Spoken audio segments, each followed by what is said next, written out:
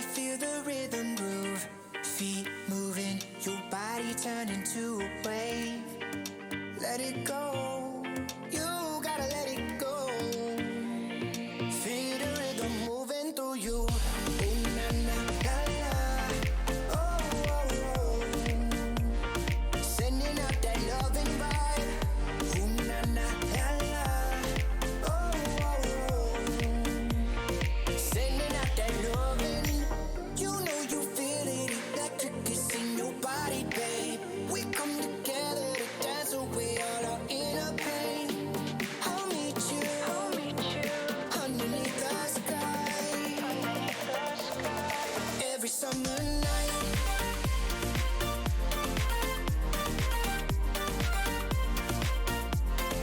Every summer night.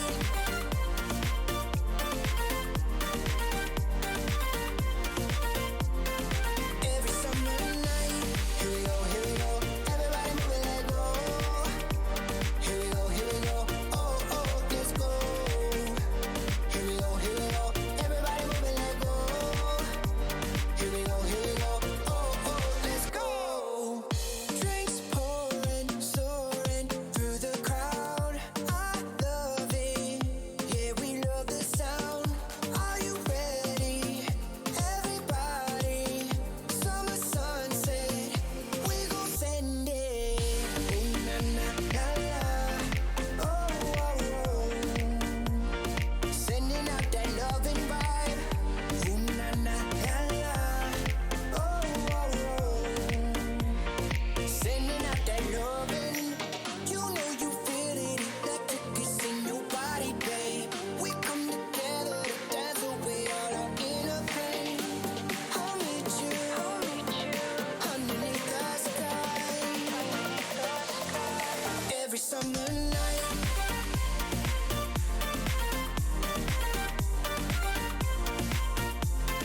Every summer night.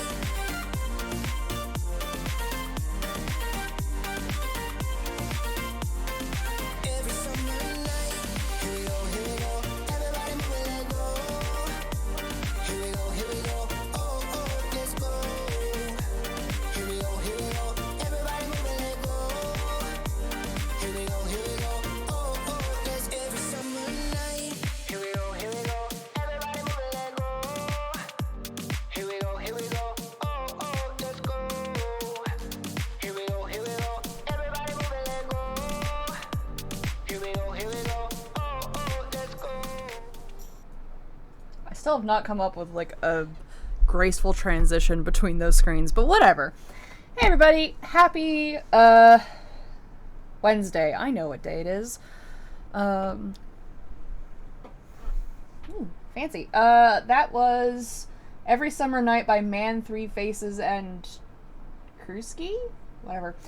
This is all from, all the music is from Pretzel Rock, so it's an app on Streamlabs. It's DRM free, so you don't have to worry about Twitch muting your, audio. Yay! Come on, brain, let's get going. Okay, Wednesday, more Sherlock Holmes time. Monday we played The Mystery of the Mummy, which was bad. It's terribly, terribly bad. Part of it was that it was extremely glitchy and hard to play because it was an older game. Part of it was just not a well put together game. But today we are moving on to Sherlock Holmes and the Secret of the Silver Earring, or as Twitch seems to recognize it, the Case of the Silver Earring, so we'll figure out which is which. I pulled it up just to see if it would run, and it looked like it was going okay, so hopefully it won't just, like, completely crash out on me. There's more sliding tile puzzles! Yay! Ugh. Alright. Let's pop this bad boy open. And this is your daily reminder. Oh, excuse me. If I alt-tab out of this, is it gonna crash it? I just want to slide that up a smidge. There we go. We'll slide it over a smidge. It's a little more centered. Daily reminder 2. Take your meds. Drink water. Eat food. Wear a mask when you go out. Get your flu shot. All cops are bastards. Black Lives Matter. Vote. Is that everything? I feel like that's everything. I don't want to, like, phase out saying Black Lives Matter and all cops are bastards, because it's still important to remember. But I also, like, feel like I'm not giving it the gravitas it deserves, so I'm just kind of like, Also, is that the earring? That is... That's, I can't tell if that's actually ugly or not. What would happen if you streamed a radio station? Could that be muted? If it's a radio station playing, like, if it's, like, playing, like, pop songs and stuff, it would probably be muted. If it's playing, like, DRM stuff, probably, or DRM-free stuff, probably not. I'm drinking some apple juice and raspberry juice. It tastes exactly like Greg's Jam Donuts. That's good. That sounds tasty. Mm-hmm. It kind of looks like a little, like a bird or a dinosaur here. Because it's got, like, a little beak, and then the head, and then the puffed chest. Except it's got this, like, fish that, I think the head is just, like, barely attached to the body, and it's really weirdly... And then I think these are supposed to be waves? Yeah, I think they're supposed to be waves, it's just they don't look very wave-like.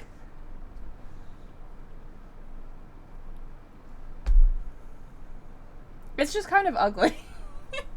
It's like, who designed this earring?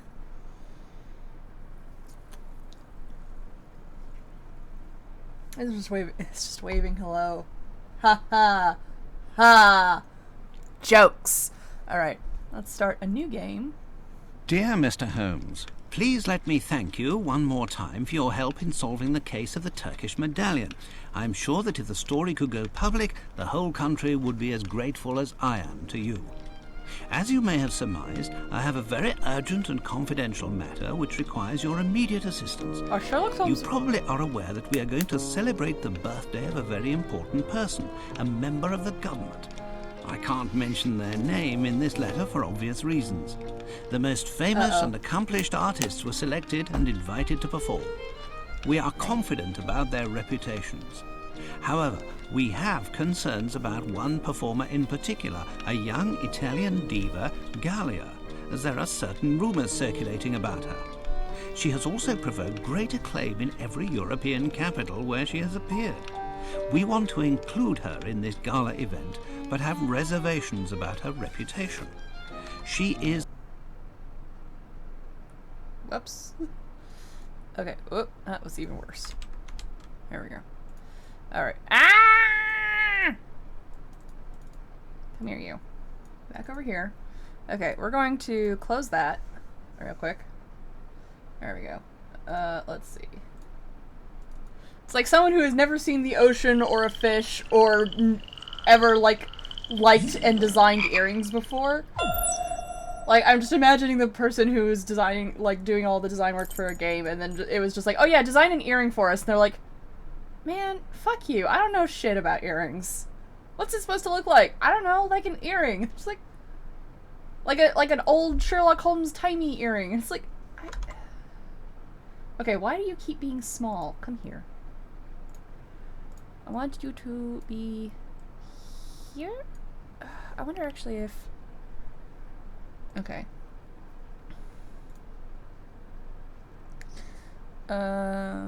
Windows capture. There we go.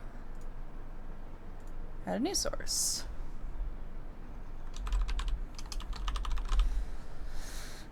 I'm more size shaming.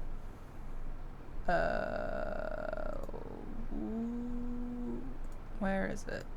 Did it crash? Hang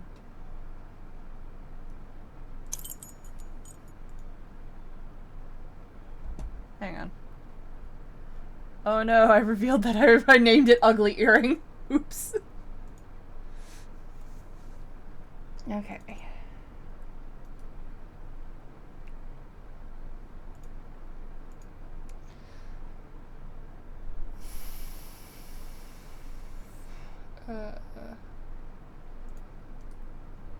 Have I removed that?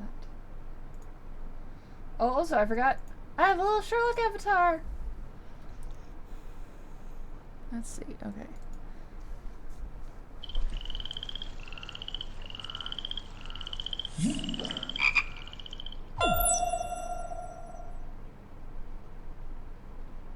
There we go. Alright, that's fine. Dear Mr. Holmes, please let me thank you one more time for your help in solving the case of the Turkish medallion. I'm sure that if the story could go public, the whole country would be as grateful as I am to you. As you may have surmised, I have a very urgent and confidential matter which requires your immediate assistance. You probably are aware that we are going to celebrate the birthday of a very important person, a member of the government. I can't mention their name in this letter for obvious reasons. The most famous and accomplished artists were selected and invited to perform. We are confident about their reputations. However, we have concerns about one performer in particular, a young Italian diva, Gallia, as there are certain rumors circulating about her. She has also provoked great acclaim in every European capital where she has appeared. We want to include her in this gala event, but have reservations about her reputation. She is, as fortune would have it, in London for another engagement. Sir Bromsby has invited her to perform during a reception to commemorate the return of his daughter to England. Due to reasons of politics and security, I can't attend the reception myself. Apart from yourself, I do not know anyone else I would be able to complete a mission of such importance. Together with this letter, I am sending 2 invitations, as I assumed your eminent colleague, Dr. Watson, would be accompanying you. A cab will arrive at 221B Baker Street at 8 p.m. to take you to Sherringford Hall. Even though I know that the prospect of attending a private concert given by perhaps the best voice in Europe is very attractive for a music lover like yourself, please allow nothing to distract you from this important mission. Yours sincerely, Lord Cavendish Smith. How can we refuse a mission of such importance? Appearances to the contrary, I believe that the future of the nation can depend on our presence. Are you with me? If the future of the nation depends upon our presence, Holmes, then you can count on me.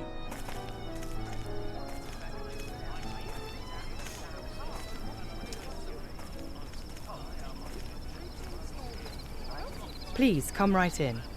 According to the request of Lord Cavendish Smith, during the dinner you'll be seated together. I was like, oh you know yes, about seated Sir next to my Bromsby, husband. Holmes? Perfect. I have never met the man, and I do not follow what is written in the newspapers. However, I can tell you that Sir Bromsby is a man of approximately 50 years old, tall in stature. He is impulsive and may be prone to violent outbursts. He is of low birth, has few intimate friends, and does not like women. He must be a very aggressive businessman who would not hesitate to go beyond the law if it served his purposes. What? I'd like to add that today he is going to make a very important declaration concerning his business. And you, Watson, what have you heard about him?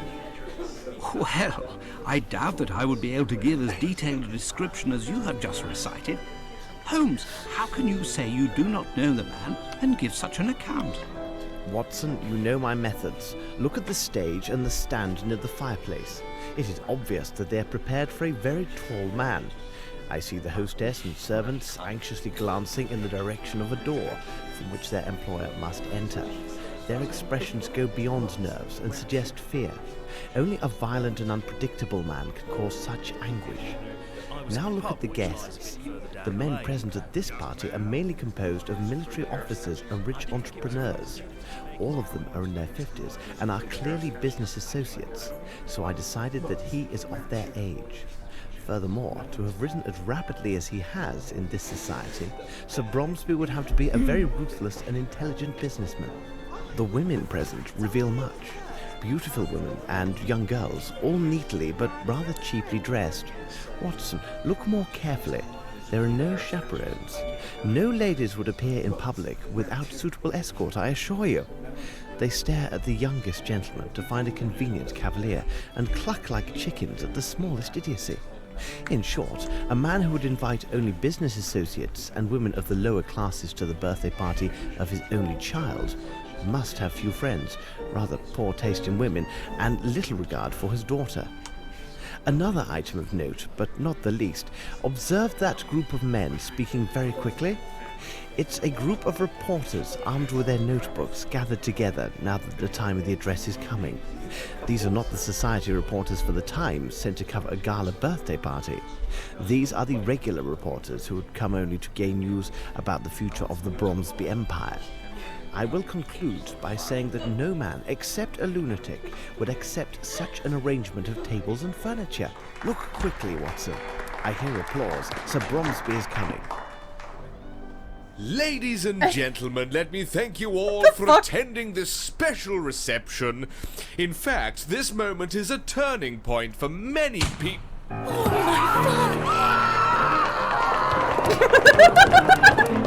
Watson, quick! Tell Miss Lambert not to allow anyone to leave and to send a man for the police immediately. What? Okay. Hold on. What?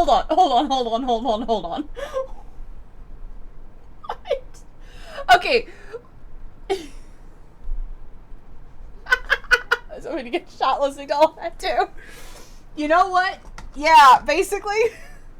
Oh my god, the entire time that was going, all I could think of is that fucking BBC Sherlock episode where it's like, oh, your brother is an alcoholic because there's scratch marks around the charging port on his phone, and every time I fucking miss my charging port or I'm trying to get my key into my car, I'm just like, god damn it, I'm an alcoholic.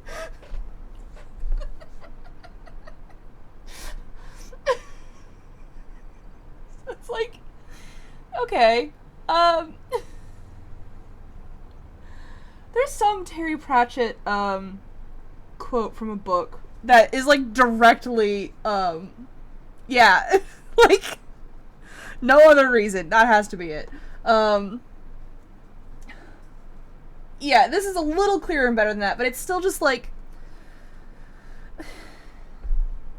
I said, there was a Terry Pratchett thing of, like, what kind of jackass, self-important narcissist thinks that they can determine an entire person just from, like, the few tidbits that they see. It's like, oh, they have a sailor tattoo. Maybe they must be a sailor. Or maybe they were just a dumbass in high school and got drunk and got a sailor tattoo because they're really fucking common, douchebag. Like, that kind of, like, it's basically that, but, like, wrapped in Terry Pratchett language. So, you know, he does get called a bit of a douchebag. And it's just, like, just rattling all this stuff off, and it's like, oh, isn't Holmes so smart? And I'm like, okay. I would like to point out that when Holmes is like, oh, he doesn't like women because he bought all of these, like, low-class, idiot, simpleton women who laugh at the smallest thing, I'm like, okay, Sherlock, are you sure he's the one who hates women and not you?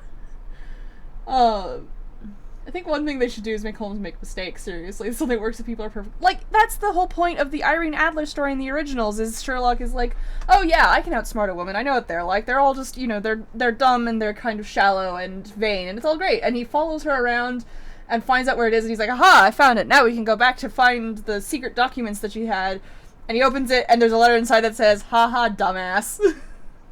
And it's like, that was a great story for that reason. But this is just like, also, why is there no, wait, why is there a plate here and no chair? Is there supposed to be, is the chair supposed to be over, anyway,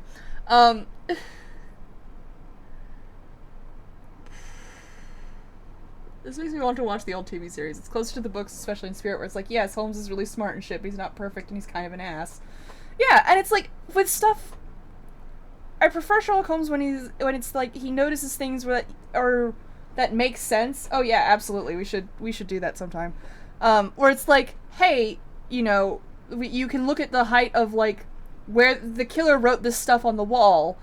So based on where you would naturally write on a wall, we can determine he's about this tall. Like, that kind of stuff makes a lot of sense and makes you seem very smart. The whole, oh, I can just glance around a room and completely know everything about him. It's like, oh, he's tall because this is set up for a very tall person. Well, what if he's got a platform under there and he just likes looking tall and imposing? Or what if, you know, that whole thing of like, oh, he must not like women because he brought all these dumbass idiot women here. It's like, Hold on. What do you mean he hates women, Holmes? Okay. Now we can actually start the game. Excuse me, if I may. I am Sherlock Holmes. What do you wish to know? Your presence here. Goodbye. This is an original story for the game. Yeah, I figure. I must ask, who are you? I'm the doctor from the village near the hall. Y'all just... Where are his feet? Where are his feet? Why is his head cut off?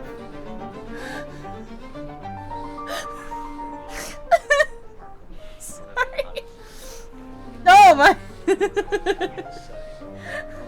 He sink into the floor. I shouldn't make it's like an older game and it looks like it was like slapped together pretty quickly, but I'm still gonna laugh at some of this. Sir Bromsby. Is he still breathing? He died instantly. Where is the bullet? It's still in the body.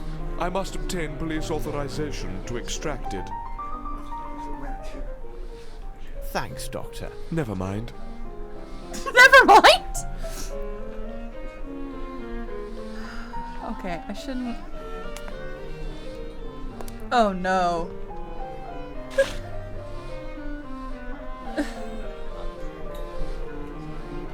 Wait, what did I just pick up? Okay. Read. The first handwriting is small and elegant. The second is hurried and forceful.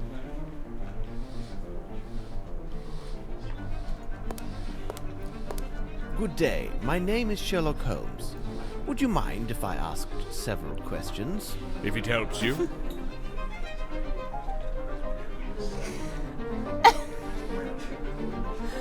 Why is that wording so weird? It's like, would you mind if I asked several questions? I have no idea what it said. Did you notice anything peculiar at the time of the shooting? I jumped up, and then I looked in the direction of the shot. There, I saw that little flirt, I mean Miss Bromsby. She seemed to be placing something in her handbag amid a cloud of smoke. Then she rushed to the stage. I must say, her sudden inheritance should be a fine present for her birthday. I also have no feet, but I have no feet in a different way than the other man has no feet. What precisely was your relationship with the victim? We were partners with the old scoundrel. I'm sorry, Sir Bromsby. He personally invited me. He gave me every assurance there would be plenty of fresh meat, if you take my meaning. Well, there was, but some of it was quite cold.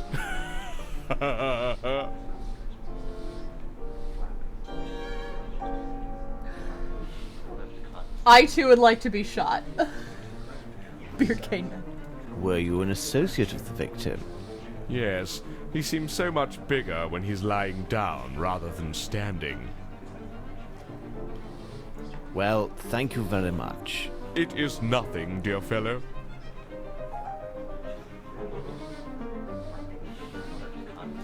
I am...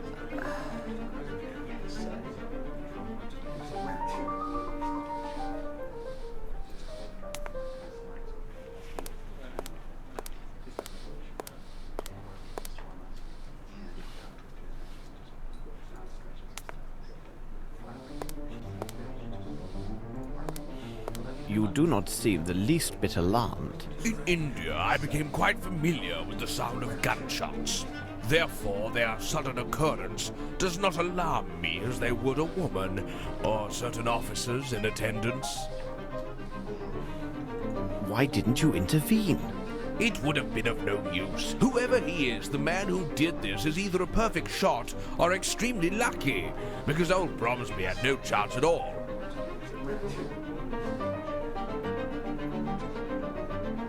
PTSD makes me stronger than God. You know? Could you explain your presence at this reception? Bromsby sent me 2 invitations for myself and the wife. My wife has fainted due to the shock of these events. I do hope her condition will last a good while longer, so that I may toss off several glasses of this excellent sherry.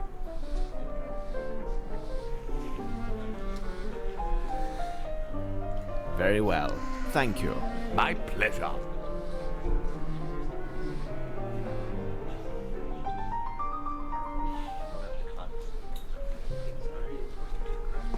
I'm...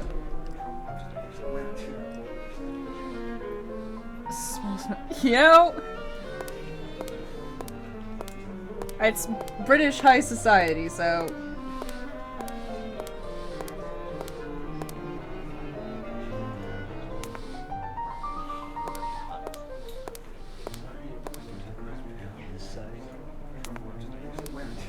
Excuse me, could you answer some questions? You're quite welcome. My irises are too big for my eyeballs. Where were you at the moment this tragedy occurred? Like all the servants, I was in the ballroom. 'Twas the special orders of the old crab. In my opinion, it was done in particular to have more people there to applaud him. Cunning old bird, wasn't he? What sort of man was Sir Bromsby? I mean, as an employer. Troublesome and bad-tempered, but he paid well. Are you personally at the service of the Bromsby family? Yes, there are 5 of us who serve in the Sherringford Hall. There are Mary and Sue, the maids, Carl, our chef, Lamb, Sir Bromsby's coachman, and myself. All the rest were brought in just for the reception. And where are the rest of the staff? Mary is cleaning downstairs. Sue went to comfort some little goose who had been crying bitterly. It's rather odd because it seemed to me she started crying before Sir Bromsby was shot. And the coachman? Lamb is at the main gate. Miss Lambert gave him specific instructions to throw out any reporters and ensure they do not re-enter the hall. However, it would not be good if he finds you've been asking questions here. Tell me, will my name appear in the newspaper? Thank you for your help. My pleasure, sir.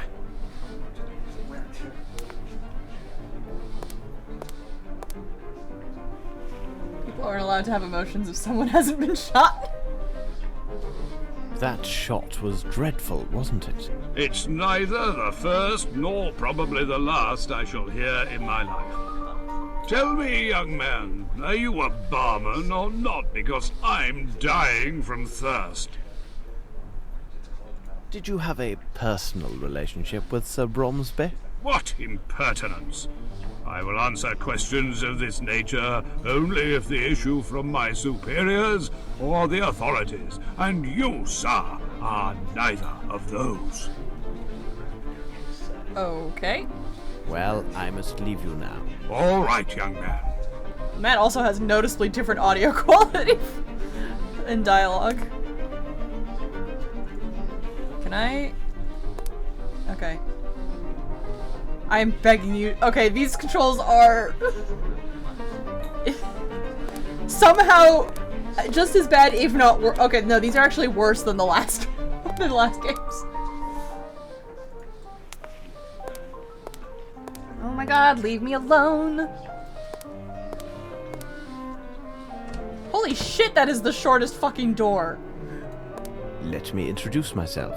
I am Sherlock Holmes. Oh, Mr. Holmes, the infamous detective. We are heaven blessed by your presence. I am afraid I am still in shock. Tell us what you saw. I was behind Sir Bromsby when it all happened. I am sorry, but as such I could not see anything of interest.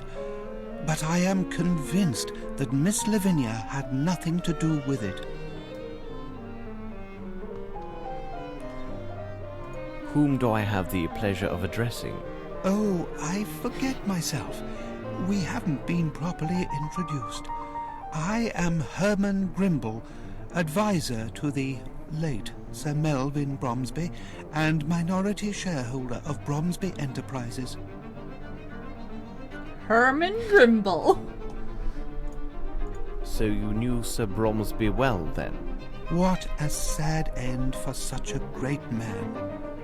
We first met in India several years ago. That would have been before the birth of Miss Lavinia. We have been business associates and friends ever since that moment. What sort of man was Sir Bromsby? He was a man with strong character that at times seemed excessive. He was unyielding, but he was a good man.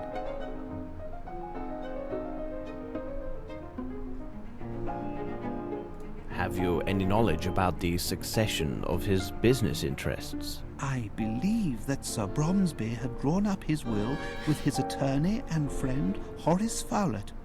When it is read, we will know more about the specifics. But I can assure you that nothing therein would threaten Bromsby Enterprises. And where is this Mr. Fowlett? He must have been here, because he would have most certainly been invited. Although he is hardly a person of high society. Where could he be, I wonder? Did Sir Bromsby have any enemies? Oh, there are always those who envy a man who is successful in business. But to say that Sir Bromsby had enemies?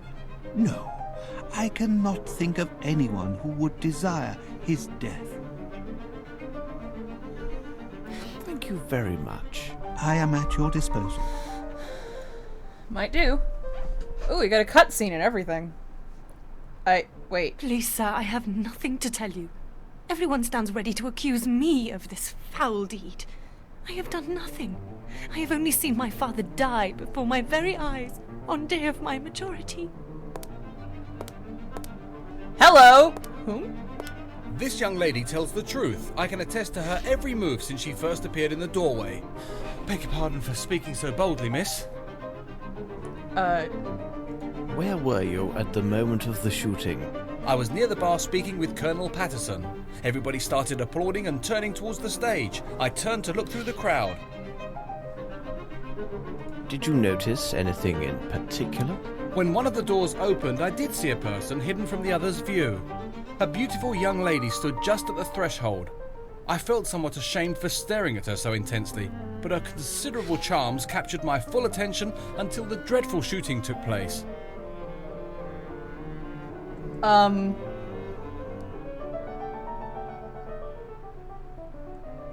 That is a hell of a take. Like, oh, I can attest to your innocence because I was staring at your beauty while your father was shot to death. It's like, thank you?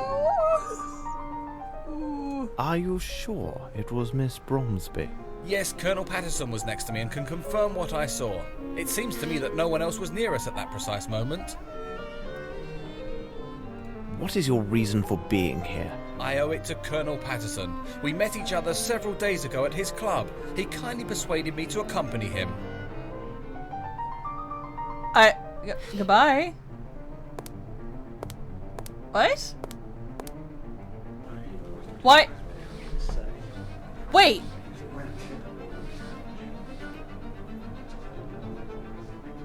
God damn, let a girl speak for herself!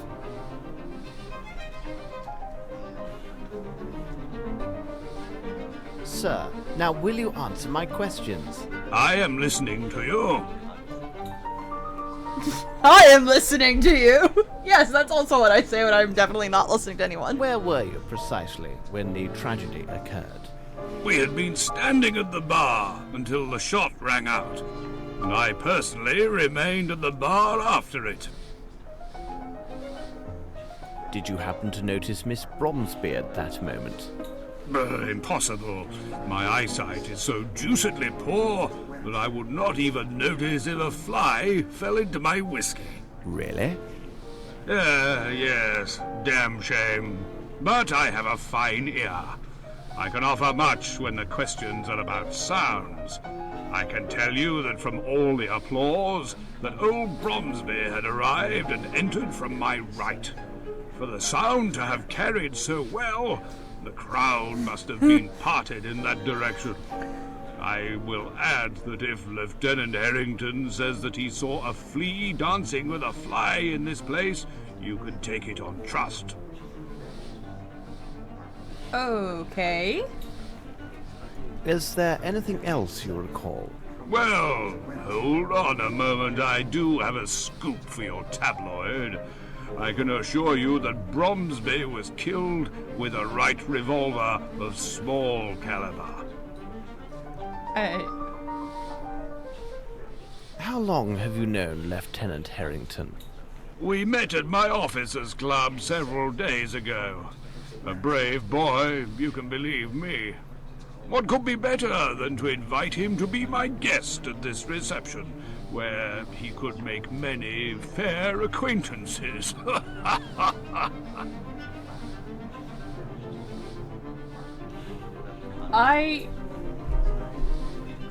Thank you for this information, sir. Colonel to you. Were you at that precise spot at the moment of the murder? Indeed, I was standing just there.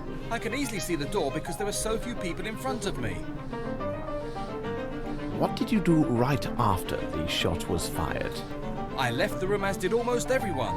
I must leave now and make my excuses to Miss Lavinia for my behaviour, don't you think? No. Thank you for your help. It was not a problem. Stay right where you are, fucker.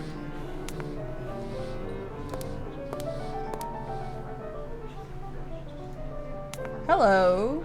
I would like to ask you several questions, if you don't mind. If I can be of help, sir?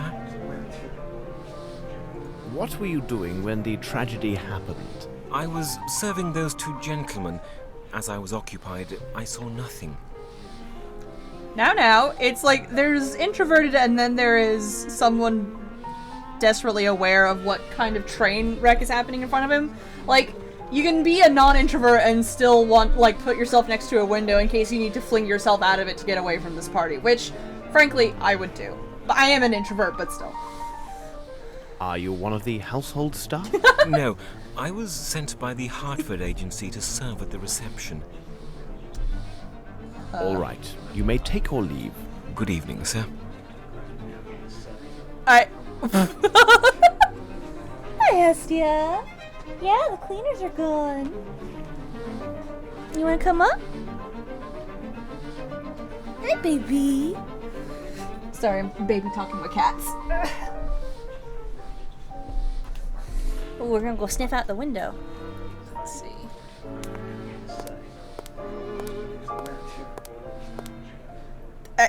Shh, listen, I'm allowed to baby talk my cats. I love them. Actually, I need to go open the curtain for them. Hang on.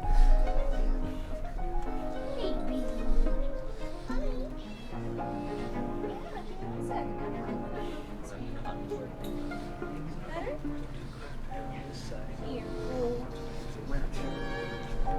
So that probably lets in all of the fucking lawnmower noises.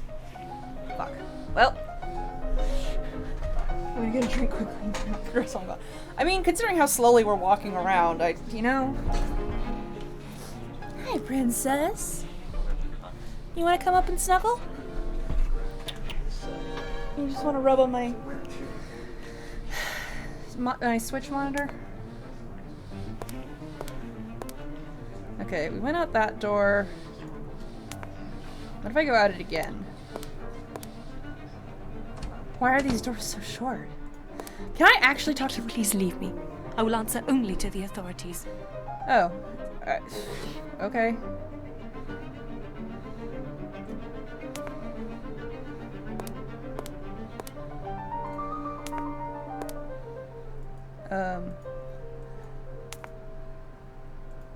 Can I not go around? Okay.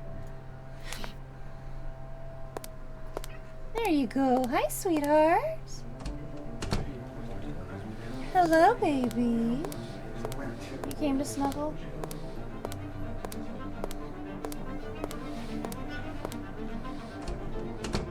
Yeah.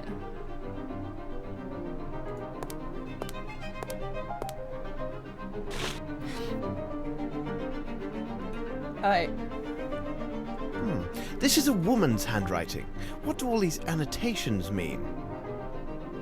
Legit, those short doors aren't that weird, having lived in a Victorian house. Okay, fair enough. Wait.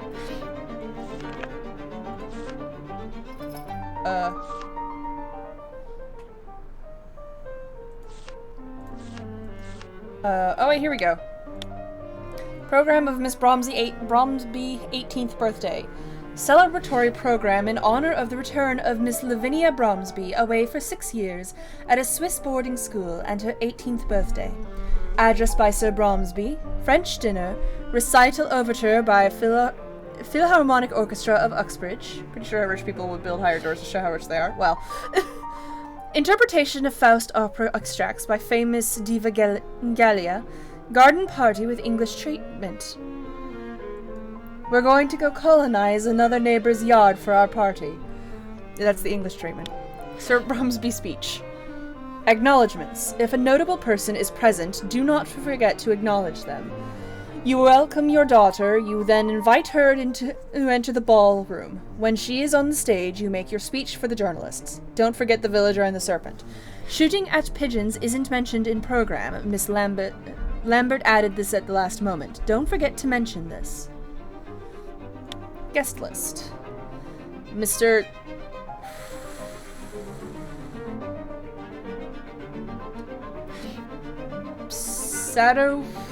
Sadowaits, Major Lockhart, Mr. H. Grimble, Mr. H. Fowlett,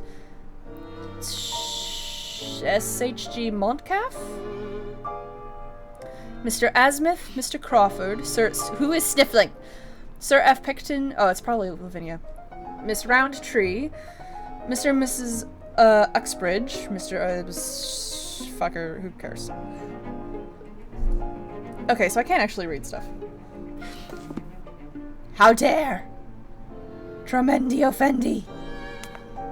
Hi, baby. You comfy? What mustache guy from... Wasn't mustache guy the guy from the last... No, there was, Watson was from the last game. I think... I don't know where he is, though. Where is he in this house? Going over how small this door is? Sherlock Holmes is just very tall. Hey, baby, I need my hand back.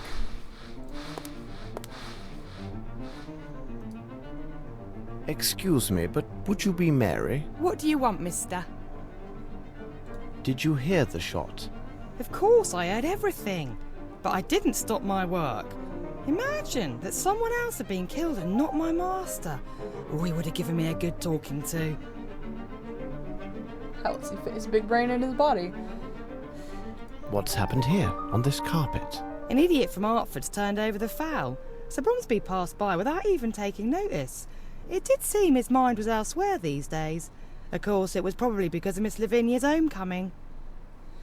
So, like, okay, so the Pokemon Alakazam, for a tangent here, apparently, I was reading up on it, and apparently its head is too big for its body to, be able to balance, so it just constantly uses, telekinesis to keep it up and mobile. I feel like that's what Sherlock Holmes does. It's just his big brain energy just keeps him, like, upright. What do you think of your employer? He could be the very devil at times, but not the worst. If you had just known my father. And then the master was so generous with our wages. Did you observe anyone pass this way after the shot was fired? No one's come this way, not from the moment I returned after emptying my bucket, and the whole while I've been cleaning. I only saw Scott, who was in the ballroom. He half opened the door to tell me the news. He is the type of douchebag. Thank you, Mary. Not to worry, sir. Okay, 1 second. I'm going to... Yes, I know. I'm sorry. I moved my arm. How dare I? Options. I'm going to turn this fucking music down a little bit more. Can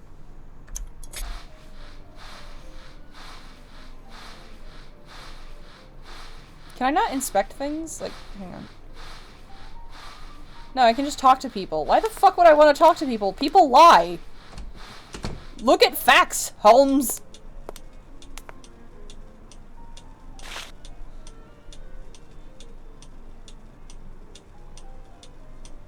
Just, a small caliber pistol. A Wright model. Train and ship tickets from Geneva to London. He's a full head higher than... And he's not even, like, the tallest guy in this room. Like, these doors are tiny. It's like these doors were designed for, like, women, and then men came in, and the women were like, God fucking damn it. Okay. Actually, can I use my... No, I can't. Oh, are you going? Nope, you're just turning around. Smashes through like the Kool-Aid Man. All Victorian homes now, like all the doors have this little like bump in the middle of the doors because that's just Sherlock. That's where Sherlock Holmes comes in.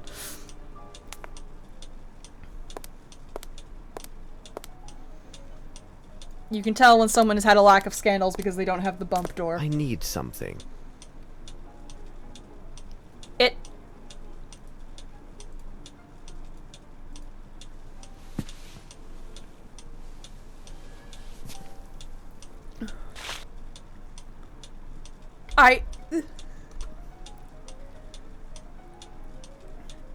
Cat flaps are at the bottom of the doors. Holmes flaps are at the top. Exactly.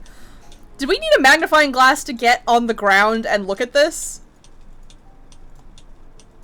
Holmes. Why? I'm too fancy to get on the ground without my magnifying glass.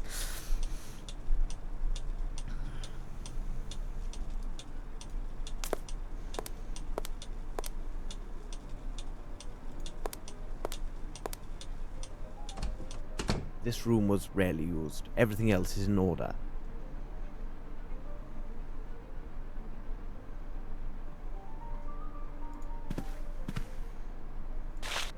A textbook to study French. A calling card written in French. The French! Sorry. Louis-Philippe Delors. Oh, fuck. It's like in tiny... It's very hard to read and it's in fucking cursive. Musadier? Musadier? Imagining Arnold Schwarzenegger playing Sherlock Holmes. It's just that looks... Oh god, please no. Imperial head waiter and wine waiter. Emeritus Knight of Frankfurter of the centuries-old Assembly Poilu. Sure, whatever. How do I make this go away? There we go. The French. Oh, no, don't go out the door. Don't go. Oh, god damn it. Oh, okay, yeah.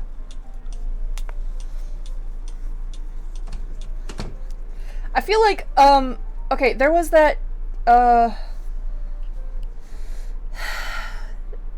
there was that game, it was like L.A. Noire or something, where it was, you played this character who walked very robotically and, like, asked people questions and was supposed to be able to, like, read emotions really well.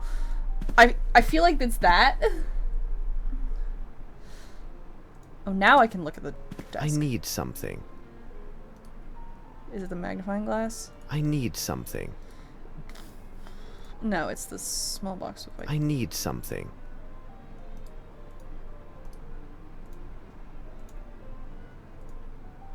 Look, what's this? White powder.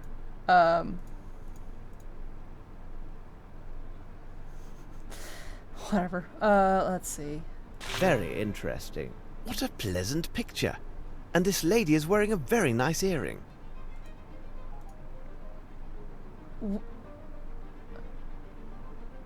What? What a pleasant picture, and this lady is wearing a very nice earring.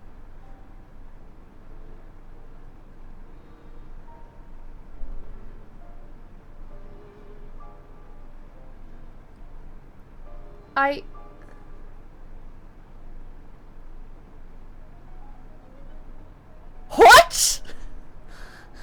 Okay, whatever.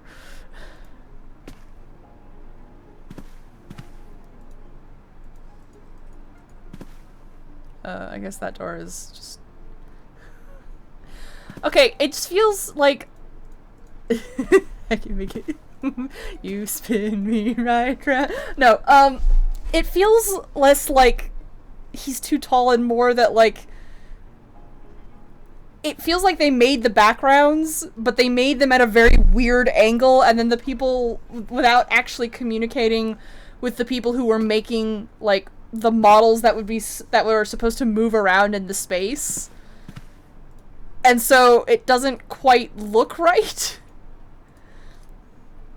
It just, like, it looks like he just slightly does not fit in with with the background.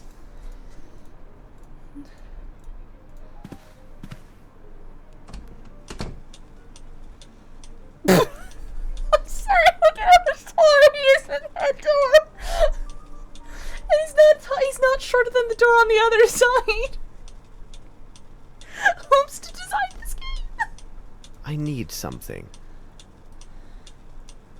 Are we using one test tube for all of the powders? There is dust. Excellent! Let's see. Knowing some game design, the backgrounds and foregrounds are 2D, the models are the only 3D thing. Yeah, that makes sense to me. That's basically what it looks like. And it's... I mean, I'm not gonna, like...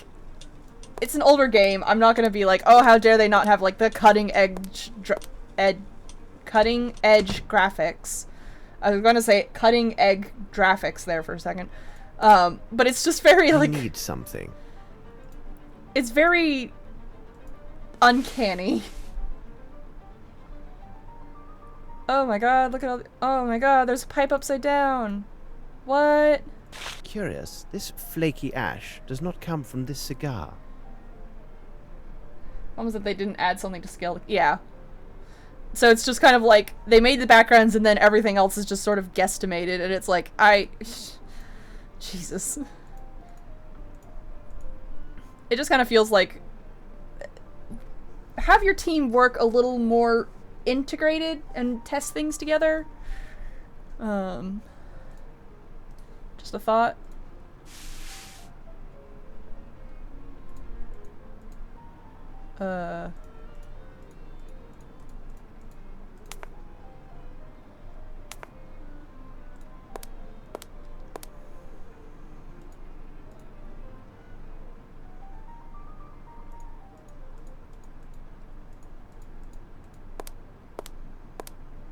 Oh, he definitely just almost decapitated himself on that doorway. Look, what's this?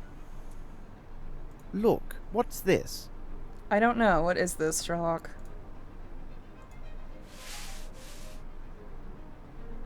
Red, greasy hair. It's a pair of moustache scissors. Done. Can I not take? It's a pair of moustache. Okay. Thank you.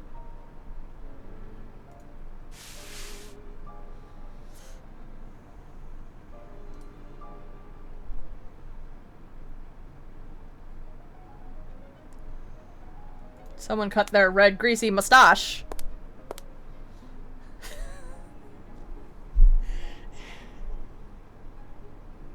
I'm sorry, just...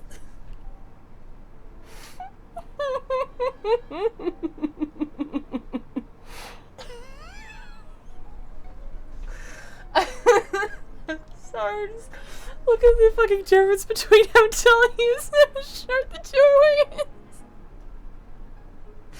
I don't know why this is making me laugh so much.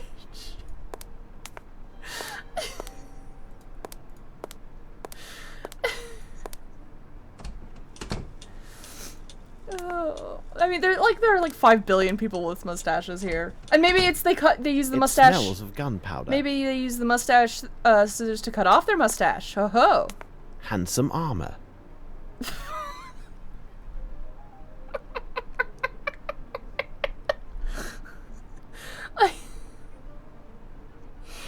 These squatties little squashes baby night. I'm sorry. I don't mean to like make fun because I know they probably worked at least a little hard on it, but this black cloth is large enough to conceal a person. Is it? People were shorter than that.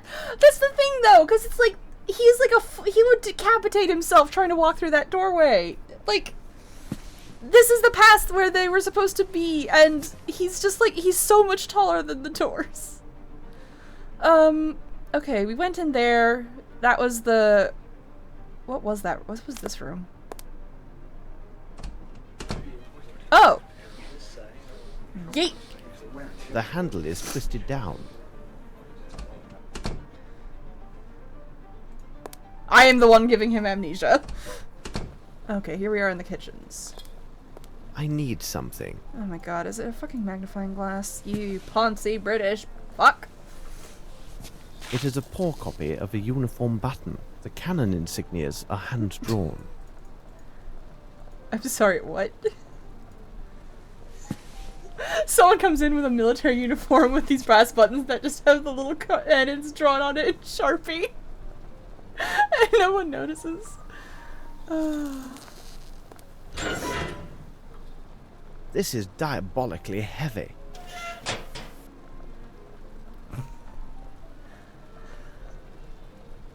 Just casually lifts it up and is like, wow, this sure is heavy, and then just lets it go. Sherlock Holmes, strongman. How the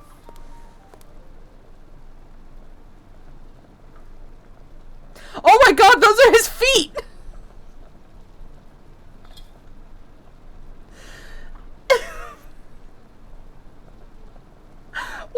Wait. That can't be...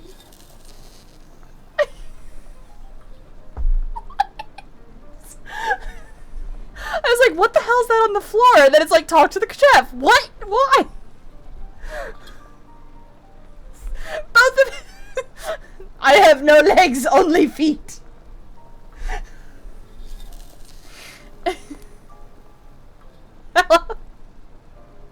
May I help you? I don't know why, but there's just something very weird about the proportions going on. Hello? Are you aware of what has just happened? Yes, it seems that our master has got himself killed. Scott told me that much. On his daughter's birthday. And all these nice dishes. It took me so long to prepare them. What a disaster.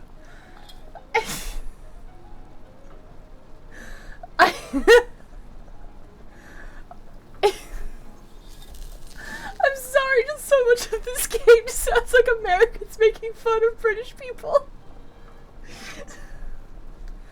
How would you describe Sir Bromsby? Well, as an employer, he was not easily satisfied, always insisting on some Indian or French dish. That old fowlet put it into Sir Bromsby's head that this Frenchman prepare better meals than the English. He would have had my master eating frogs stuffed with snails if he could.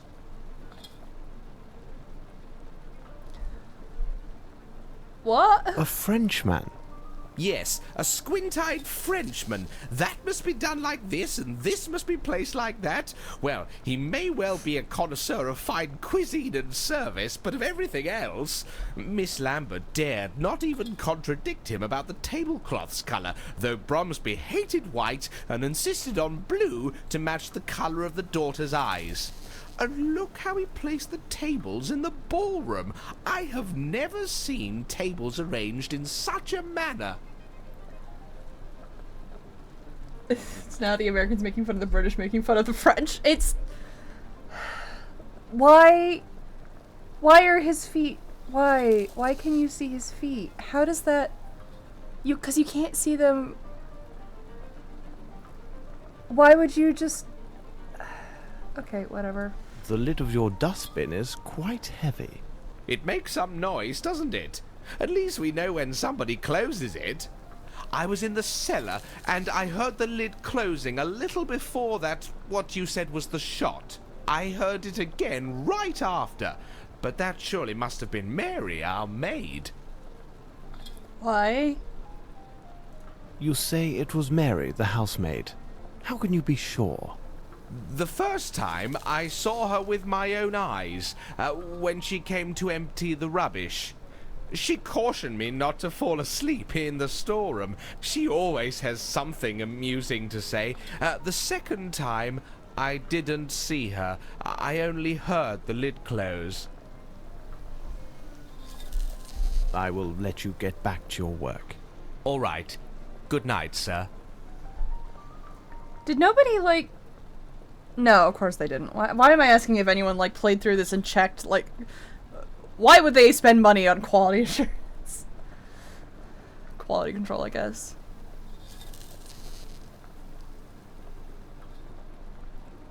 Okay, so you see how Sherlock has this little, like, idle animation? And this guy does not now?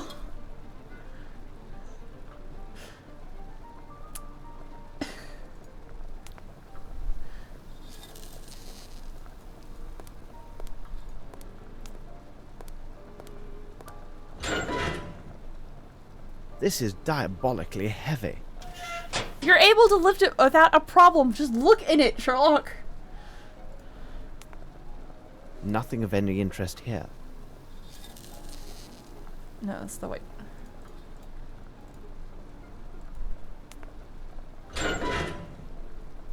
This is Look diabolically in heavy. the. Nothing of any interest here. Okay. I like how there's a little British flag on the food there. Oh, I can walk over here. What? Can I... Is there anything worth looking at over here? Nothing of any interest here. You know, you say that, Holmes. Nothing of any interest here. Okay, thanks.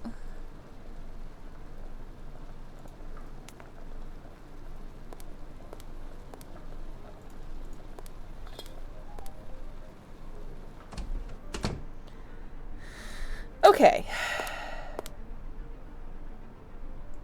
Look, what's this? I don't know. What is this? Black hair. Wait, where are we? It is not the time to join, Watson. I have not examined everything.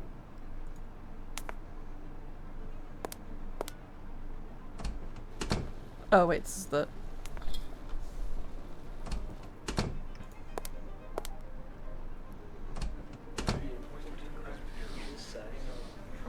How is this house oriented? Wait, what's that?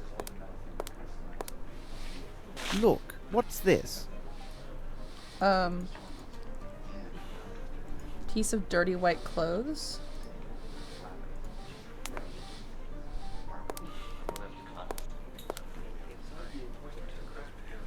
Oh, it's this... Oh, wait, no, we've already spoken to this dude. I am listening. Very well. Thank All you. the 2D back My and foreground pleasure. idea is that it gets disorienting easily. Yeah, I can understand why one might do it this way, but also... Sir? Thanks, Doctor. Never mind.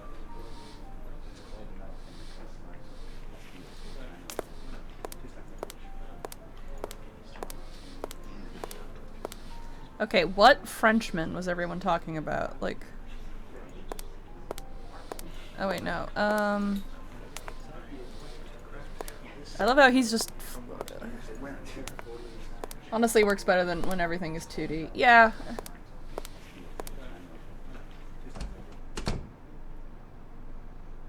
Or you could just do it the Nancy Drew way, which is where it's like you're looking first person from the perspective of someone, and you just click around to different areas, as opposed to making a 3D model walk around.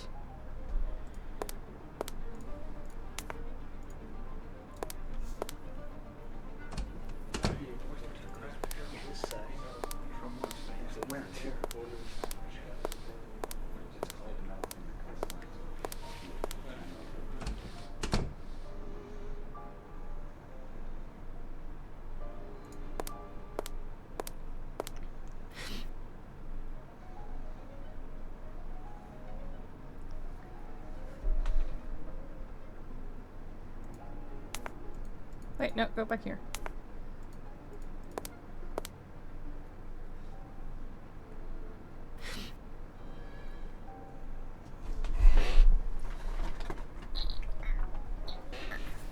Ah!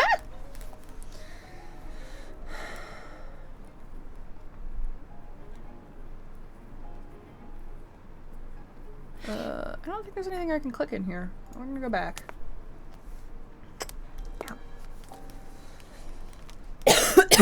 Excuse me. Oh no, baby, sprawled out, alone and bereft of mommy cuddles.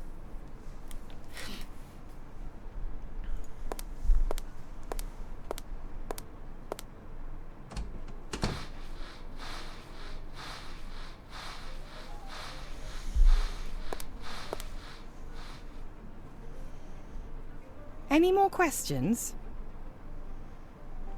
Interesting. Did you go to the well during the reception? Yes, I went there once to empty my bucket. But that was before the dreadful shooting happened. Only once? I told you, only the one time. I even called out to that lout Carl not to fall asleep. Oh, he spends his time drinking in the storeroom, and I often find him asleep there. Oh, but please, sir, you won't mention any of that to Miss Lambert, will you? Ugh. And the Frenchman, how could you describe him? He's a sly one. He's also cross-eyed. Oh, but most handsome and very talkative. Ask Miss Lambert. She's quite keen on him.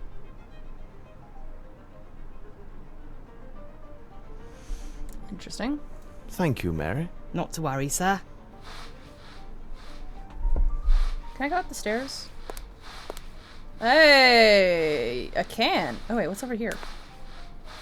Please don't walk.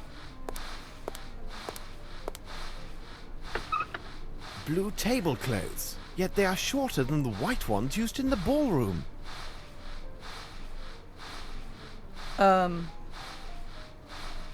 Okay. Nothing of any interest here.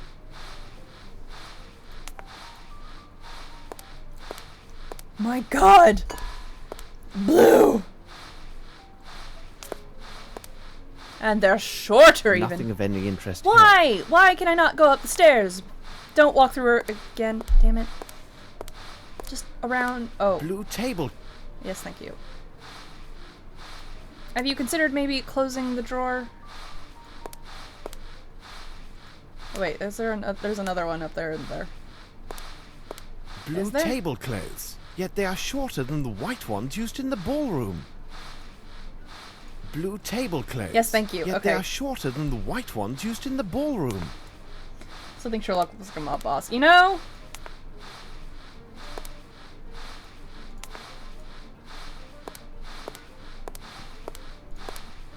That's just how he do sometimes. Okay, this goes into a study? Library area? Just a room of some variety. That goes back into the dining room.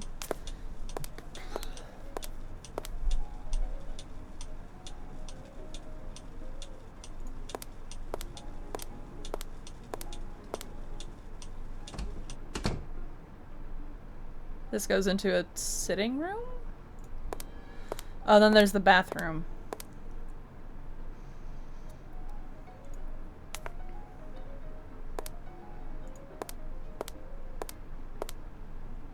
Okay, hang on.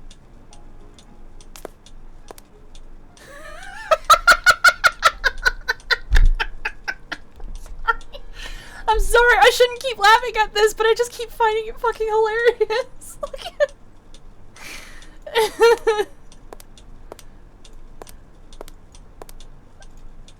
like,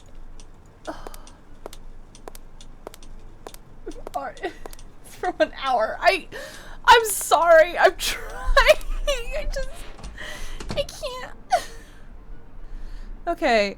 So this is the dining room again? Yes. Okay.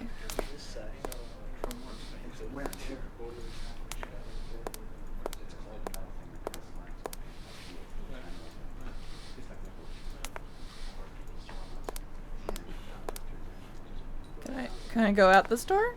Is this...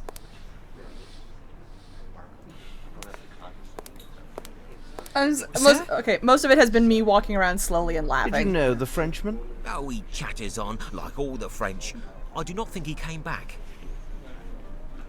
Thank you for your help. My pleasure, sir.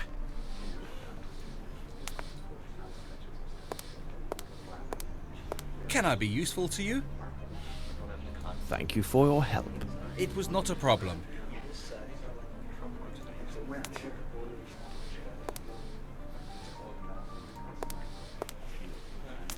Is there something else, sir? All right. You may take or leave. Good evening, sir.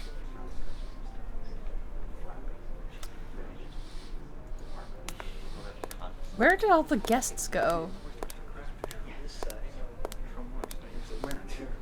Also, what am I even looking for? Or... Yes, thank you, fucking politics.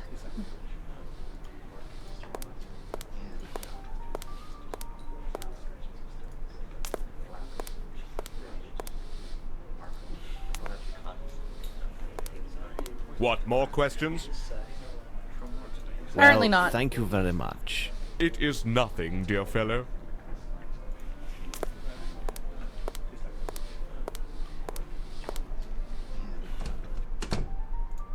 Is there any news, Mr. Holmes? We have found Sir Bromsby's speech. There's something quite puzzling about it. Ah, you talk about the notes that I left for him. Sir Bromsby always improvised his speeches in public as well as in business. Nevertheless, it was still necessary to remind him about particular points. So I sometimes made notes for him on a sheet of paper. Hold on, he must have made that odd notation himself. It says something about a peasant and a snake. What could it mean? According to many witnesses, Sir Bromsby seemed anxious. Well, he really was a little worried these days, but it was most certainly due to the strains associated with the reception, ensuring a good time for his guests and the happiness of his daughter. They have not seen each other in 6 years. Perhaps he could not see her in the room. Thank you very much. I am at your disposal. I beg you, please leave me. I will answer only to the authorities. I should reveal one of my hints. Wait, what?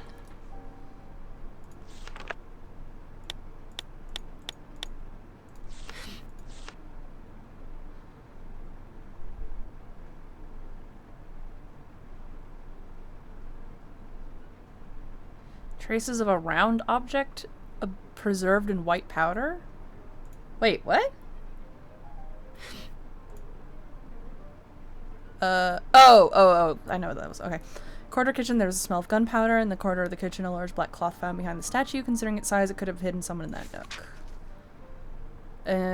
In the ballroom, the handle of the door leading to the kitchen corridor has been twisted down. In the kitchen, near the dustbin, someone has lost an interesting button from an artillery uniform. However, the cannons are drawn instead of carved, thus it comes from a fake costume.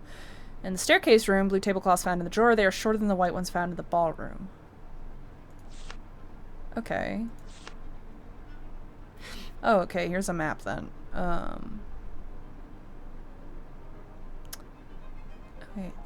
Okay, wait, is there a bathroom there then? Oh, ooh. Here now. Oh, watch shit, your fuck! step. If you're a reporter, there'd better be a doctor nearby, because when I get done with you, you'll need one. Look here, my good man. I am a doctor. Dr. Watson, in fact. And believe me... Dr. Watson? Hold on. Are you the Dr. Watson who writes about all those cases solved by Sherlock Holmes? I've read all your adventures. Who are you? Who are you? My name is Lamb, Governor. I'm Sir Bromsby's coachman. Tell me, is he really that clever, this Sherlock Holmes? Look sharp, Lamb. Sherlock Holmes and I require your able assistance. No doubt. Stand firm at the private entrance and make sure no one enters or leaves until Holmes or myself returns. My pleasure, Dr. Watson. You tell Mr. Holmes that if anybody even steps on the lawn, they'll have to deal with Lamb.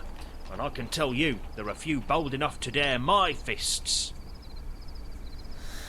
Cool. This door is blocked. That gate is the only way in or out of here, Dr. Watson. I've already secured the other door on orders of Miss Lambert to avoid them nosy reporters. If anyone tries to make a break through the garden, they won't get past me. I leave you, Lamb. Right, I'll stand guard.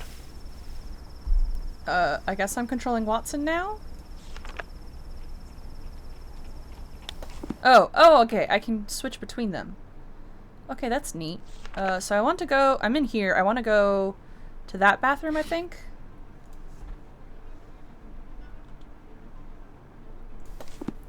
Which means through that door. I wouldn't be surprised if some of the voice actors in this game were also voice actors in the Fable games. You know? Okay, there's apparently another room in here that I could not fucking see. Can you walk, please?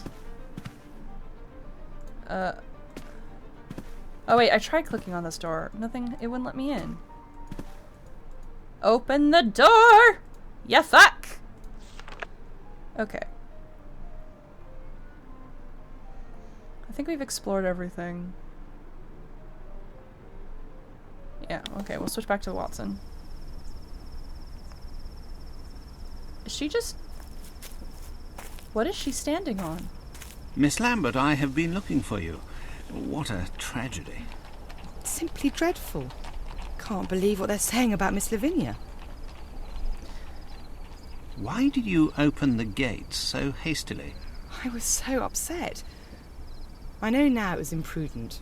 I should have waited until the authorities arrived, but some of those gentlemen were so loudly insistent that I yielded. Have you informed the police? The village constable attended the reception. He left on his bicycle, I assume to inform the proper authorities. He told me that an inspector from Scotland Yard was already in the area on official business. I know nothing about the nature of his business, but I was told he should arrive soon. What sort of man was your employer? Oh, he was a great man. The people of the hall considered him to be very strict, but I think it was just his way of showing a fatherly attitude. And he dreamed of this day when Miss Lavinia would return. Interesting. You have a list of guests. Oh, of course. I have a complete guest list for the reception. It's inside the dining room. I believe the police will have need of it. Well, nevertheless, I must first caution them to pay little heed to the notations I made regarding certain names. Why were these notations made? Their purpose was to note particular seating arrangements for the meal and the recital, according to specific concerns. Those individuals whom I considered to be very important were marked with a circle. What about the other odd marks? Louis-Philippe, Monsieur de la Musardière, suggested this method of arranging the seating. He also advised me that those guests with poor eyesight and hearing should be seated so that the acoustics and lighting in their room would favour their enjoyment of the recital. So the first category was marked with a point, the second with a cross. Okay. What do you know about this Frenchman? He is from a noble family, but found himself forced to seek a vocation as a head waiter. He is so inspired and keenly sensitive to the details. At first, I was afraid that Sir Bromsby would take offence with his suggestions, but he had moderated his opinions regarding French culture due to the influence of his friend Horace Fowlett. What did he do that was so extraordinary? His assistance was invaluable. He took such concerns with every little detail. The dishes, the tablecloths, everything. He not only declined an offer of lodging here at the hall, he also deferred his wages until the end of the reception. Oh, I would be so glad if he were here now. Where is he? Where is the Frenchie? And where has he gone? He had pressing business in London. In fact, he found it necessary to visit his Harley Street physician. It seems his glasses were no longer helping with his eyesight. You have been very kind, Miss Lambert. You are most welcome. Oh, what a tragedy. Ah, yes, he was being a strict, but he's just being a father. That's all he was doing. Yeah, totally.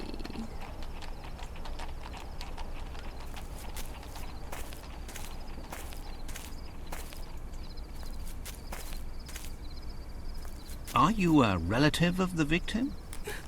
No. In truth, I always mocked Sir Bromsby. I am upset because my friend did not arrive as promised.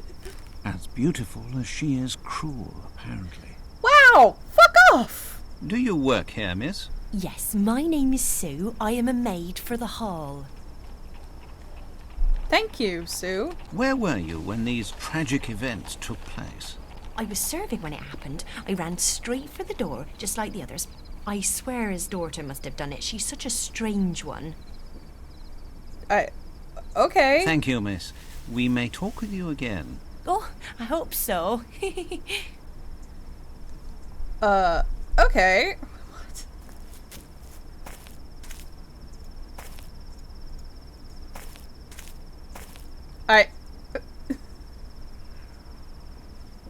Okay.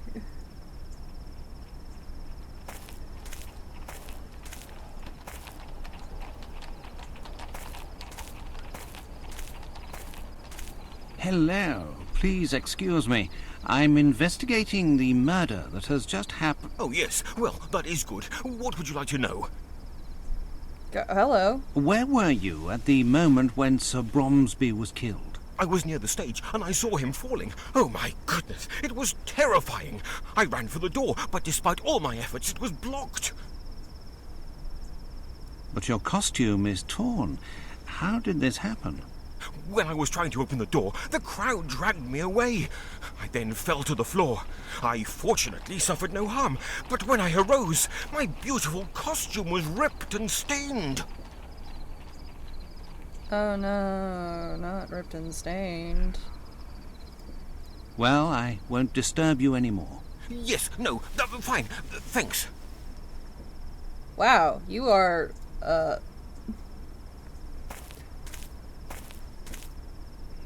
Excuse me, may I speak with high-strung? you? Yeah, your servant, sir. What?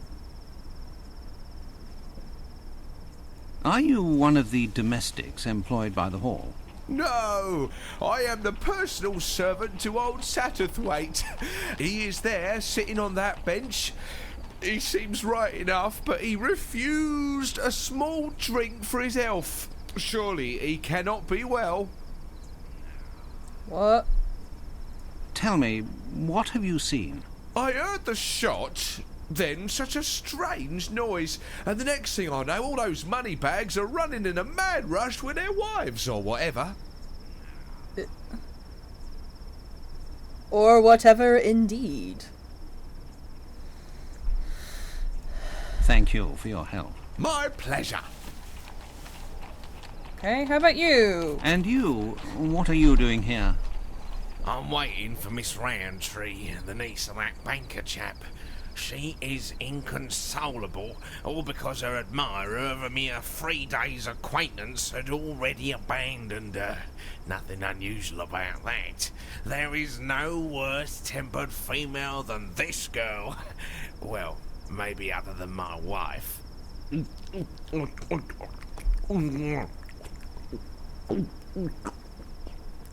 Ah.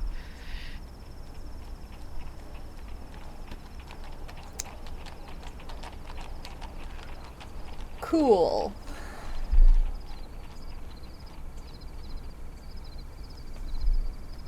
You heard the shot? I just left to relieve myself there at the end of the garden, you see. Seems to me I missed a good race for the doors. Worthy of the Royal Derby. I feel you there. Well, good. Cheers.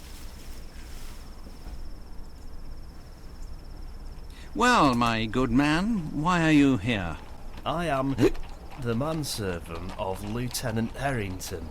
I accompanied him with the old general of the infantry, or whatever. I seem to have drunk too much. I have to go. Are you all right? Very good. Bye, madam. I have questioned everyone here. I'll go see if Holmes has finished on his end. Wait, no, Ugh!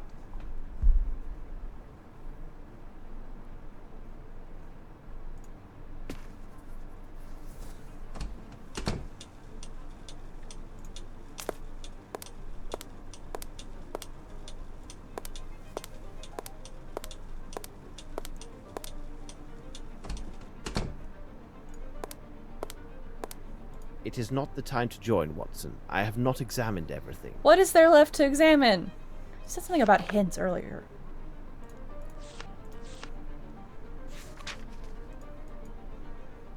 There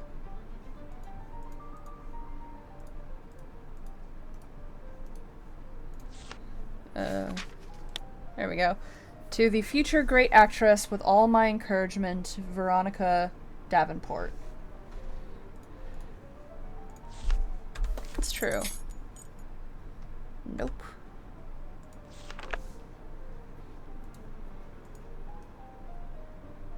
Oh. Train and ship tickets from Geneva to London. Oh, maybe not?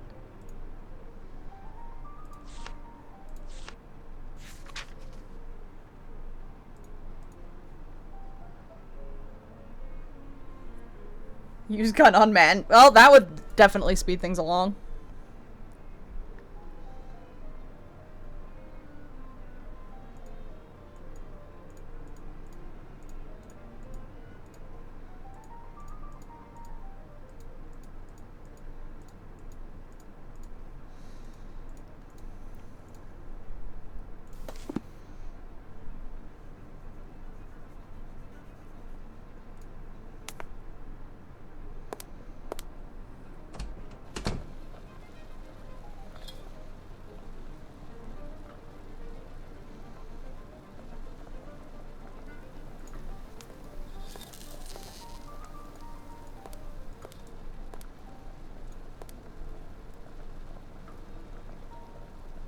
Yes? I will let you get back to your work. All right. Good night, sir. Well, now he's idling a little bit.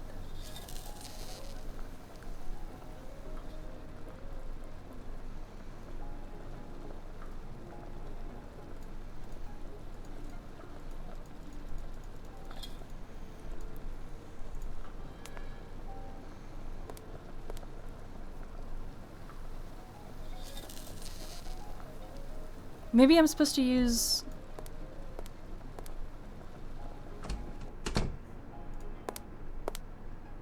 No, that's the front door. There is a greasy substance on the door handle.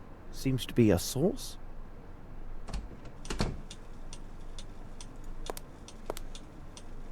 Okay.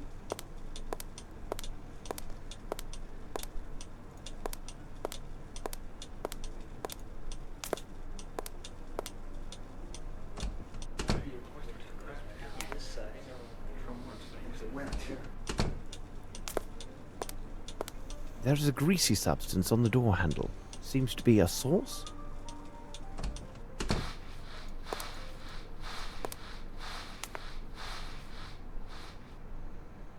Any more questions? Thank you, Mary. Not to worry, sir.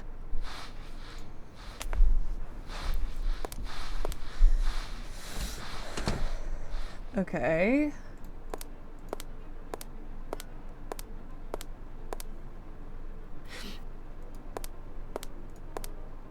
Oh, no, I was gonna try and,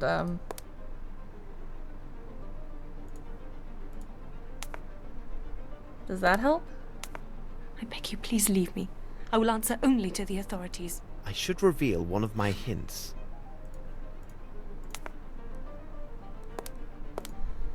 How does one do that, Holmes? I beg you, please leave me. I will answer only to the authorities. I should reveal one of my hints. Miss, this revolver, is it yours? Oh, dear God. Gun. Why would you require a pistol? My father gave it to me shortly after I arrived. Dear God, what will the police make of this? I swear I did not kill my father. No. Gun in chat. But why would he press you to carry a pistol? He seemed most anxious for my safety and his own. He told me that he would explain everything to me later, after the reception. Miss, with your consent, I can investigate this matter. Mr. Holmes, Mr. Grimble has explained to me who you are and what you do. I would be eternally grateful if you could find out who killed my father. That's all right. Oh, just that's all right. Leave you now. Be strong, miss. Thank you, Mr. Oh, Holmes. man. Okay. I beg you, give me some time to recover my senses. Is there any news, Mr. Holmes? Nope. Thank you very much. I am at your disposal.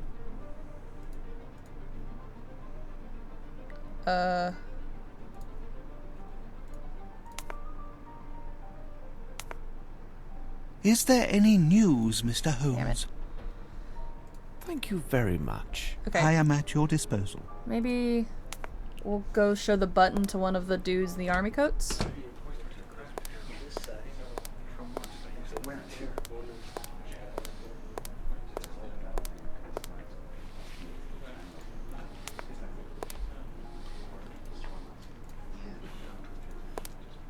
Please, sir, leave me to my sherry. I've already told you everything I know.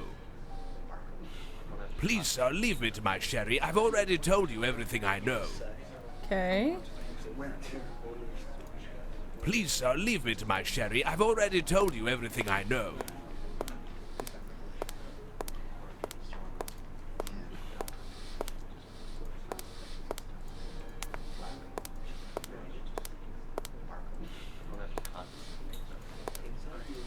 Oh wait, into...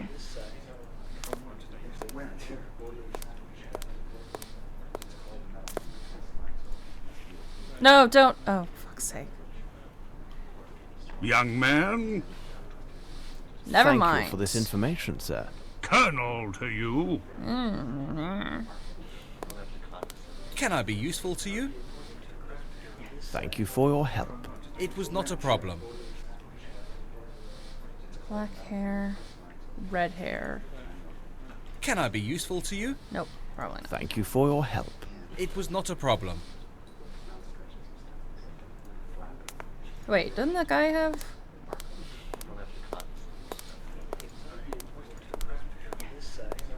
No, he had brown hair, didn't he? Maybe...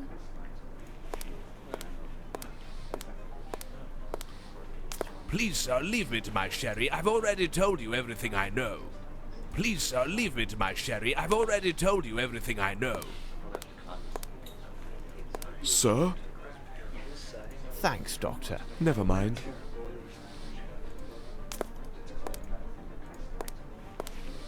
What, more questions? Well, thank you very much. It is nothing, dear fellow. Okay, can I go then?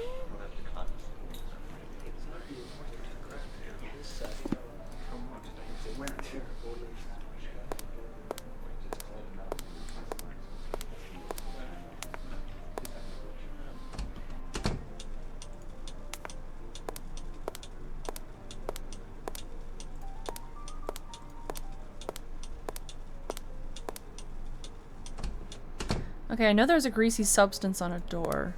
Wait, no, this takes me back into the... Okay.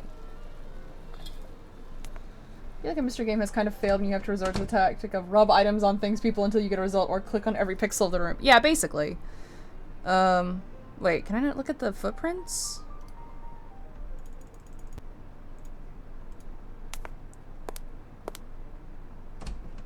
No, you're supposed to...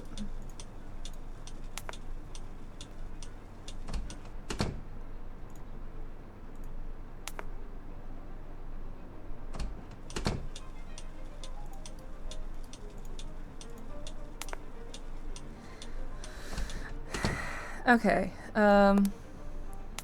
Handsome armor. Handsome armor.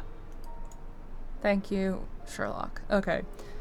So there was grease on the handle of that door.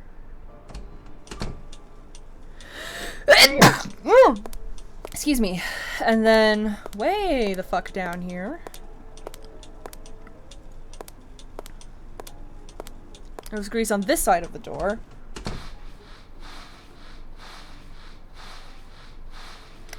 Though that could have been her coming back from tossing stuff in the bin.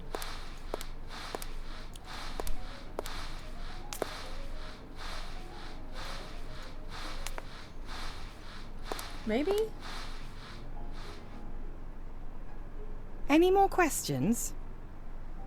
Apparently not. Thank you, Mary. Not to worry, sir. Actually, would she know where this sheet came from? Any more questions? No. Thank you, Mary. Not to worry, sir. Alright, let's go see if we can talk to Watson.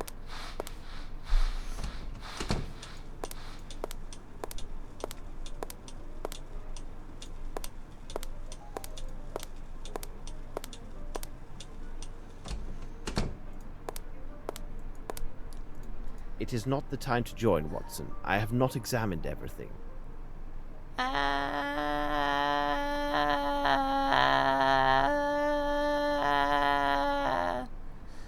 Okay.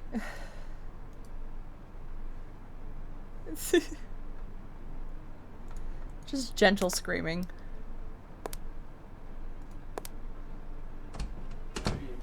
Boyfriend denied.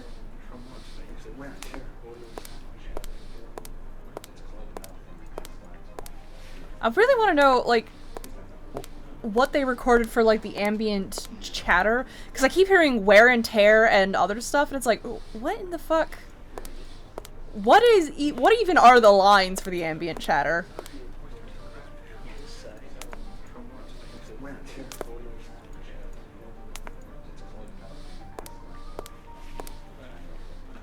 What else is there?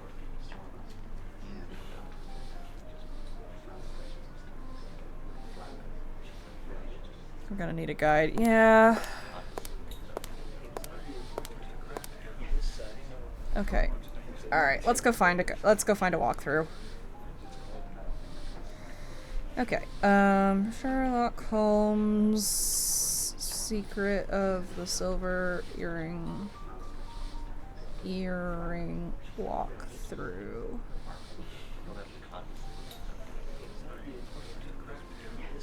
Okay. Oh, I should save the game, actually. Save. Cool.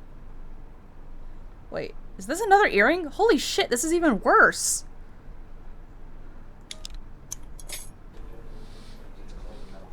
All cute, okay. Read a letter. Cup the paper on the floor, 2 kinds of handwriting, open the notebook and read the entire note. Blue about the peasant and the snake. Talk to the doctor. Grant Sweeney. Go left of the ballroom and talk to Major Lockhart. Go down the aisle and before the door close to the window and pick up a piece of dirty white clothes. Okay. Go left to the front entrance and talk to Scott Brims, sweeping the floor. Okay. Talk to Colonel Patterson. Did that. Go back to the exit door in front of the chair you got the piece of cloth from. Handles twisted down. Smell gunpowder. Oh, note the fucking footprints on the floor.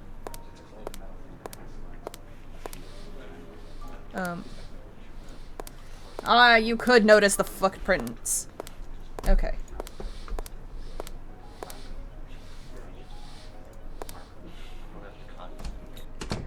Okay. Can I... No, how do I...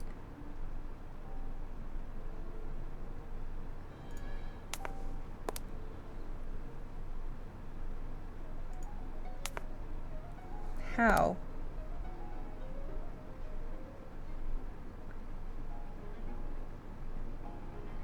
Where they lead? Oh, I guess it's not actually in the game. It's just me noting where they lead to.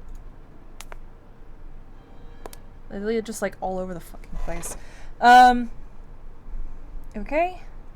Floor beside the base of the armor. Pick up the black sheet. Look at the door frame. Oh. Oh! Fucking I need something. I need you to stop. I need something.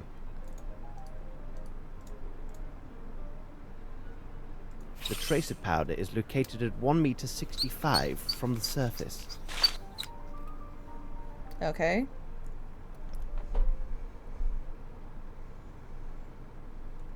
Okay. Check the wood-covered dustbin. Sinks, nothing of interest. Talk to Carl. Learned about the Frenchman. Dustbin, blah blah blah. Door handle, smoking room.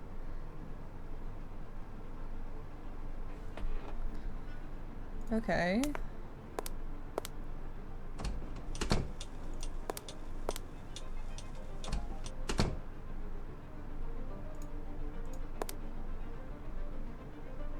It is a size 7. I asked myself, what was Watson doing while I was searching the house? He was supposed to prevent people from leaving by the back entrance. Holmes, the gate. I know, Watson, but it is of no real consequence. To question all these people would be a tiresome activity and would be of no value to this inquiry. Such ordinary inquiries are best left to the police. They have their purposes. As you like, Holmes. Now, Watson, to put your mind at rest, I can see that you have done well in my absence by placing the formidable coachman at the gate. I also imagine you have already spoken with Miss Lambert? Yes, and some other people too. Hold your report until our return to Baker Street. Meanwhile, be a good man and look to the gate. I must be informed the moment any official arrives. As always, I depend on your able assistance, Watson.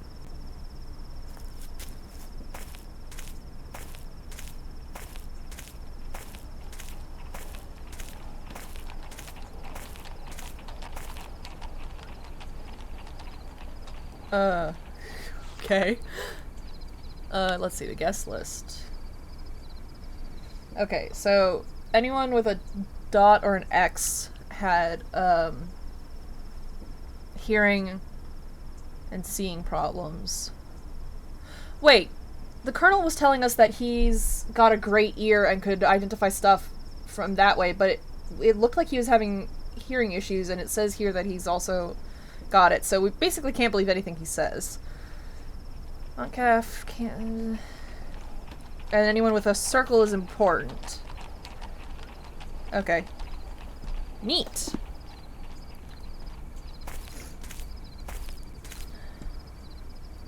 Hello, person.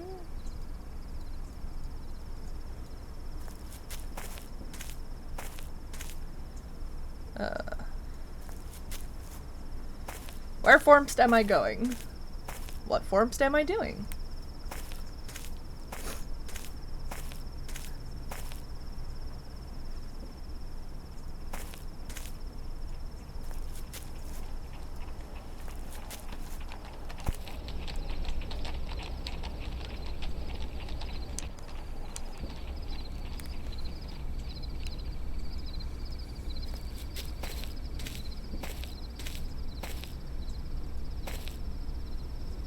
Okay, wait, seriously, what am I doing?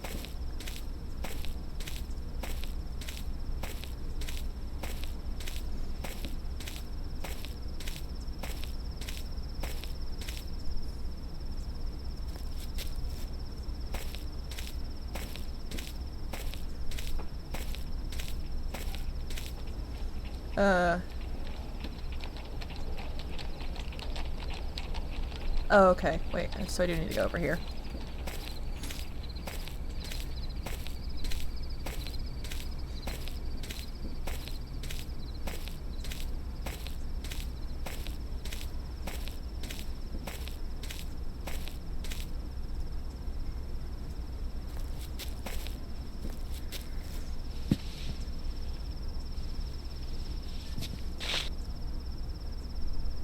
I need something.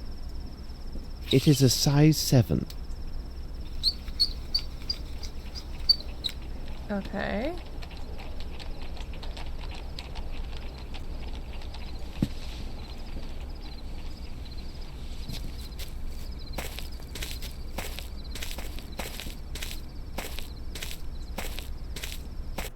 Holmes! Good day, Lestrade. Your haste deserves comment. One could say that you were right to hurry here, as this case is one of great complexity and challenge. Do not worry. I think that you will manage to get back to your mother before the dinner hour. In the name of devil, Holmes, you go too far. Do you spy on me now? How do you know I've been to my mother's? Dear Lestrade, it is really quite simple. I must admit my mind has been stimulated by the main course, which would be this unique case. However, I sometimes enjoy a light snack of the details which surround it.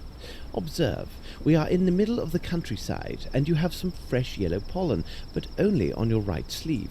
This implies a recent gift of flowers. It is a gallant gesture, but surely a meeting with the fairer of our species would take place in London. Considering the promptness of your arrival, it must have been a bouquet of flowers you took to someone who lives in this area. I presume that you have family living nearby, and I would think only your mother would warrant such an attentive gesture. There is a fresh dab of fat at the corner of your mouth, as well as on the bit of handkerchief visible from your pocket. This is consistent with a recent meal of a big piece of steak. Who would make a policeman swallow such a substantial meal at this hour, and when a crime has been just committed? It could only be a mother thinking about the hard task awaiting her child. Well, Holmes, when you explain it like that, it really seems quite simple. Good show. What about this Bromsby murder? A unique case, as I've already noted, but any supposition would be premature until we consider Dr. Watson's report, as well as your own findings. Miss Lavinia has asked that the esteemed Dr. Watson and I give this case our full attention. though I doubt she is aware of all the implications of this case. Lestrade, you can find the victim inside, and I recommend calling upon his solicitor, Mr. Horace Fowlett. Mrs. Hudson is cooking a roast tomorrow at noon. Why don't you be our guest, and we can share our discoveries? What do you think? Watson and I must take our leave, as there is much to be done at Baker Street. Are you coming, Watson? Let us return to Baker Street. Okay. I need a second. Okay, I feel like this...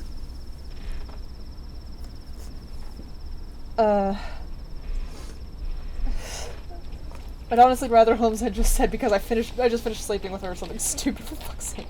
What did you call him? Lestrade? Yeah, yeah, his name, it's usually pronounced Lestrade. I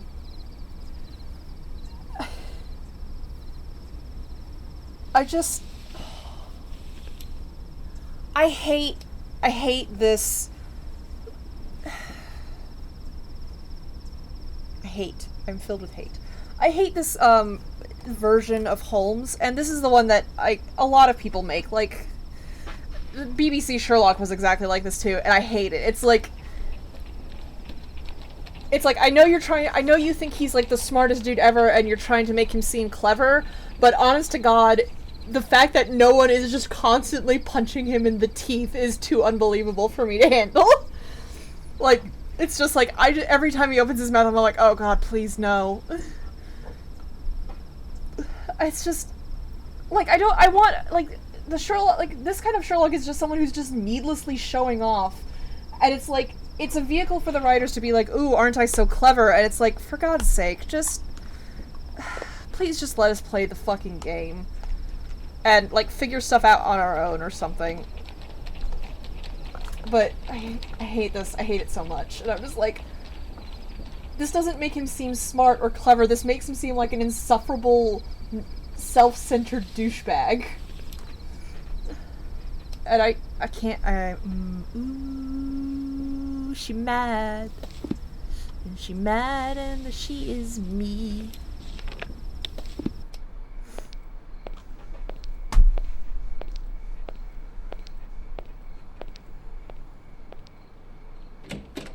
Everything is well noted. Watson, bravo. All of these elements will be a great help to us. As for myself, I have already told you everything that I know, and I can tell you nothing more until I receive answers to the messages I have sent with Wiggins. Now I must return to my experiments to test my theory regarding the substance I found at the scene of the murder. Meanwhile, I suggest you look through the books in the bookcase. Information that you find there might prove very useful in resolving this case. They've got the spirit of Holmes. I have to check 3 books on the shelves. Let's see. He's both happy to explain and share his thoughts, but also believes in brevity. Yeah, it's not, he doesn't notice stuff and then show off about it. He's like, oh, here are some things you can notice. And it's like, if people ask, he's like, sure, here's what I noticed and what conclusions I drew from that. Like, that Sherlock Holmes I find very interesting. And I also find it more interesting if he withholds it, because it also means that if someone's like, oh, that's a neat thing that you noticed, but it doesn't mean what you think it means, he can be like, ah! So you see, it's like, it's not only perception that matters, it's also understanding the context. Thank you for explaining it to me.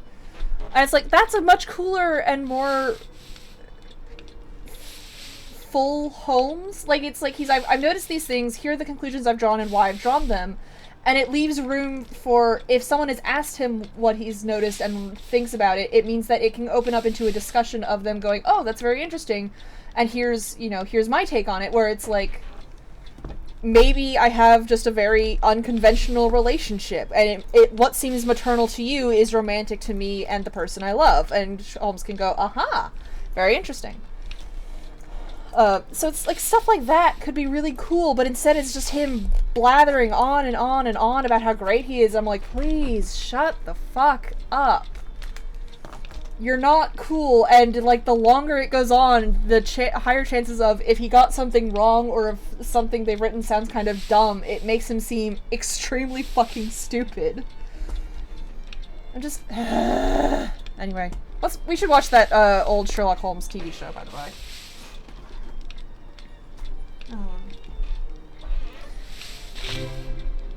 Badoo?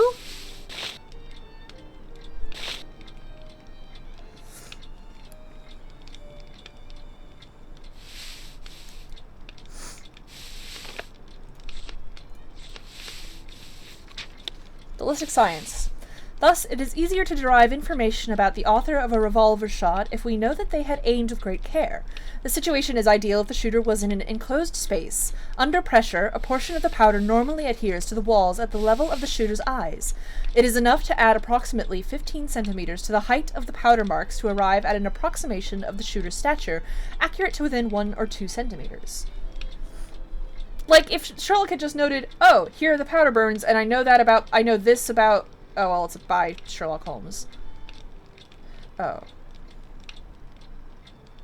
The man just keeps his own fucking... Okay, whatever. I mean, it's like, okay, yeah, keep your own books, but he keeps them in his study and then is like, oh, Watson, you should read the books on the bookshelf. I'm sure they'll be very helpful on you finding information. It's like... Anyway, okay. After authorization, this local herb is mixed with tobacco leaves in the manufacture of cigarettes, primarily by the Chiripaqui Company.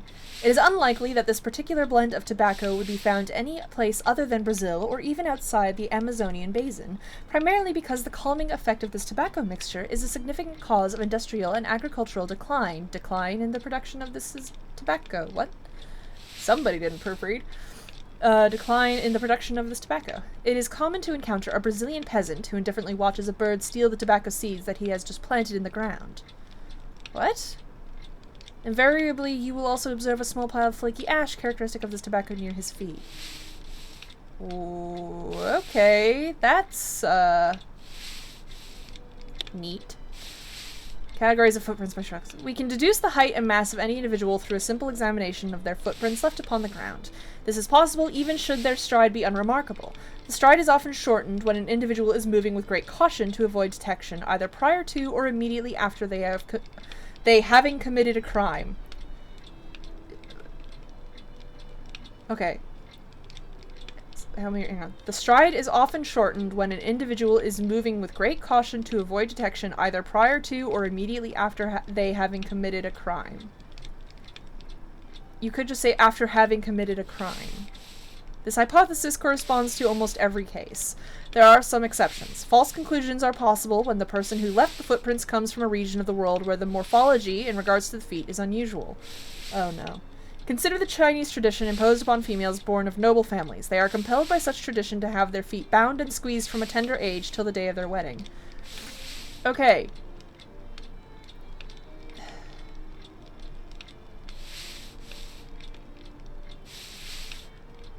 Listen, sometimes people just have weirdly shaped feet for their body size, okay? Here is information which could be really helpful in our investigation. These Chiripaqui cigarettes come from Brazil, and they seem to contain narcotic substances. What might they be? I need to analyze the evidence found at Sherringford Hall. A piece of white cloth, a small box, various powders, and finally the hair. Let's get to work. I need to analyze the evidence found at Sherringford Hall. A piece of white cloth, a small box, various powders, and finally the hair. Let me study this more closely.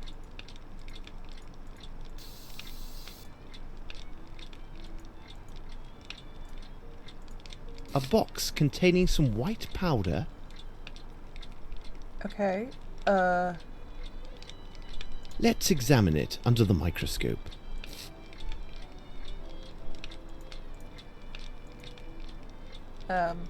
Let's examine it under the microscope. Okay.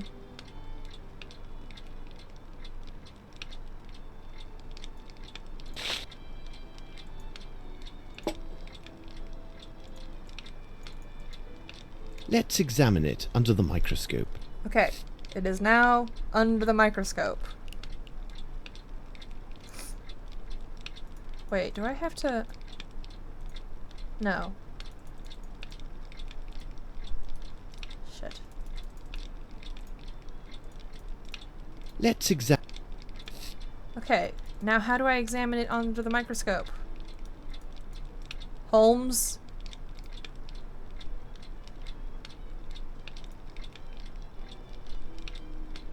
Acid, spirit,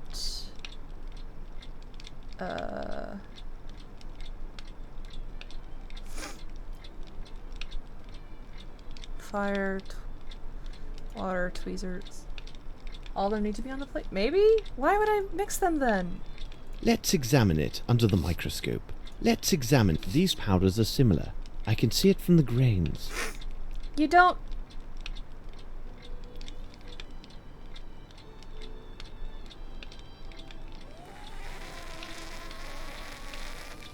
That's not... you keep the samples separate.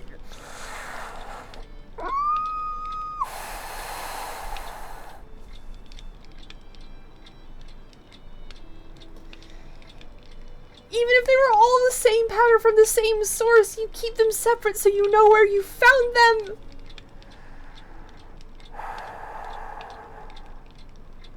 I don't know why this is so genuinely upsetting to me, but I'm so actually angry about this.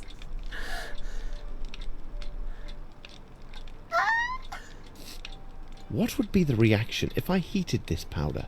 Why? Burnt gunpowder.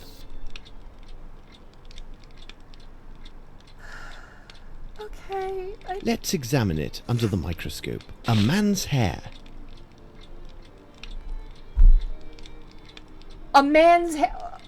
Why? How do you know that? Let's examine it under the microscope. A light feminine perfume.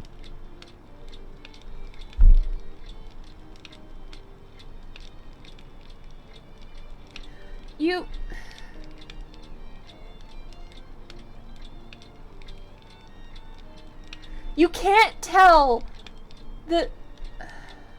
You can't tell the gender of someone by their hair. You could look at the hair and be like, oh, this seems like more like facial hair, or this seems more like head hair. Or you could say like, this smells like it's lightly perfumed. And instead of being like, oh, that means it's a woman, go, this is more likely to be a woman, or it might be a man wearing feminine perfume.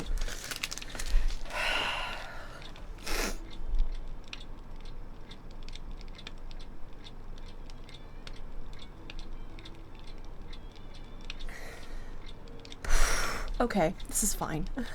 To analyze the nature of these stains, I must first soak the cloth in a solution of soap and water.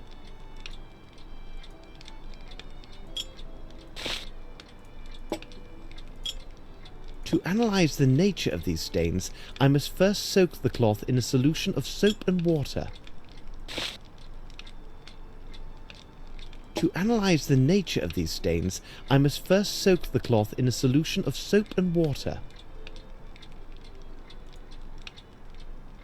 Destroyed by Sherlock Holmes' Master Effects logic.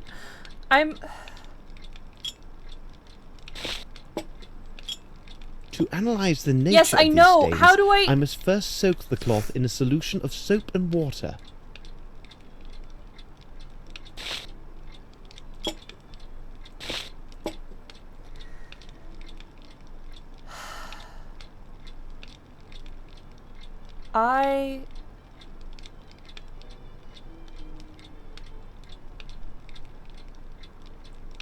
I am so mad. What would be the reaction if I heated this powder? It has no effect. I don't even know at this point. I'm just like, I just want to get through this. And I'm okay. I'm just like, who the fuck who made this game? I want to talk. How do I get this water? Am I picking up the wrong thing? No. The soap. The water. No. To analyze the nature of these stains, I must first soak the cloth in a solution of soap and water. Okay, genius. How do I do that? Okay, there's the soap. There's the water.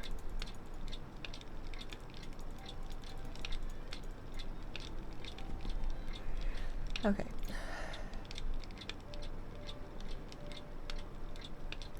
Do you have like a To analyze the nature of these stains, I must first Shut soak the cloth in a solution of soap and water. Up.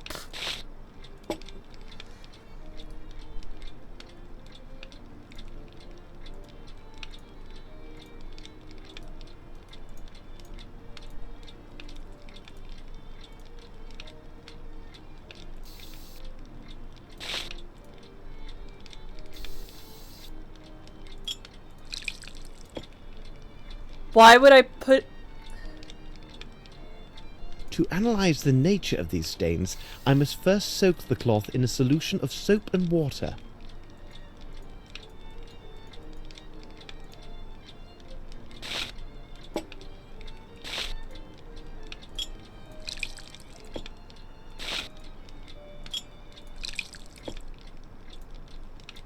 To analyze the nature of these stains, I must first soak the cloth in a solution of soap and water.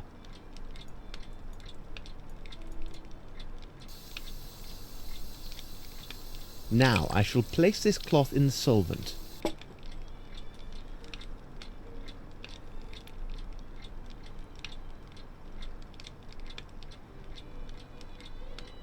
Why? Why?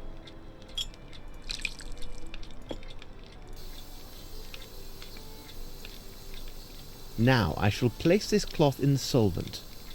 The stains are sticky, but not very oily.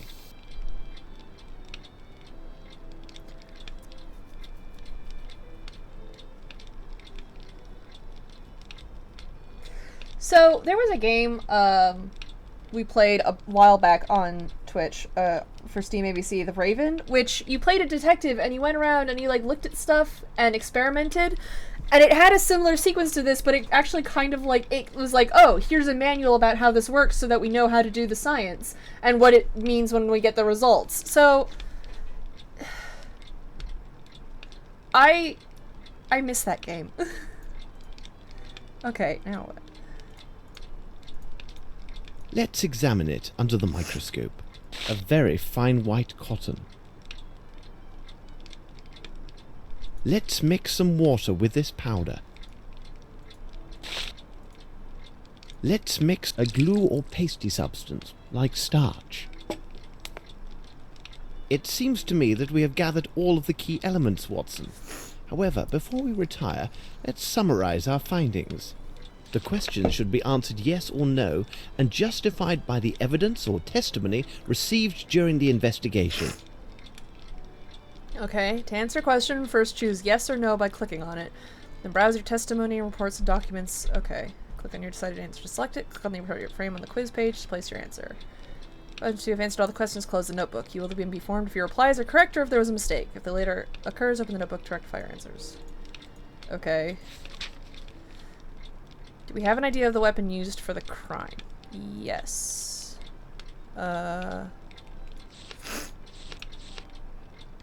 Trace of no, that's sauce. Blue tablecloths. Staircase. Okay.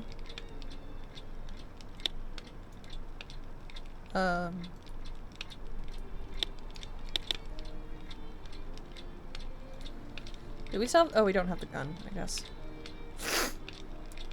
Oh, where is it?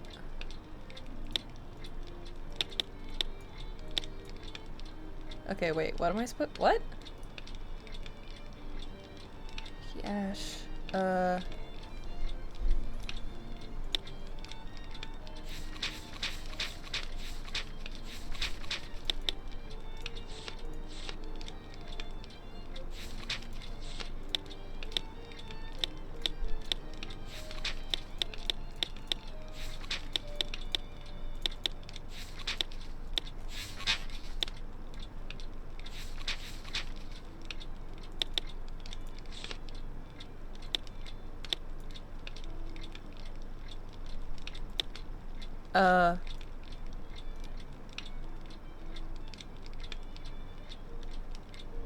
Hold on, what? Oh, wait. Okay. How do I... Do you have an idea of the weapon used for the crime? Yes? Oh, what? Okay.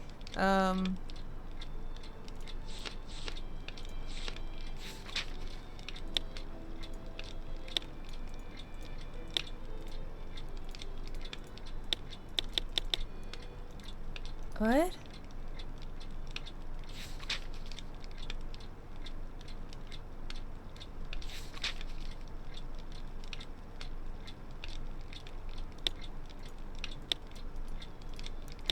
How do I...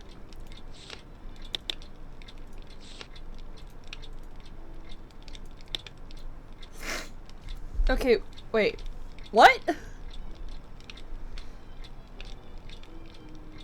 Okay. Quiz. Click on a selected colored answer and click on the similar colored frame to enter it as evidence.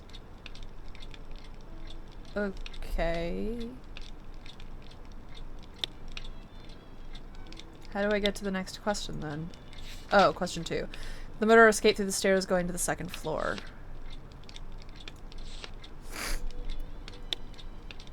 No, because what's her name was there.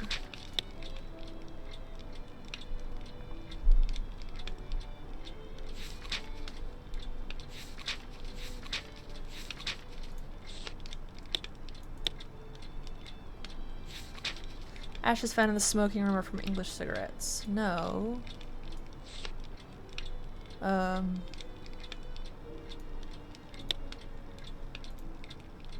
What? No, that's not the— what? Oh, bother. Okay.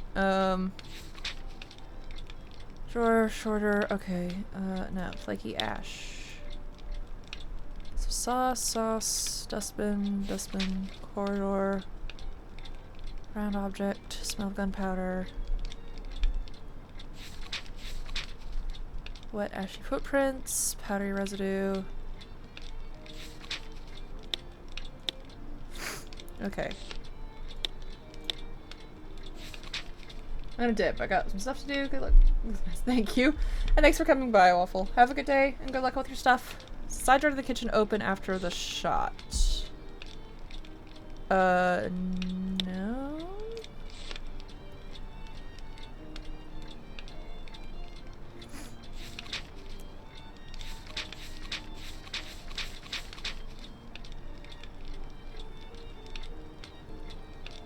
Wait.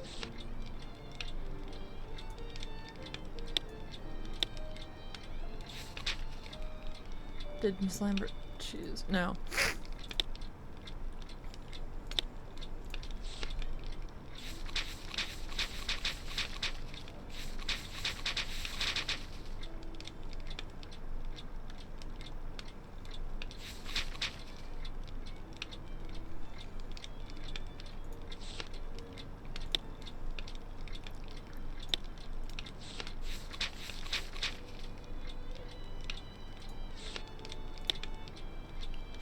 We have an idea of the murderer's height. Yes.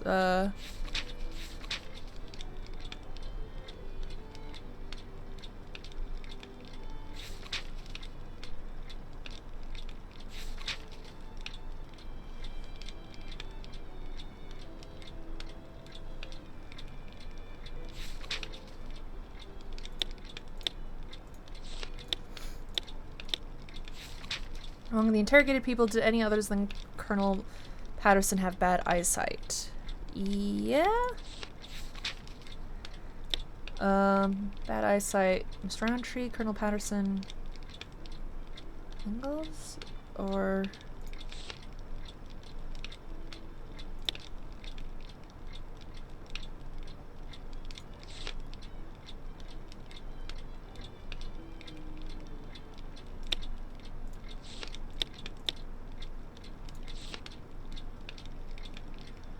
I don't think I talked to Miss Ingalls.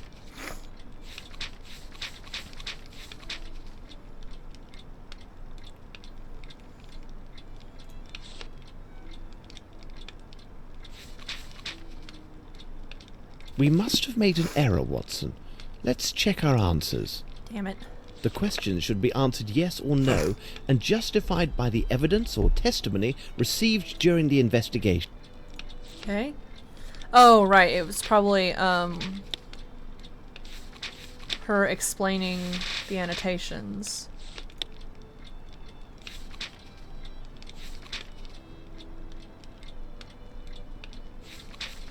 Oh, wait, yes. Yes. No. Yes. Smoking more from English cigarettes? No. No. Do we have an idea of the weapon used? Yes. We must have made an error, Watson. Let's check our answers. The questions should be answered yes or no and justified by the evidence or testimony received during the investigation. Among the interrogated people, did any others think? Maybe no? We must have made... Damn The it. questions should be answered yes or no and justified by the evidence or testimony received during the investigation.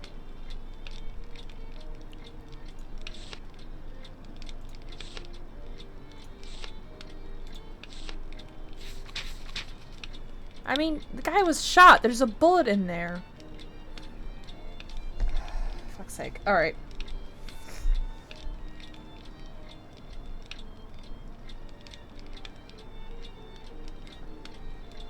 Oh. What?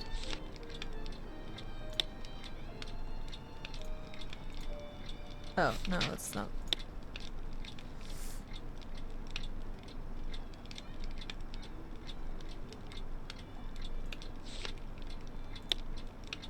Okay.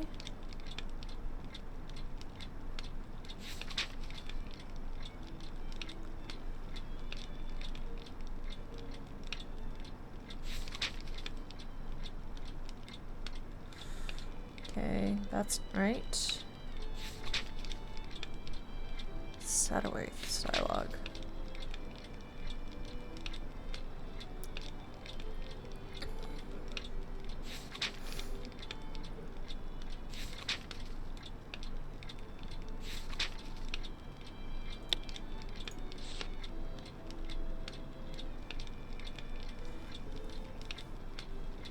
Oh. Oh, that one. Okay.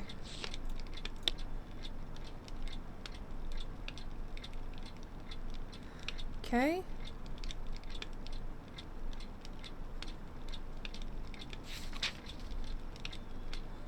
Okay.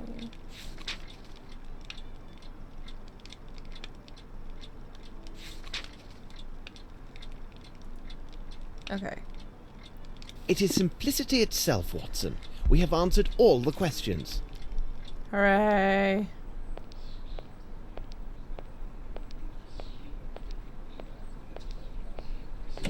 My dear Lestrade, I congratulate you on the precise quality of your notes. It is true that you have missed everything of importance, but you have spared me the trouble of eliminating the trifles and pointed me in the right direction. Ah, I hear familiar steps on the stairs. Please be seated, Watson. You must be famished. Lestrade was kind enough to bring a copy of his notes, hoping it would be of assistance in this affair. Indeed. You can study them now and enjoy your meal. Please take your time, Watson, because bad digestion weakens our ability to reason. Holmes, you will get no argument from me, as this dish is delicious. We will go to Sherringford Hall with Lestrade when you are finished with your meal. I must read the documents Holmes gave me.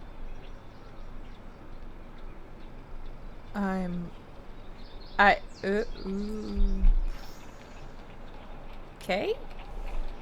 The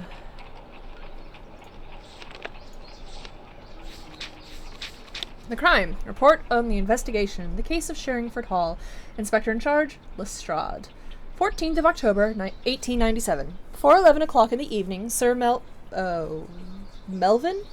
Melvin Bromsby, engineer, architect, and contractor of renown, was slain by a single gunshot in his mansion, Sherringford Hall.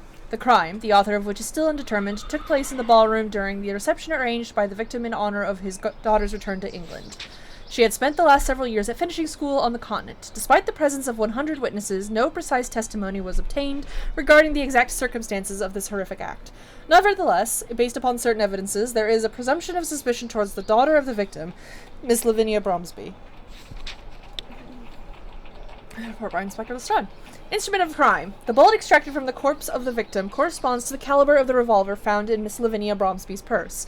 This purse, found on the floor, was near the door from which Miss Lavinia Bromsby first appeared after the mortal shot was fired. All of the witnesses agree that the sound of the shot originated at or near this very same doorway. The revolver is an old small-bore Wright, which is also a highly reliable weapon. This would explain why the only shot fired was mortal, despite a distance of several dozen feet and a difficult angle. Miss Lavinia claims that the victim personally gave her this revolver before the crime for the purpose of her protection against some unnamed threat.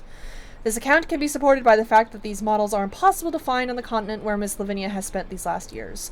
Premeditation can be excluded if she is found to be the murderer. The motive. The victim, even if he had few or even no friends, still might not have enemies capable of committing this act. His strong unpopularity among his domestics was compensated by the attractive wages he paid them. His business partners spoke of him as a tough but fair player, according to the criterions of this environment. The facts that he spent long years in India and was solely devoted to his business precludes any crime of jealousy or passion. Finally, the modus operandi doesn't correspond to the typical revenge killing by this or that Hindu sect though these things do happen. Okay. The motive then must apply to his holdings or something quite personal. Another line of reasoning that points to Miss Lavinia Bromsby. According to H. Grimble, the partner of Sir Bromsby, her relationship with her father had become so strained that Sir Bromsby visited his daughter only once during these past 6 years. A local constable must contact Mr. H. Fowlett, the attorney of Sir Bromsby, in order to recover the essential parts of his last will and testament if it exists. The development. With regard to the distance and the angle of shooting, it would be reasonable to suppose that only an expert marksman could have succeeded in making such a shot, but the factor of probability still exists and admits other possibilities. The testimony of the group of cabmen, who were in the ideal place to observe such matters, saw no one leave through the service door after the shooting, and up until the time when one of the domestics locked it from the outside. All the windows were equipped with thick bars, and the fortuitous presence of the maid at the stairwell indicates that no one ascended to that floor. The testimony of Miss Lambert, the governess, indicates that she noticed only 2 people absent from the ballroom during Sir Bromsby's arrival. Mr. Horace Fowlett, the victim's attorney, and Miss Lavinia Bromsby. The domestics had been specifically instructed that all the guests were to be present during Sir Bromsby's entrance. I have been persuaded by all accounts that anyone who had left the ballroom had returned before Sir Bromsby's entrance. Since Horace Fowlett hasn't gone through the gates of mansion of Sherringford Hall, the only person whose movements were unaccounted for at the time of the shooting is Miss Lavinia Bromsby. The chivalrous testimony of a young infantry officer, who has confirmed that he saw her standing at the threshold of the door, can be the only reason for not charging her with murder. As Miss Bromsby was in a state of deep shock last evening, according to the local doctor who examined her, her interview was delayed until today. Scotland Yard report. General information about the man called Sir Melvin Bromsby. No official involvement as a defendant in any criminal or civil matter. No appearance as a witness in a criminal or civil law case. Complainant as to a robbery committed at a fair stand in St. Bartholomew on July 1861. Judgment of the court was favorable for the Crown. Oh, I think that's all. Terrific. Okay. Dear Sherlock, here's all the information that we know about the late Sir Melvin Bromsby. Excuse me. Born in 1842 in Staffordshire of a modest family, he finished his studies of architecture and civil engineering, owing to the scholarship and financial assistance of his elder sister, who owned a florist shop. After he was awarded his diploma, he was employed by a small firm, which he later left for a large enterprise, the Salinger Company. In 1872, he was sent to India to assist in the construction of a bridge for the army. At the end of this project, in 1874, he left his position with Salinger and found his own enterprise in Bombay. At that same time, he courted Carlotta Campbell, the second daughter of Colonel Campbell, OBE, commander-in-chief of an important local garrison. The military appreciated Bromsby's straightforwardness and business acumen. Thus, the army entrusted him with many contracts for constructing barracks and other types of work. In 1877, he was married to Carlotta. His business flourished, and he hired a young accountant, Mr. Grimble, who later became Bromsby's personal assistant. An ideal candidate for the position, Grimble excelled at his various administrative tasks. Sir Bromsby's business has continued to prosper over the years. In 1879, Carlotta Bromsby, née Campbell, died giving birth to their daughter, Lavinia. Bromsby's business enjoys great success. However, the fact that he has been awarded nearly all of the Army's civilian contracts has aroused the jealousy and suspicion of other British businessmen in India. It has been rumored that he gained his fortune through the exploitation of his Indian laborers and British workmen, poor working conditions, and miserable wages. In 1884, upon learning of the death of his elder sister, he decided to return home and prepared for the transfer of his business interests to England. He also invested his money in several cement factories, which permitted him to reduce his costs further and thus increase his profits. In 1891, he sent his daughter to study at a finishing school near St. Moritz in Switzerland. She has just returned to England several days ago. He was awarded a knighthood in 1892. There are several cases where his name has been mentioned because of suggested fraud with his contracts and ill usage of convict laborers at his factories. Such practices are common in London business circles, and his wealth allowed him to avoid scrutiny by the courts. All this is very interesting. According to the evidence, it seems that the shooter was not in the ballroom or the corridor. Where was he then? Are you finished, Watson? Shall we go? Let us return to Sherringford Hall.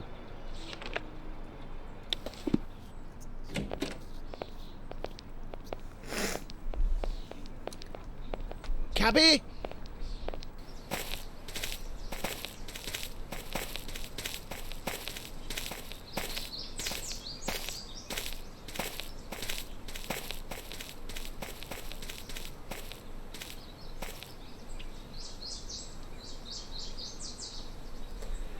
Sirs, please, go right in. Please wait here, gentlemen. I will see if Miss Lavinia is receiving callers. She's in her room.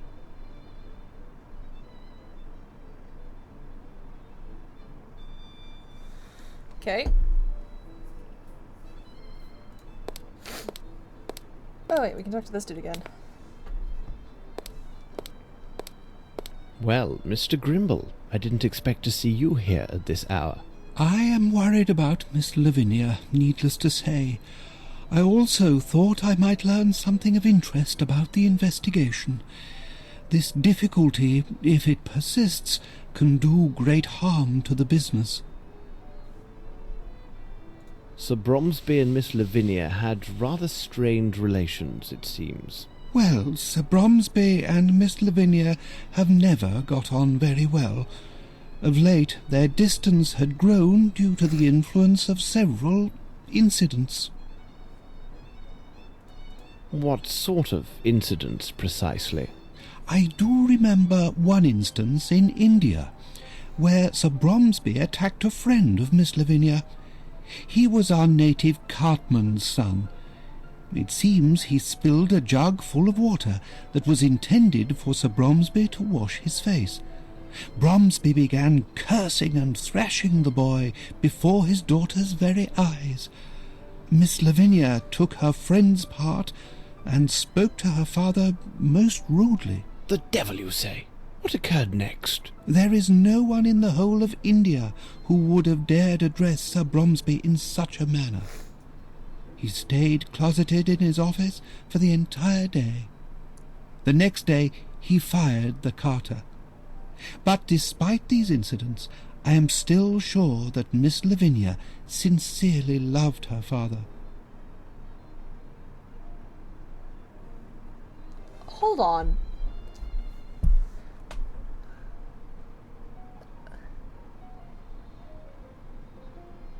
This man just like I guess a servant. A servant? Like a cabman made a mistake and he started beating him in front of his daughter, and she interjected and was like, "What the fuck are you doing?" In essence, it sounds like. And everyone's like, "Oh my god, she spoke to him so strongly." I'm like, what the what? I'm sorry, but I have to go. All right, as you wish. I shall remain here. Oh, and then he locked himself in his study and sulked, but I'm sure she still loves her dad. Like, what the fuck? I have to leave you, sirs. I need to verify certain things.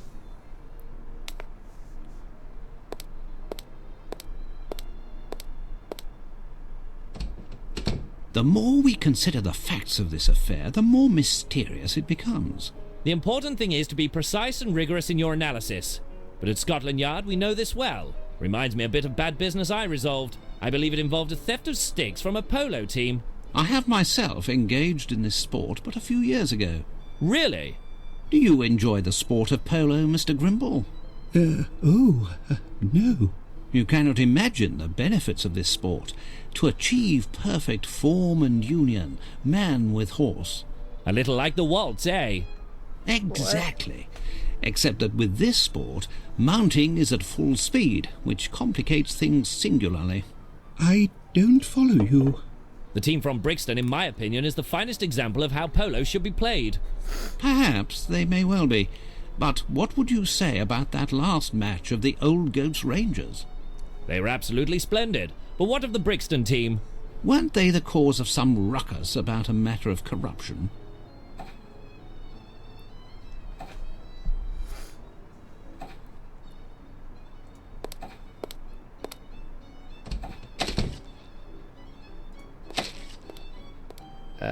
May I come in? Well, oh, take that!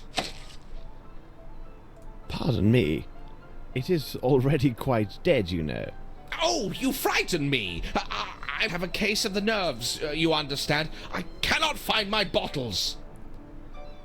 On the table? No, not those!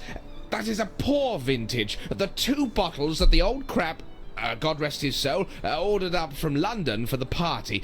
Both were 18-year-old whiskey, perfect for the digestion and the heart's sorrows. You definitely shouldn't be drinking on the job when you handle a knife. And who could have taken them? I'm sure that the barman from Hartford stumbled them. Who else would know to take those particular bottles over the others? Very good. I will leave you to your chicken, then. That's it.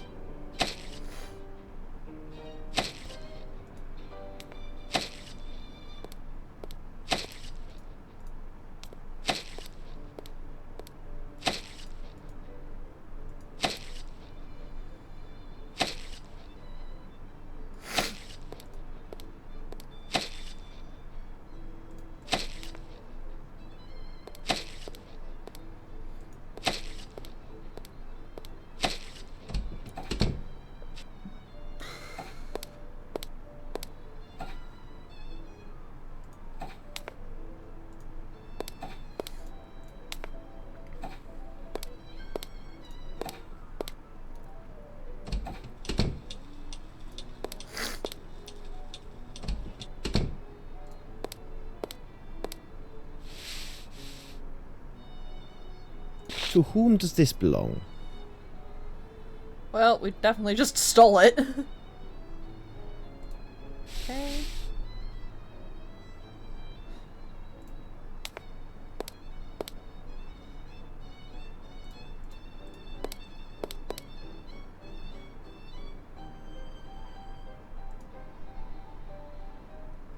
I guess there's nothing to look at in here.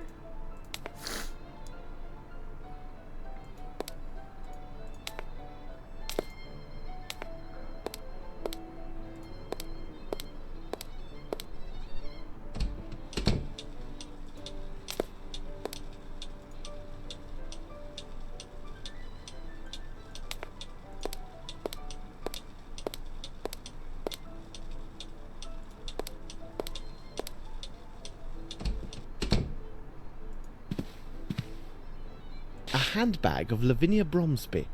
I do not favour ransacking a lady's personal property, but I think she will be understanding. A programme for the London Opera. Hoodoo. Dear Miss Lavinia, excuse my boldness, and do believe in my most sincere condolences and honorable affections in this terrible time. I cannot excuse myself if I allow you to face all of this on your own. I ordered my valet to move my possessions to the Queen's Arm, which is the nearest inn to Sherringford Hall. I would be greatly honored if you could allow me to make myself useful to you. At my new lodgings, I am but a few minutes away, should you require my assistance. I took care to forget my gloves at your mansion, so that my visit to call on you would not invite any undue speculations or gossip. Sincerely and eternally yours, Lieutenant Harrington. Neat.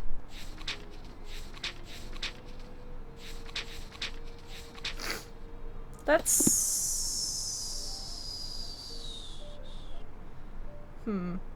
I'm not sure if that's thoughtful or not. Like, if she's expressed an interest in him, that's thoughtful. If not, it's kind of like, please, maybe don't.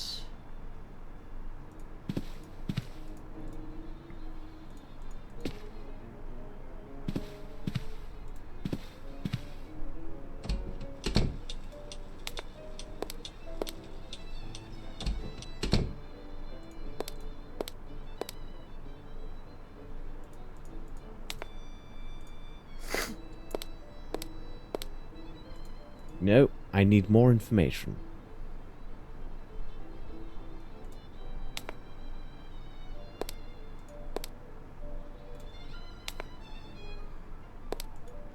Actually, can I...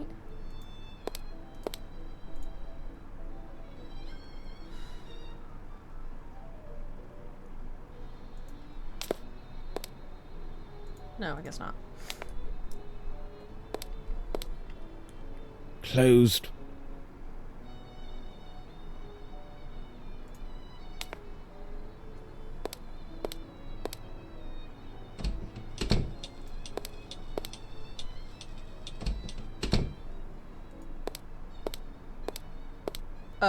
Closed.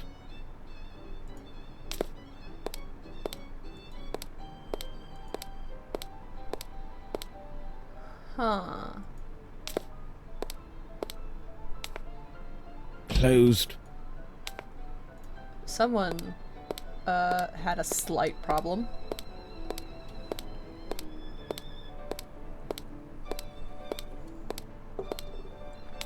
I feel quite ready to answer your questions now, Mr. Holmes.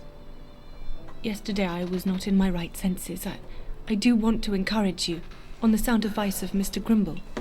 He explained to me that everything my father built during his entire life may collapse unless this gossip ceases and this matter is resolved.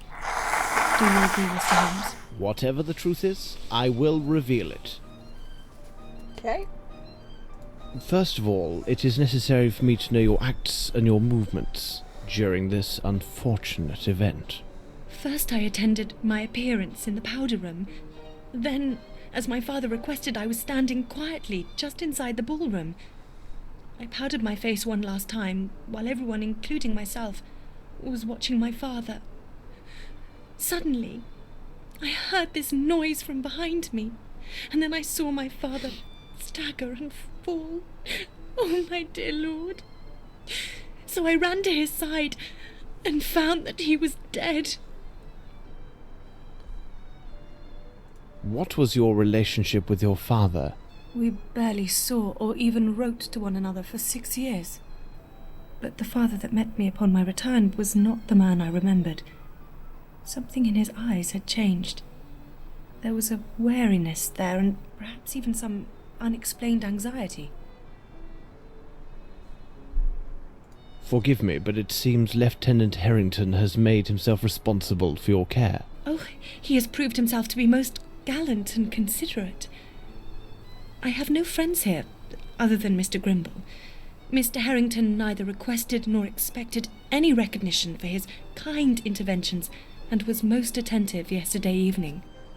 Okay, so since she is interested in him, it's not as creepy as it is thoughtful.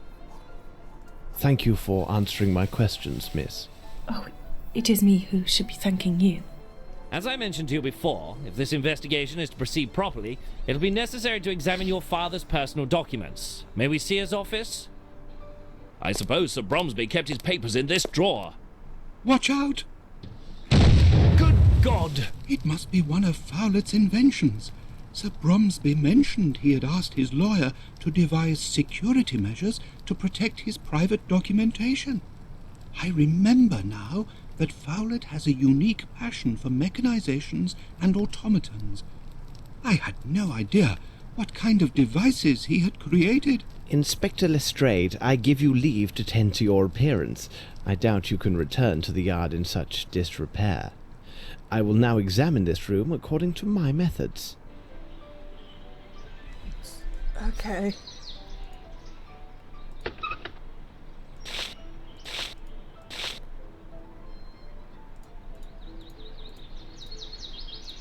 Okay. A page from this book has been marked. Let's examine it. It is the pieces of the English edition of the Indian newspaper. Newspaper. I remember I have the original of the puzzle concerning the code, or my 5 is the number to be found by adding. Okay. First example of this art from now on, named crude colored woodcuts, date back to the first decade of the Middle Ages. At that time, there was neither any artistic nor other rationale for hiding one picture inside another. The motivations were sometimes subversive because certain subjects were forbidden to be artistically represented. Today, this technique is still rarely used, and the great majority of crude-colored woodcuts conceal only animals or joyful personages in Baroque landscapes. Translated from French. Okay.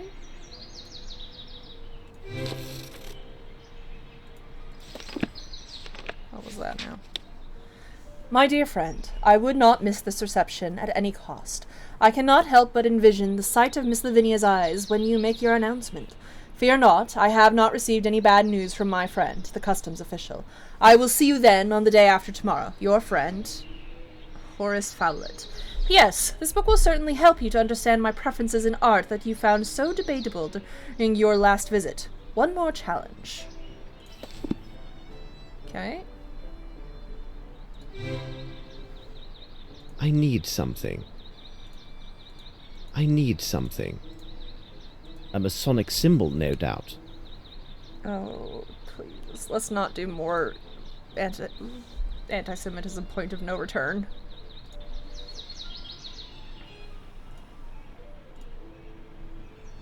The young Lavinia, with her grandfather, no doubt.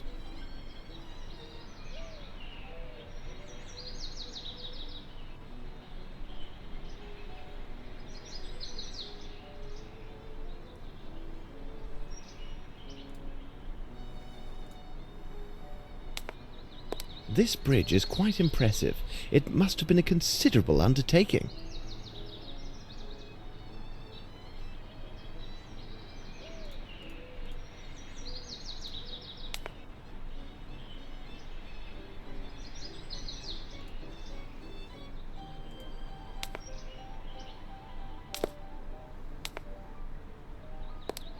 Almost got it. There you go. Look here. This message just came for me. 2 days ago, Mr. Horace Fowlett was seen leaving for the North Country. The constable for the town of Flatton, where the solicitor resides, obtained this information from Fowlett's neighbours. I have a bad feeling about this, Watson. What would you say to a short jaunt to Flatton to finish off our day? No objection at all, Holmes. Sure.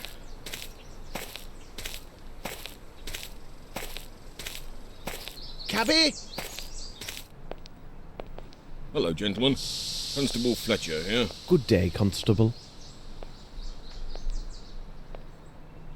Can you help us? Yes, Inspector Lestrade of Scotland Yard wired me about your arrival and instructed me to do as I would with the inspector himself. Would you be so good to take us to the neighbours who spoke of that night? Come with me. Here we are. Excellent!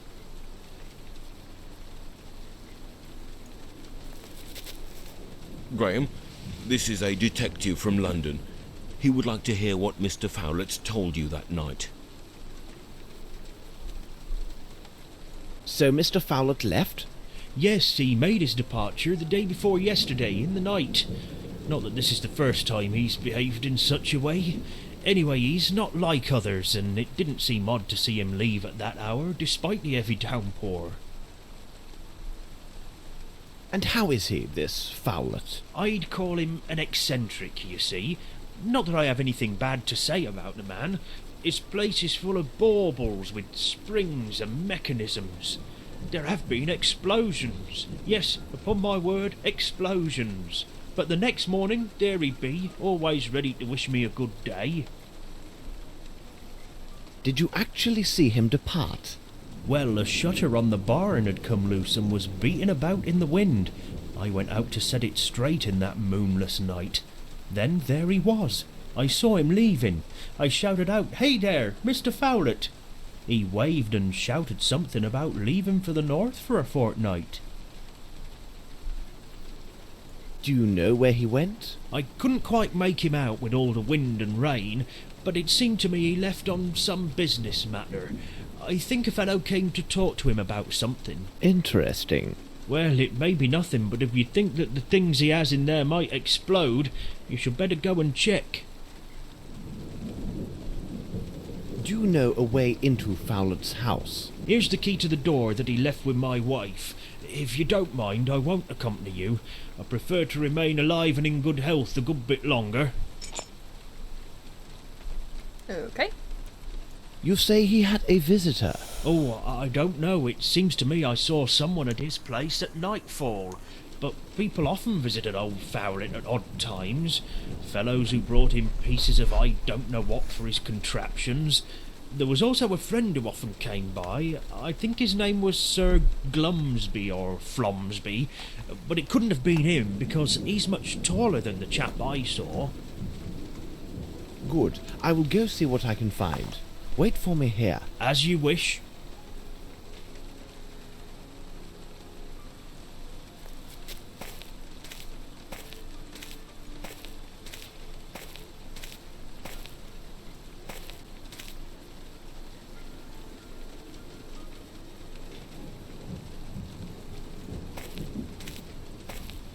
I feel like just going through the front door would be a mistake.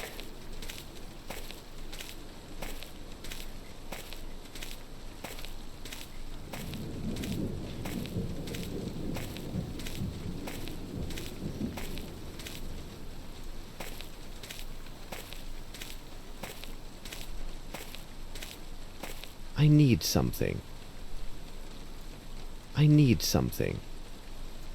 I need something. Footsteps, size 10.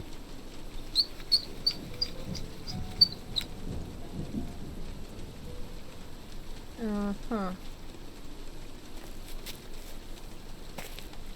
go through the front door, the same explosion for the last game? Yeah, basically. That's what I feel like is gonna happen. Oh, I can make him run now. Thank God. I can't enter like that. I can't enter like that. What do you mean? Close. Close. The key is right here. I can't enter like that. Oh, for fuck's sake. Close.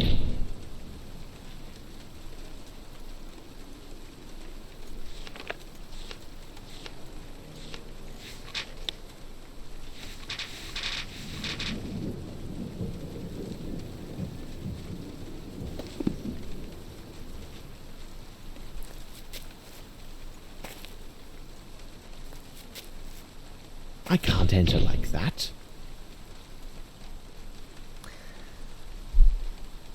You know what? I need to use the bathroom. So I'm gonna save and I'll be right back.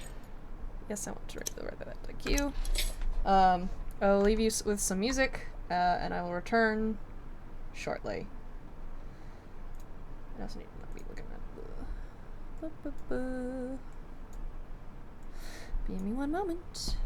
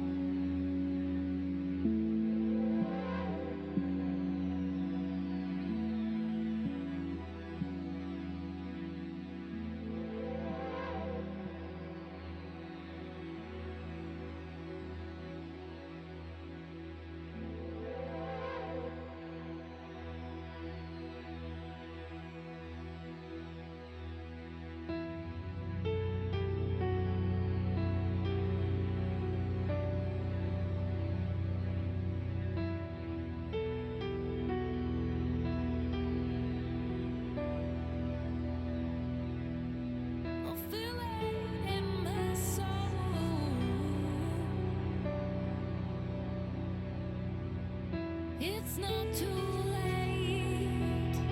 It's not too late.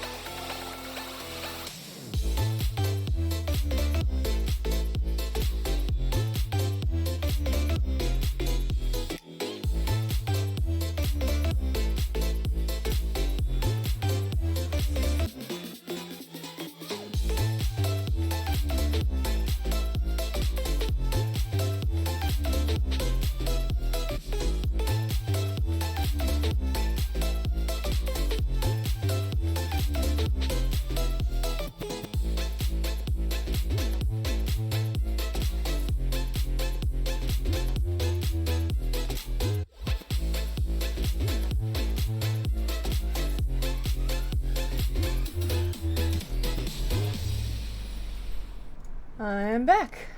Alrighty. Let's pull this back open. Hope that it works still. Cool, it does.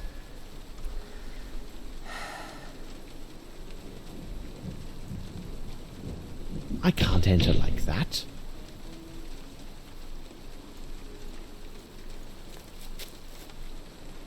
Why can't we?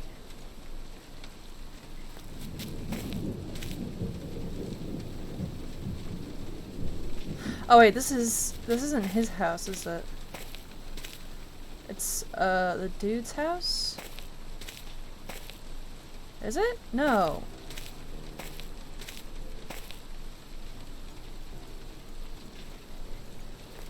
No, that is Fowlett's house. Oh, there's a ladder on this roof?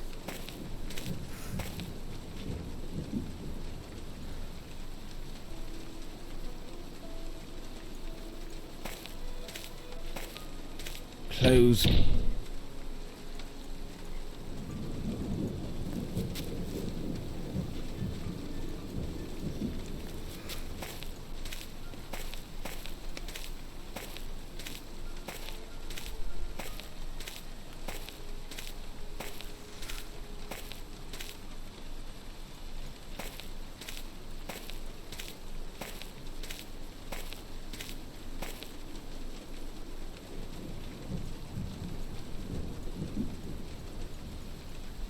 Okay. What the hell am I supposed to be doing then?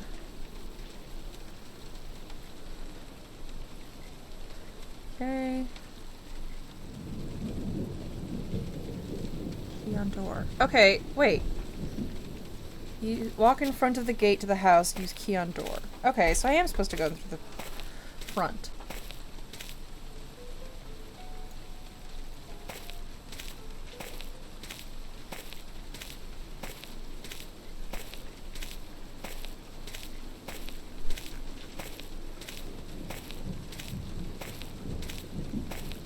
I can't enter like that.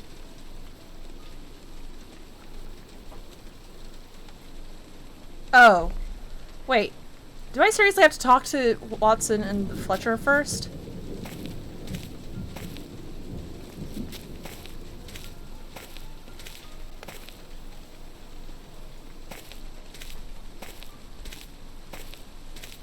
Yes, Mr. Holmes? Constable Fletcher, I must ask that you allow me to enter alone. Do you agree? Yes, Mr. Holmes. Constable Fletcher, I must ask that you allow me to enter alone. Do you agree? Yes, Mr. Holmes. And now, Watson, if you could be so kind to return to the station and speak with the station master. Question him until you are satisfied that you have a detailed description of the party who took the last train to the north 2 days ago. My pleasure. As soon as you are done, please return here. Keep close watch, for I may need your assistance inside. Wait for us. All right. He's just like, yeah, sure, whatever.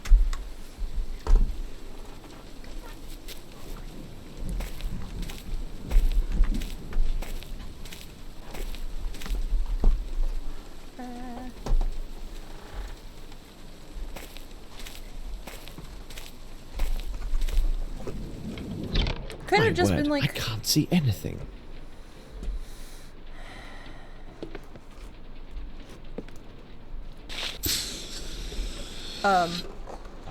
Fowlett liked his jests. Did I just set myself on fire? A matchbox. Okay. I need to be cautious. These items may contain traps, such as those found in Bromsby's office.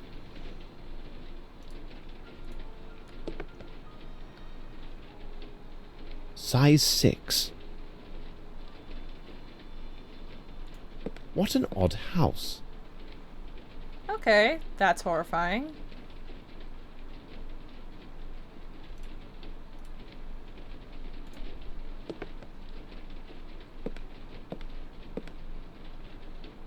Look, what's this? A wood toy.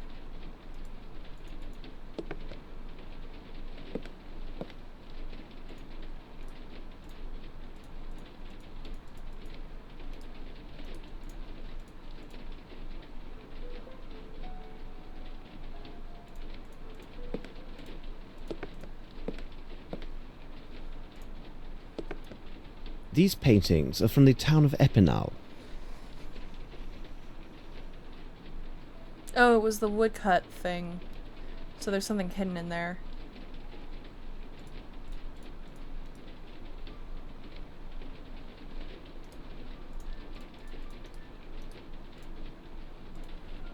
There might be another drawing hidden among these pictures. Let's examine them carefully. Okay.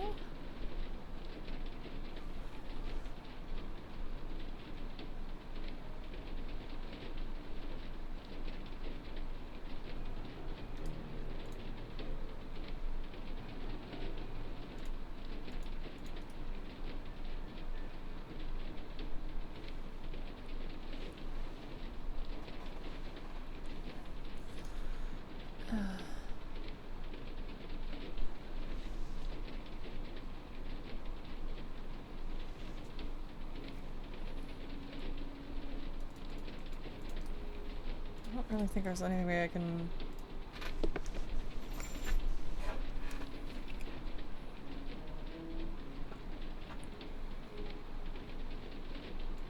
Oh, there's a dude right there. It's like a boar.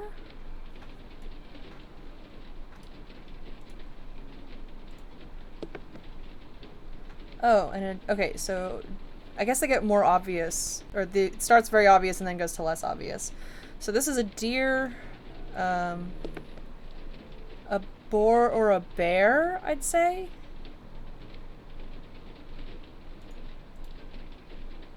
I thought this was a turtle.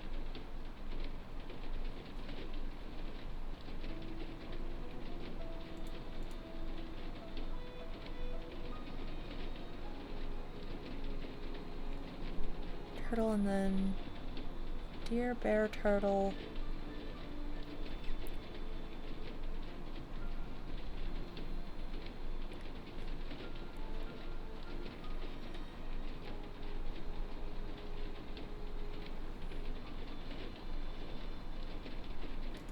Okay.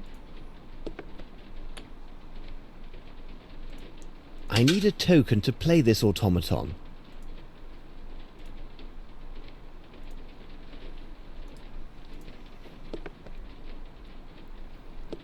No, leave. Come on. Okay.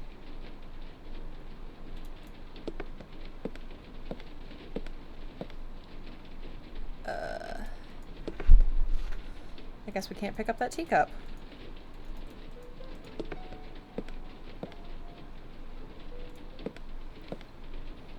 These books warrant a closer look.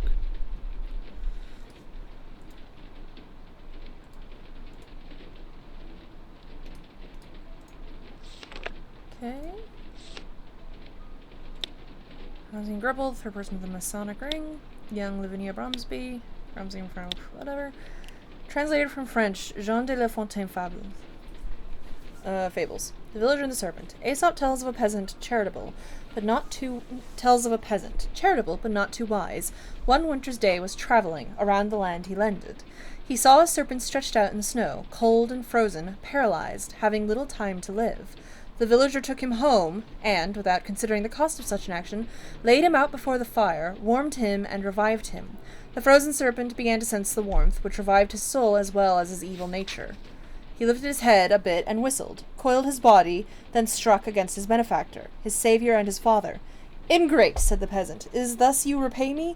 You will die!" And with these words, in righteous rage, he took a knife and slashed the beast, making 3 serpents with 2 cuts, a trunk, a head, and a tail. The evil one tried to rejoin himself, but it was to no avail. Charity is a virtue, but be careful toward whom. There's no point showing it to ingrates who seal their own doom. The fuck? Okay.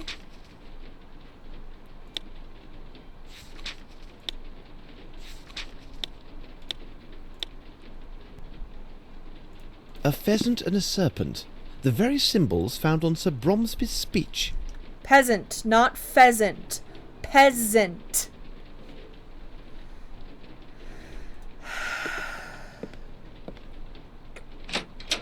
A pheasant is a kind of bird. I need something. Oh, God. I need something. What?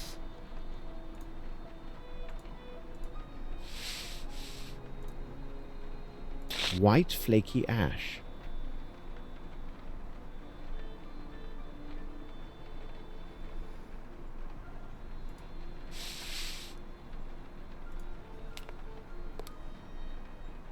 Gin! Blood. Blood. Blood. Gin! Blood. Blood. Gin! Gin! Blood. Blood. Gin! Sorry, I'll stop now. Okay. Gin! Blood. Okay. Gin! That one was me actually trying to see if I could collect anything. Okay.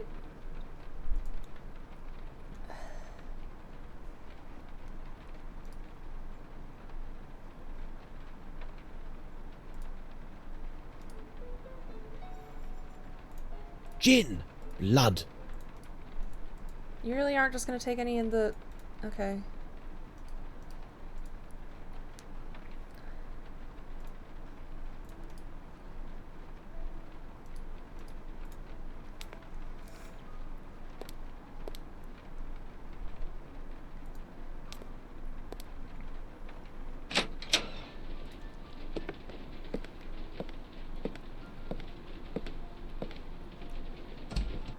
I can see a faint gleam.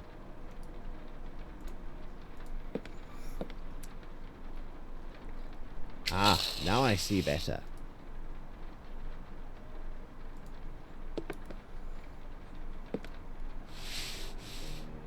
The blood was cleansed with this mop. What mop? There's a broom and a wooden thing. The blood was cleansed with this mop.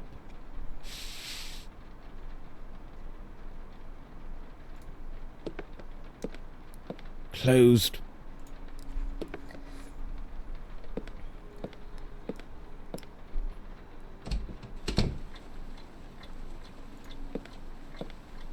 An automatic shoe brush. What an inventor this Fowlet is.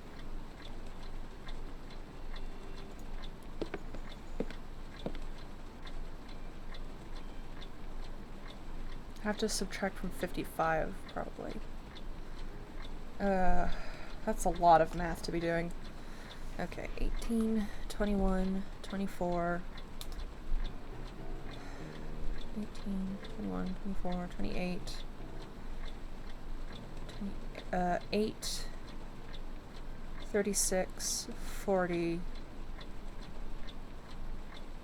40... 42, so that's 8. No, would have to be...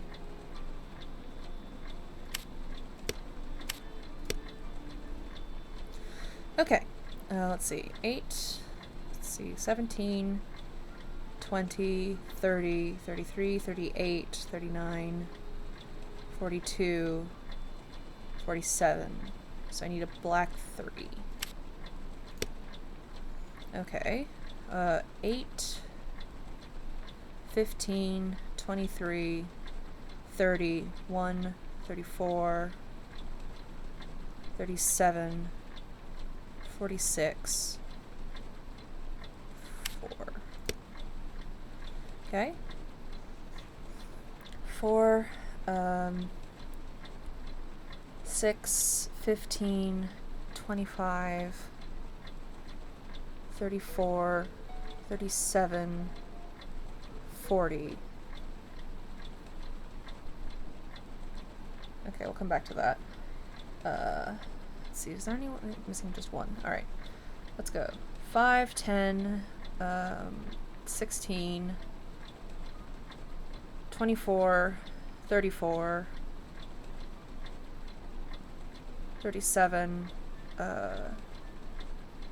45, 53. 53, so that means a black 2. Okay.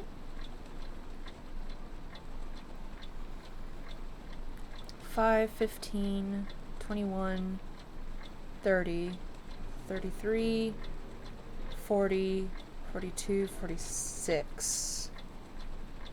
So that leaves 9. Okay.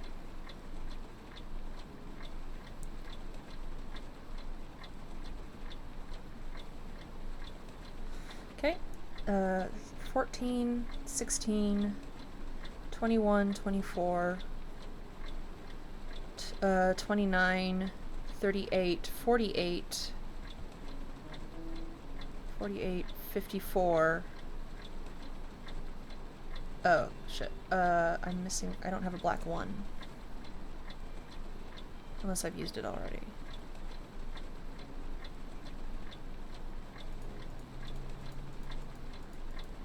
Or I added something badly.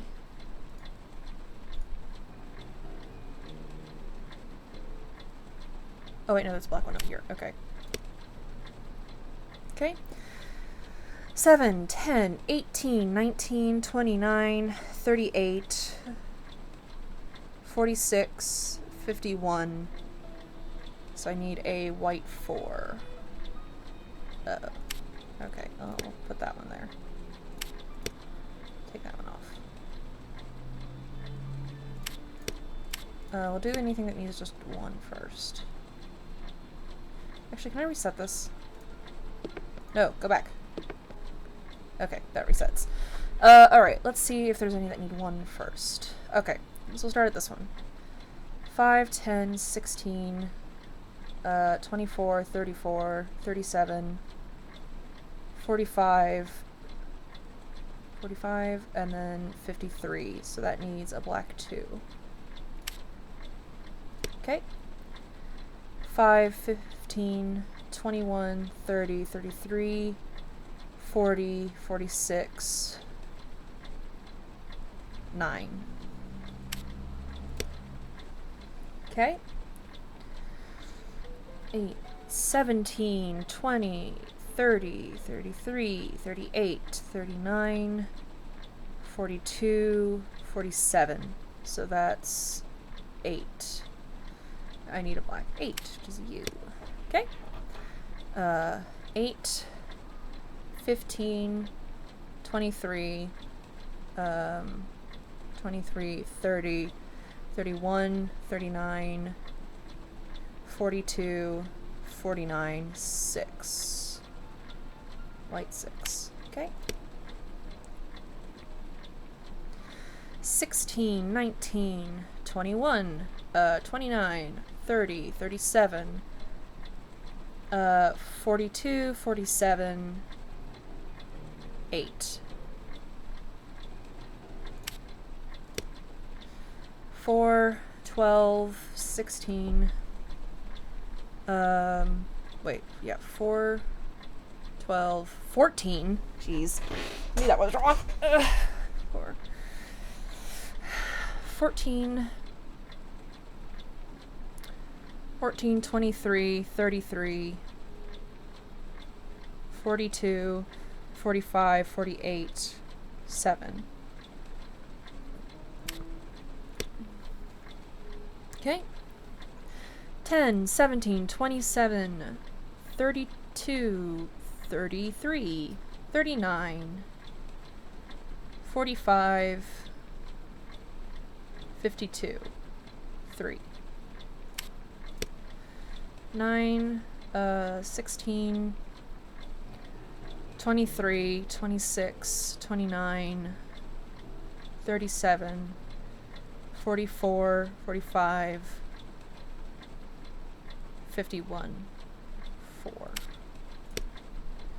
Let's see, 7, 10, 18, 28, 37, 41,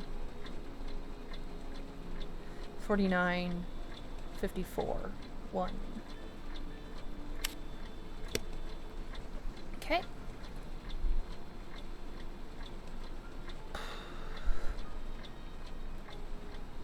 The maths extravaganza. Let's see if there's anyone else who just needs the 1 in there.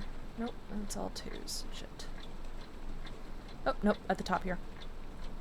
8, 5, 13, 16, 23, 29, 35, 44, 46, 54, 1. Hi, Hades. What are you doing, baby? Let's see, 3, 3, filled, 2. 2, filled, 2, 2, filled, 2, filled, 2. Okay. Let's go this side. 18, 21, 24, 28, 28, 36, 40, 42. 42, that's 8. No, that can't be right. No, it has to be. Right. 42, which means 8 plus 5 is 13. So something that adds up to 13.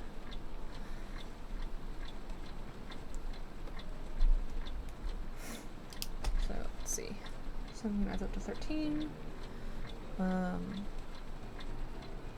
down. 2, 3, 4. Needs 5, 8, 18, something, 18, 24, 27, 35, 41. Okay, so 41 needs 14.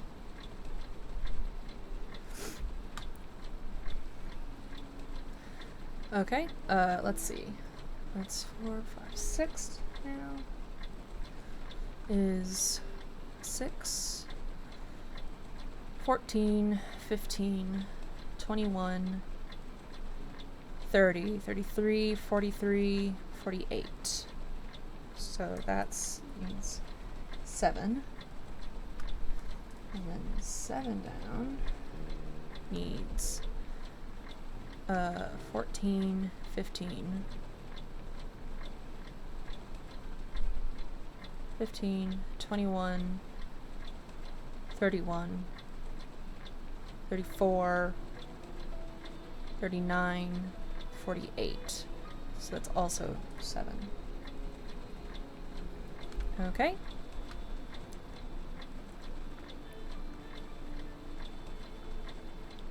So it's 10, 3. Yeah, okay. 7, 8, 9, and 10. 10. Okay. 17, 22, 29, 31, 35, 40, 45, 10. Okay. Let's see. The cross needs 4, 8, 15, 23, 30, 33, 42. 42 needs 8 plus 5 is 13.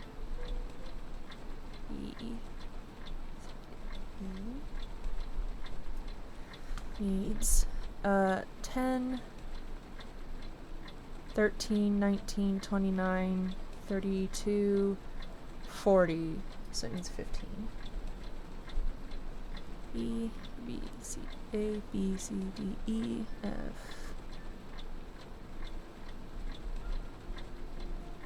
Needs 10, 19, 24, 32, 42, 44. So that needs 11. F, G, H, I, J. J needs 9, 12, 18, 24, 29, 35, 43. So 43 is 12. Okay.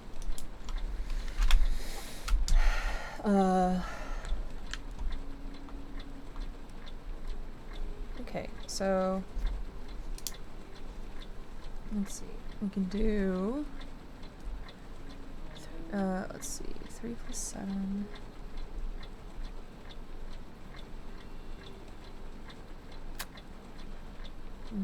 Not 9 plus 1.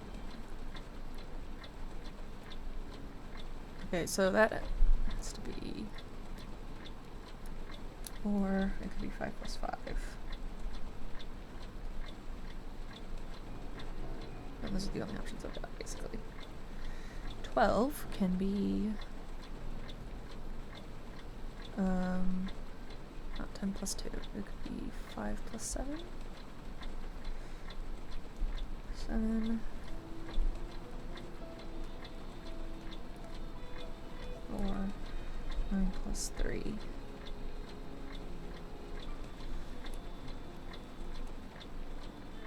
Seven could be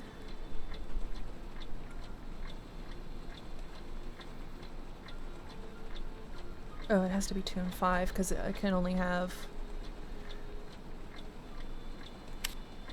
yeah. So this one has to be 2 plus 5.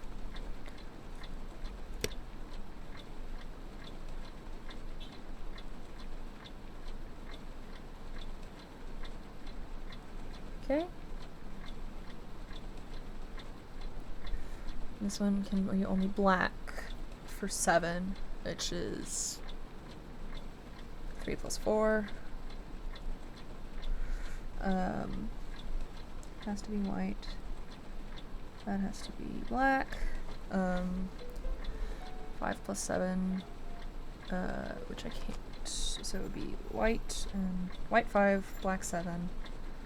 9 is white. 3 is black. 10 would need 3 plus 7. So 7 is black. 3 would have to be white. That would be black and white. Okay. Let's see. 7 crosses over with A, B, C, D, E, F. F has 3 though. So I need something that adds up to 11. 3 numbers that add up to 11. So it can't be 9 plus 2. And it has to be black, and white.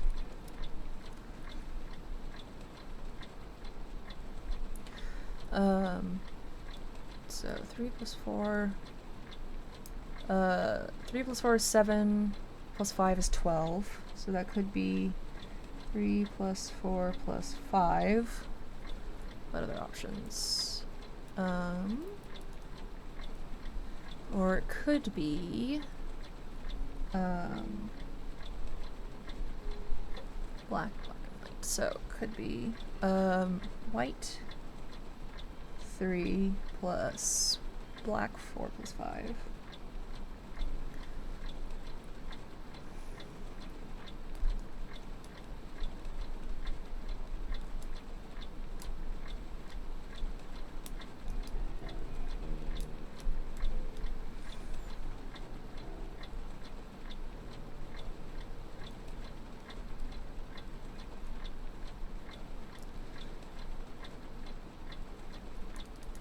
Okay, it has to be 3 plus 4 plus 5. I just don't know which combination to do. But that one crosses over with 7 and 6. 6 has to have a black 3.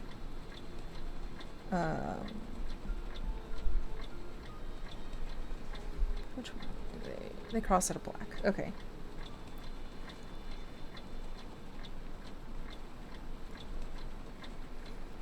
Black 3 or black black 4. So either of those could cross over.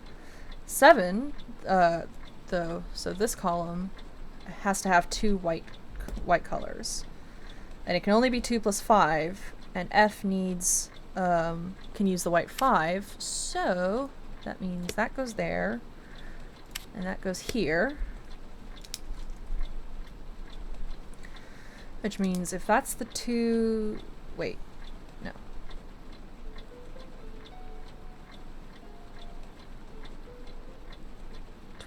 No, wait, 12 can have, no. Shit. Wait, I fucked that up. Okay.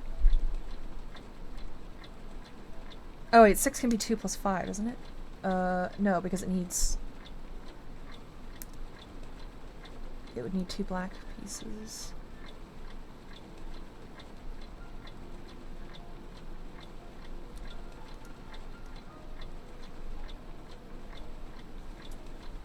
Okay, I'm gonna organize these so I can see them a little easier.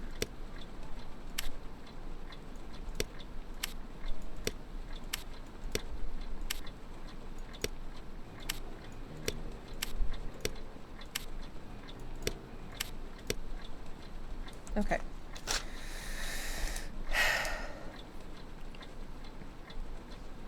Okay, so 1 going down needs 13. 4 going down needs 14. 6 going down needs 7. 7 going down also needs 7. 10 going down needs 10. Let's see. B going across needs 13. E going across needs 15. F going across needs 11. J going across needs 12. Okay. And J going across needs a white token and a black token. White and black. 11, or F going across needs 3, and it needs 2 black tokens and a white. White. E above it needs black, white, white. B needs white and black. 1 going down needs white and black. 4 going down needs white and black. 6 going down needs black and black.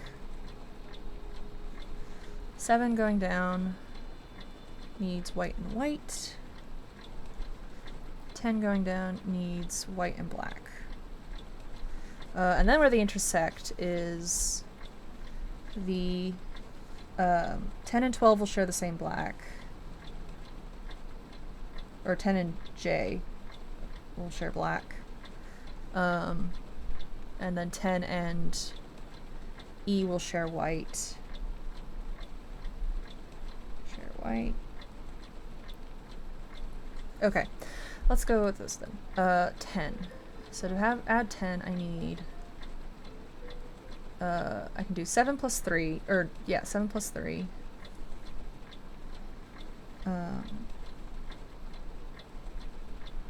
Or 5 plus 5.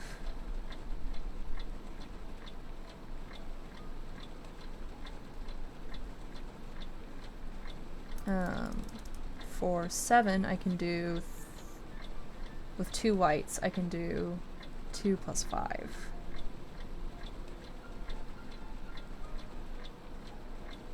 Yeah. 6 has to have 2 blacks and needs a 7, so that's 3 plus 4.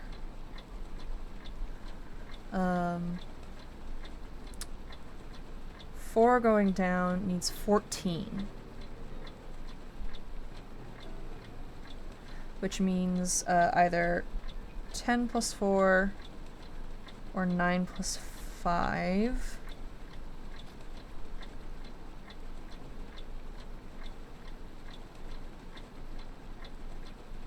Yes.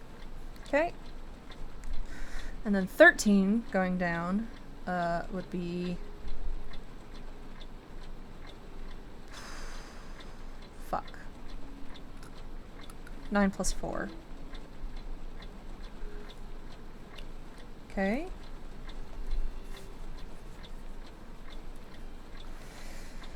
$13 going across with white and black is also 9 plus 4.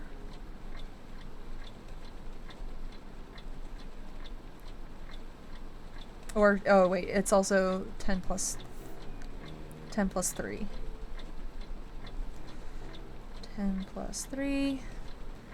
15, 1 black and 2 whites. So that could be 10 plus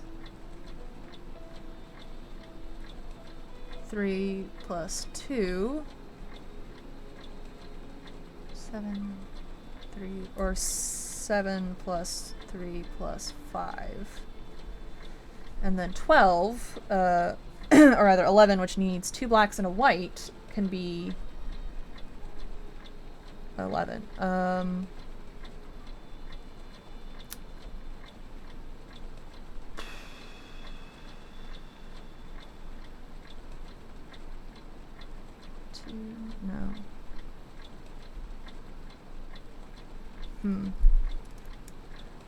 4 plus 5 plus... It could be 4 plus 5 plus 2. I think that's the only way I can do that. Am I missing number? Hold on. 1, 2, 3, 4, 5, 6, 7, 8, 9, 10. No, I'm not. Okay. 4 plus 5 plus 2. So, F11, F going across, plus 2. Wait. Yeah. Okay. That means... No. Wait. Oh, okay. Here we go. That goes there. Which...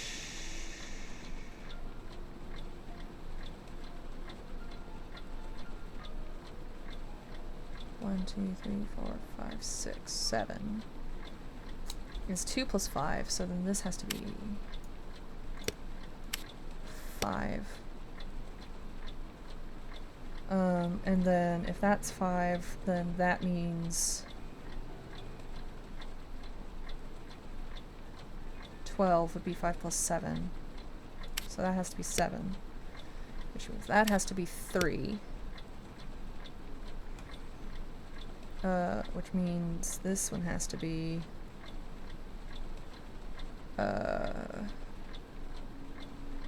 This is E. Yeah? This is E. 3. Black plus white plus white, and that's 1, that's 3. And then,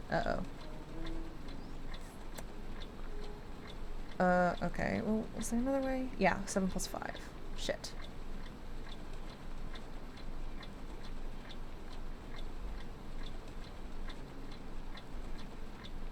Fuck! Okay, well, we're gonna keep pushing through and see if we can solve this. Let's see, 9 plus 4, or 10 plus 3. Okay, well, let's not do that one. 6 was 3 plus 4, it was 2 blacks. The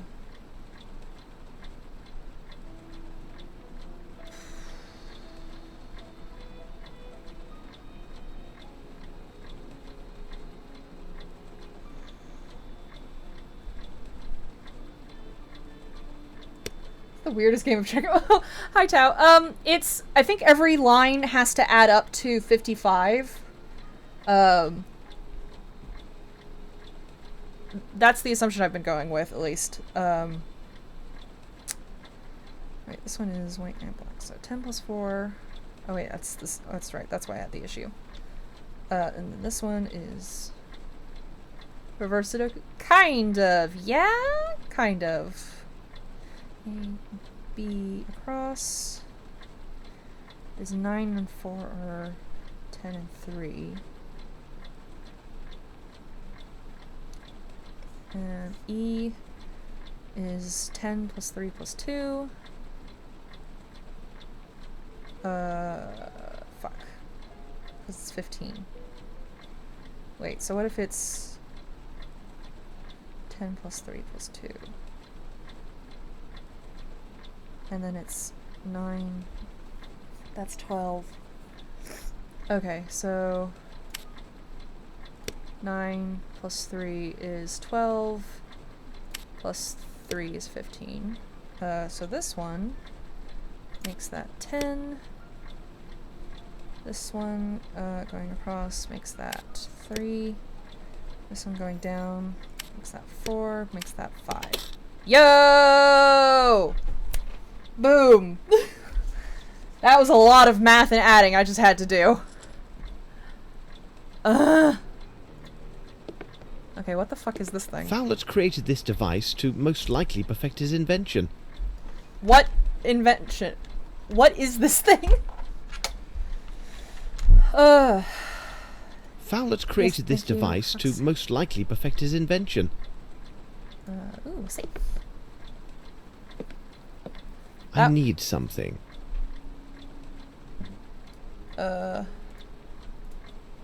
I need something.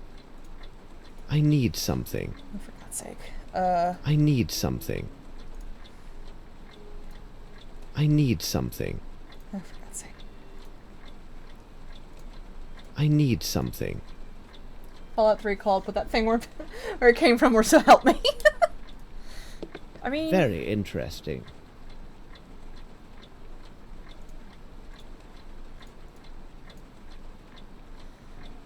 What's that? These certificates come from different places. He must have travelled a great deal, particularly in South America. Okay, we good?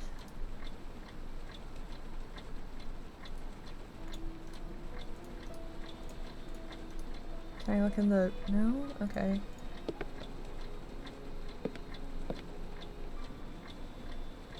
It's just a whole ass bed over here.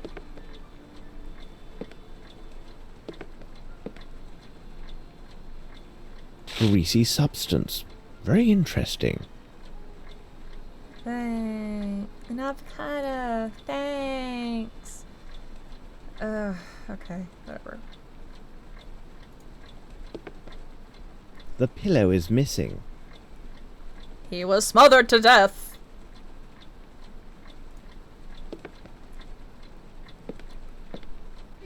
There is Fowlett. He is not tall and appears to be quite obese. Fuck you, Holmes.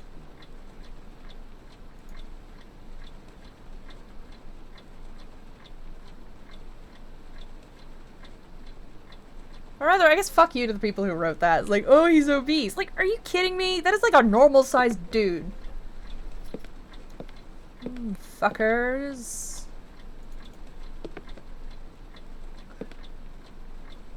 Hi, you wanna... Thank you. Oh yes, let me just stuff that moldy grill in between my pipe and looking glass. You know. I think that's everything we can get from here, apparently.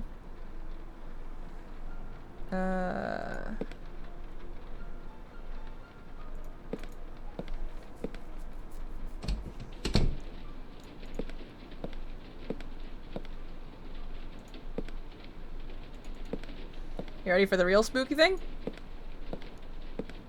Who wants a friendly game of poker with this guy?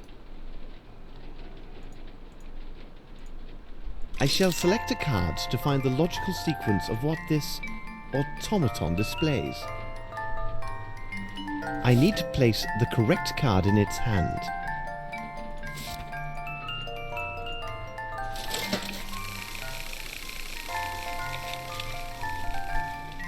What card do you play? What?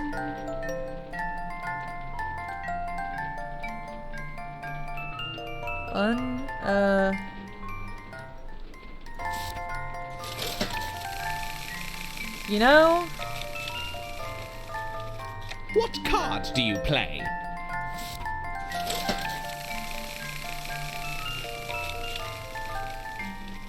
What card do you play? What?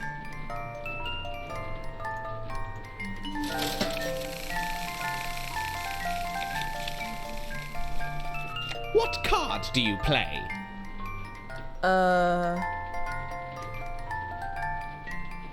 What the what?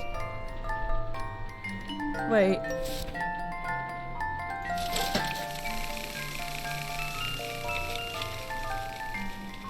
What card do you play? Okay, what the fuck?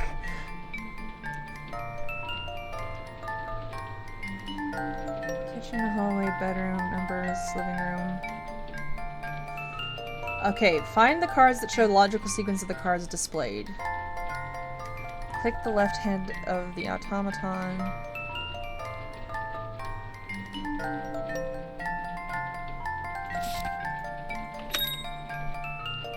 What?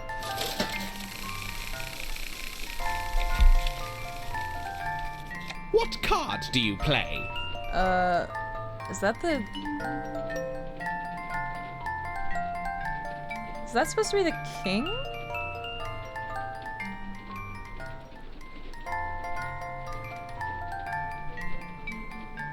No, that's like the...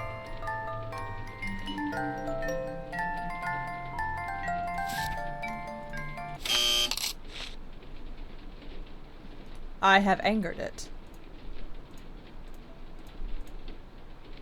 I shall select a card to find the logical sequence of what this automaton displays. Oh, ace? Why does it have a face on it then? What card do you play?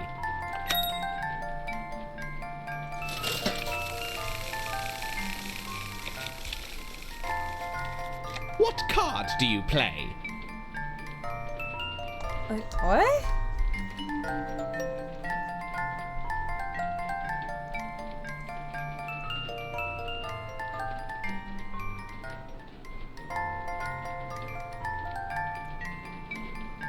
It's asking for the suit or number that's not in the sequence. Oh, okay. 7 of clubs.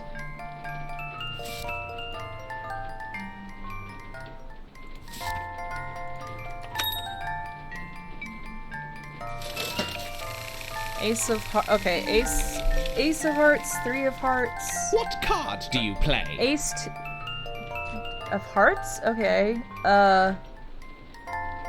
Ace 3. 4? Fuck. What? I shall select a card to find the logic.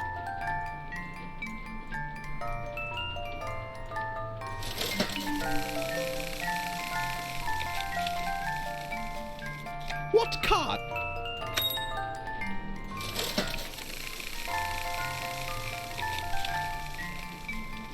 What card do you play?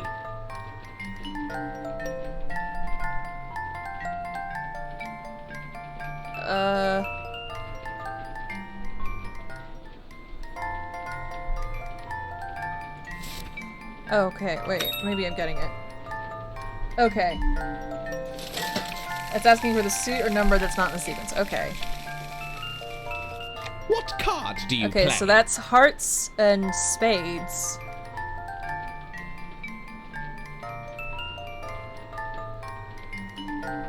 So does that mean it should be 8 of spades?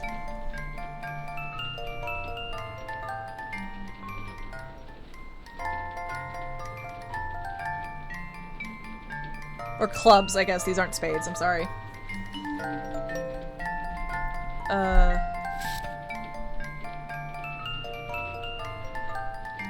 You won. What? What what?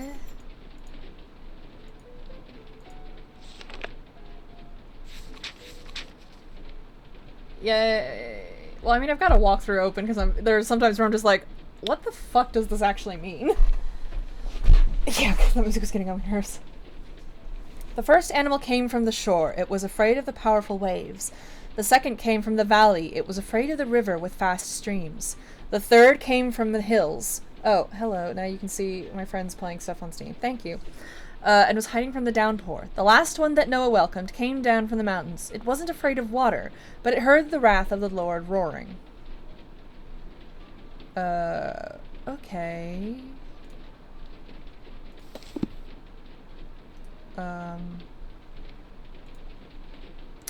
I guess it's these things first. Okay, so there's the deer. Let's see. First came from the shore. I was afraid. Valley. Okay. Hills, valley. Okay. Shore. It came from the valley. Came from the hills. And mountains. But it heard the wrath of the Lord roaring. I guess this is this valley or hills?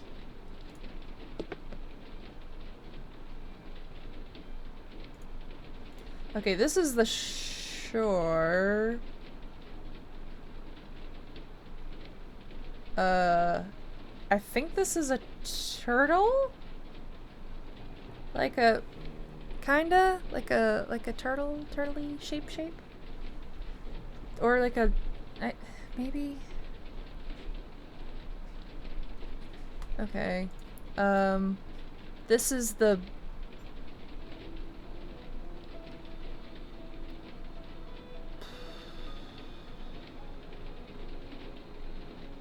I think this is a bird. Is it like an eagle or something? Okay. I guess this is the valley?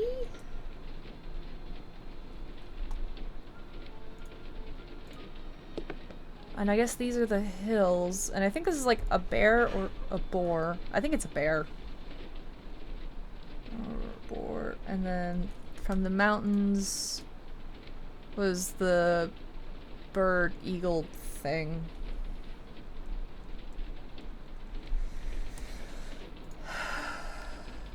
God help me. Okay.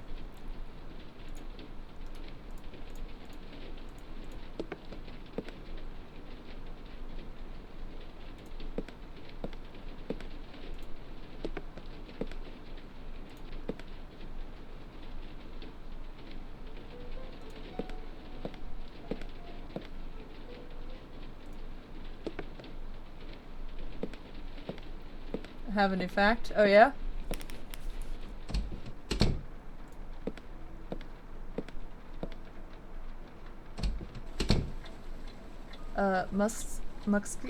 Muskixies are a type of goat.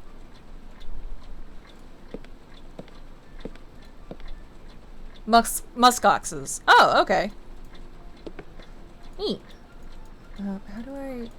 For God's sake.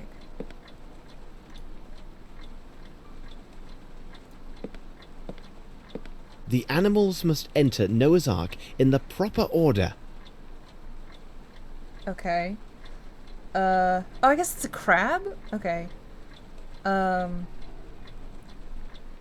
Crab. Deer. Bear. Eagle? I have to find 4 others. Oh, god damn it. Wait, was there more to that? No. Okay, so I probably have to find another text then. Shit.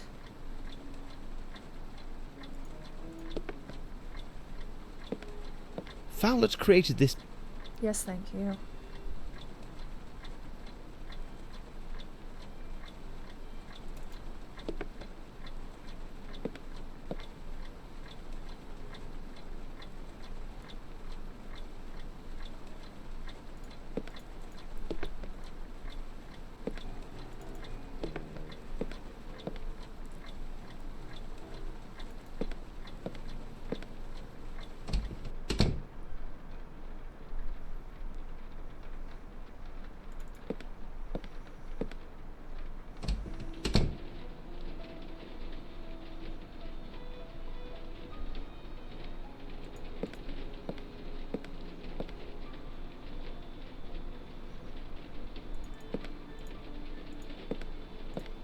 Maybe there's more than one animal in each of the woodcuts?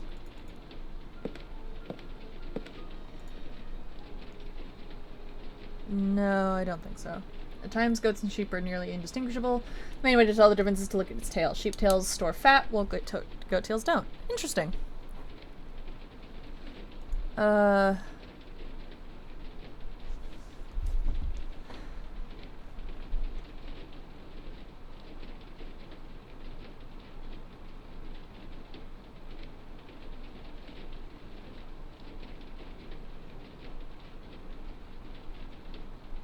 Wait, what? Okay.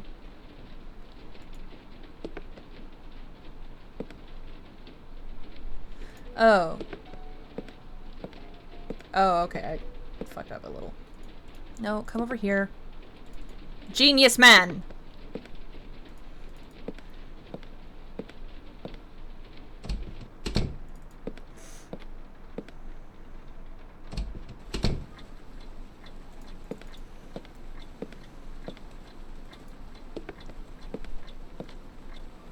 Okay. Wait, how do I reset it? I guess I just do it wrong and then let it reset.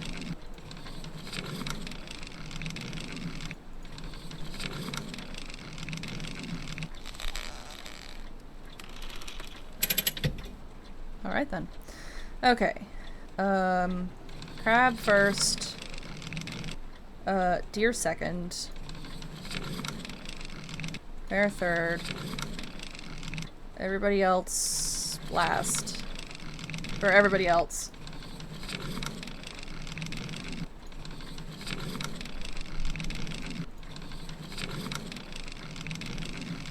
Eagle last.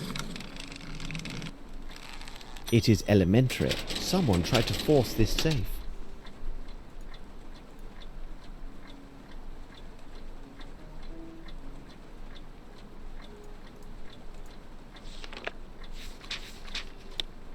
Oh god.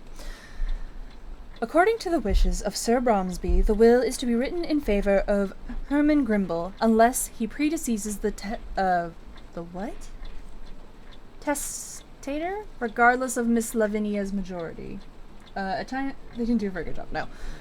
She will be paid a substantial pension during this period. In the event that Miss Lavinia should marry before the death of Mr. Grimble, then she and her husband would exercise control over the Bromsby assets, to the prejudice of Mr. Grimble. Regardless, Mr. Grimble would retain his right to oversee the daily operations of Bromsby Enterprises, and over any portion of dividends, according to his personal investment in the aforesaid business. Find out the information in legal texts about the majority and probable success of the heiress to contest such a document. Okay. Letter from Bromsby to Fowlett. My dear friend, I will not be able to pay you a visit next week as we had arranged. A terrible revelation has added to my usual worries. I shared with you earlier the boasts of my nephew when he was employed at the cement factory and the accusations he has raised against Grimble. The recent visit of Her Majesty's tax officials has done little to lessen these suspicions. The lack of time and perhaps courage does not permit me to reveal Herman's machinations. But I will reveal the complete truth as soon as possible. How could I imagine ever being betrayed in such a way? Your friend, Sir Melvin Bromsby. Bromsby to Fowl. Okay. My dearest friend, as I told you during my last visit, the difficulties between Grimble and my nephew have taken a critical turn. It seems that this ungrateful young man has gained the upper hand, and if he doesn't complain anymore, the foreman and some of the workers are doing it for him. I beg your help. I don't think that young Wyatt is a ne'er-do-well, but his acquaintances here in London have a negative effect on him. Would you kindly tutor him in his studies, far from the city? I think that in your company he would find real value and would return to the right path.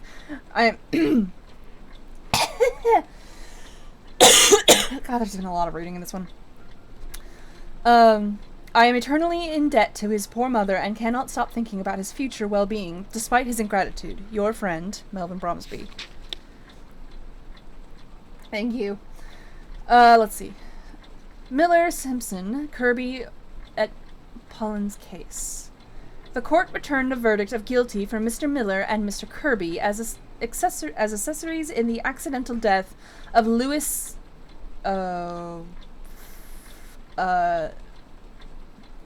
Gastiglietti? No.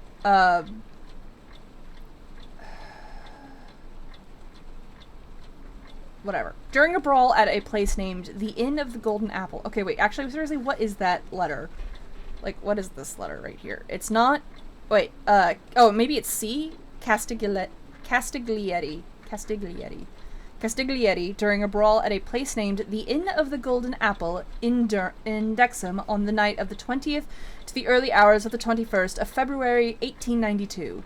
Mr. Kirby and Miller have been sentenced to 3 years of hard labor. The court returned a verdict of guilty for Mr. Miller, Simpson, Kirby, and Collins for the charges of robbery. Said robbery took place at the Inn of the Golden Apple during the night of the 20th to the morning of the 21st of February, 1892. Mr. Miller, Simpson, Kirby, and Collins are each sentenced to pay a fine in the amount of £125 to Mr.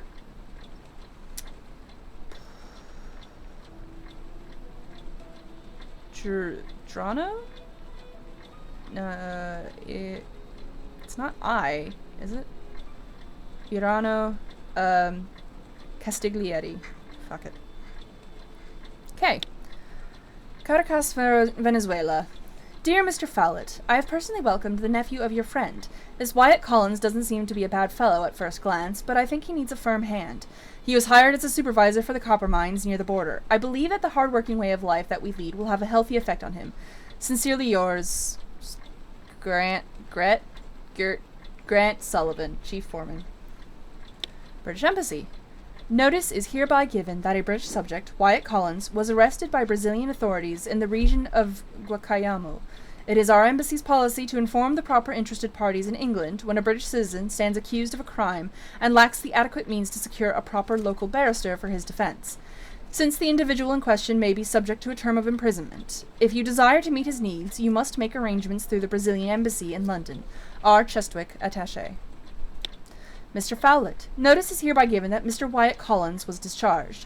As you were earlier informed, Mr. Collins had been enjoying a half-free order for the past 10 months due to his good behavior and the influence of the prison warden at Guacayamo, who is a former soldier of Her Majesty's Army. Under the former conditions of his sentence, Mr. Collins was required to remain within the territory. Hereinafter, he is free to leave the country. R. Chestwick, Attaché. The plot thickens. Greasy balls? Oh my god, game. Someone tried to force this safe. Probably with a screwdriver, I'm guessing.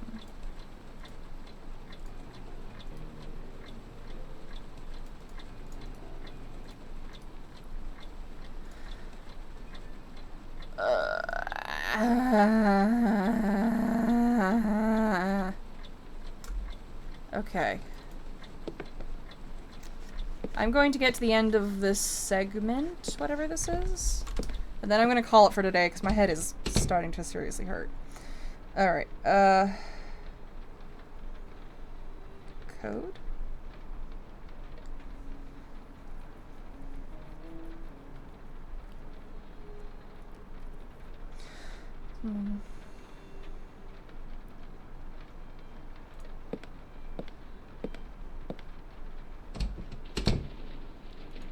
Nope, that's the kitchen.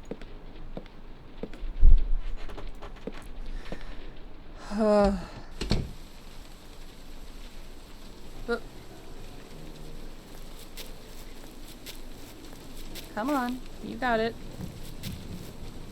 There we go.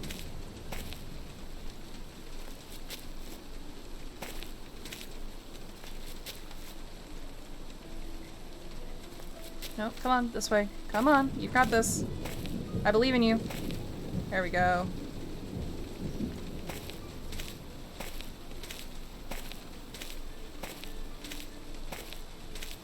Yes, Mr. Holmes? Oh, do I have to do something else? Wait for us. All right. About the verdict. Okay. What?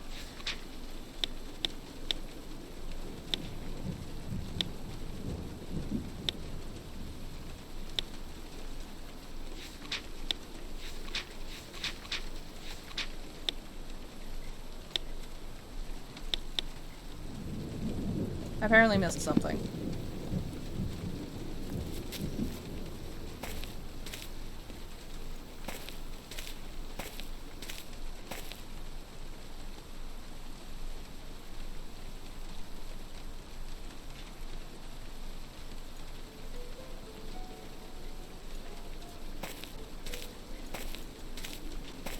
I just realized why everything's taking so long in this game.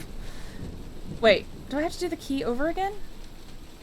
Why is everything taking so long?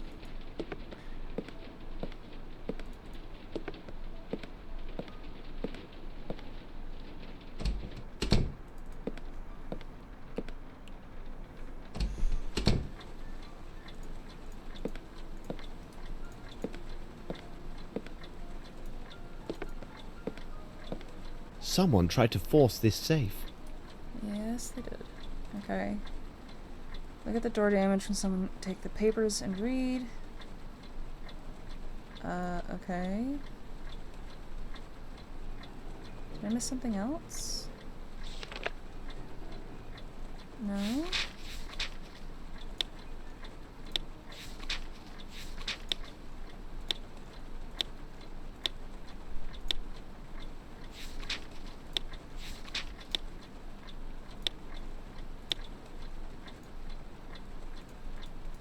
Okay.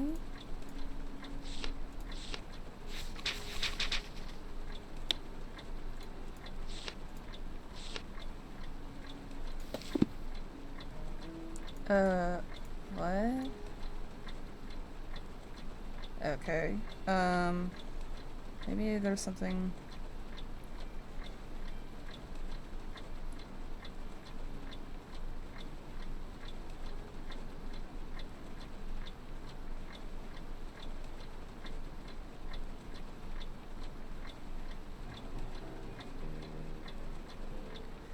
Okay. Oh, there's a footprint on the floor? Jesus fucking Christ. They must have implemented something that changes the light depending on the time of day in real time, and so they are padding out the game so that people can see it in action. What?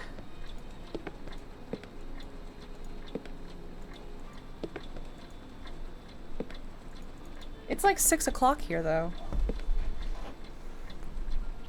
I think they're just bad at the backgrounds. Oh my god, please let me leave. Here we go.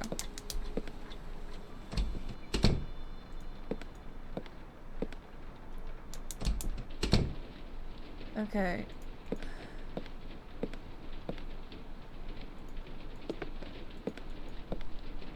Oh, there are footprints there. Okay. Jesus Christ. It is a size 7. Holmes, Murray has just found a key in the garden. Thank God. Okay.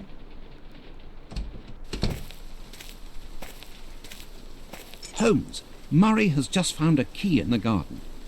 Thank it should be done quickly. Okay. Yes, that is, Close. I fucking swear to God. I mean, is it the game is meant to start at, let's say, 10, and the game is now 2 p.m. in the game. Oh, I mean, sure.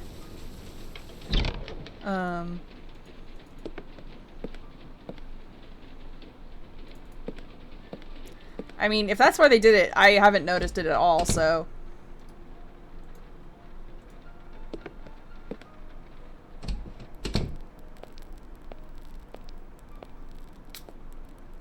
Watson, over here! My God, this man is dead, Holmes. Brilliant deduction. I thought perhaps he was tired and decided to rest under a pile of potatoes, which in turn fractured his skull.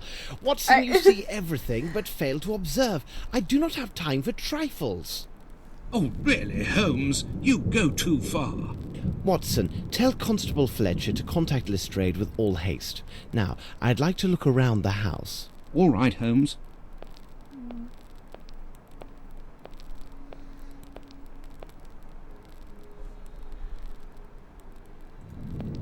I need something. I'm sorry, I'm very gullible. Pretending to be one of those people who think game designers are 4D chessing us when they make a bad game. Oh! I need something. Okay. Size 6. Oh, hi, baby. I'm sorry, I didn't mean to hit you in the face. I didn't realize you were right there.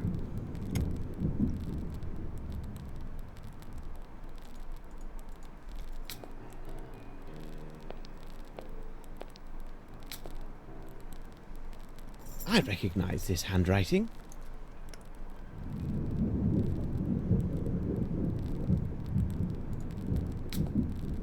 Oh wait, do I recognize that handwriting? The station master assured me he clearly saw Mr. Fowlett board the last train to Hi, London. sweetie. But as Constable Fletcher can attest, the body in the cellar is without question that of Horace Fowlett. Do you have the station master's statements there in your notes, Watson? Of course. And be sure that... It is neither the right place nor the right time to talk about this. We must hurry. I fear if we do not act promptly and with all haste, this second dead body will not be the last. Let us return to Baker Street. It seems to me that we have gathered all of the key elements, Watson. However, before we retire, let's summarize our findings. The questions should be answered yes or no, and justified by the evidence or testimony received during the investigation. Oh god, this again. Okay, did Horace Fowlett receive a caller the evening he was supposed to leave? Yes. Did you actually see him depart? Sure. Do you know when you went? Do you know a fellow came to visit? Okay.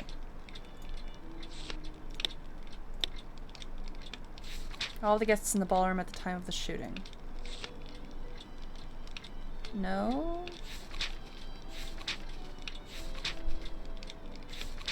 Yes, maybe. This many of the group came in, all the windows were clipped. You noticed only 2 people absent. Yeah, okay. That.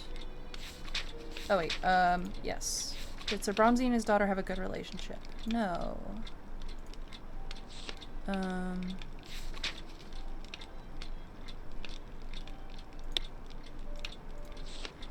Shot, strained.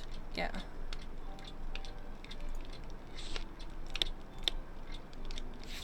Was Horace Fallett aware of the problems between Herman Grimble and Sir Bromsby? Yes.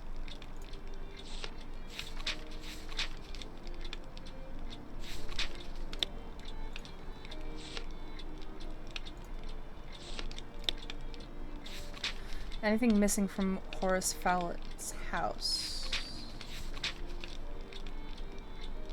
Evidence. Shoe size, footprints. Yes? The pillow? Did somebody enter through the window at Fallett's house? Yes.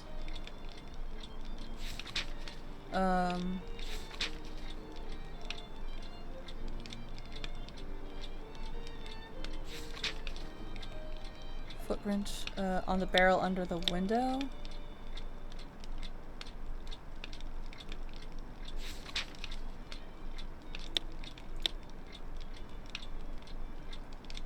We must have made an error, Watson. The questions should be answered yes or no, and justified by the evidence or testimony received during the investigation.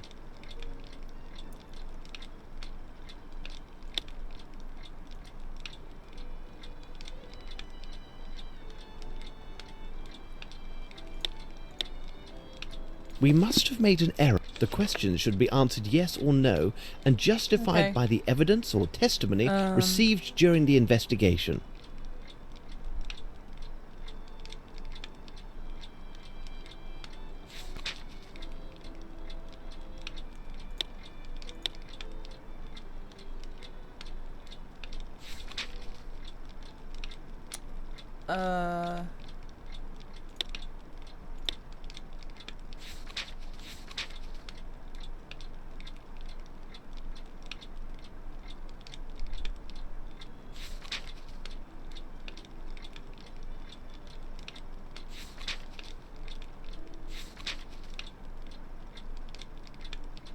Okay.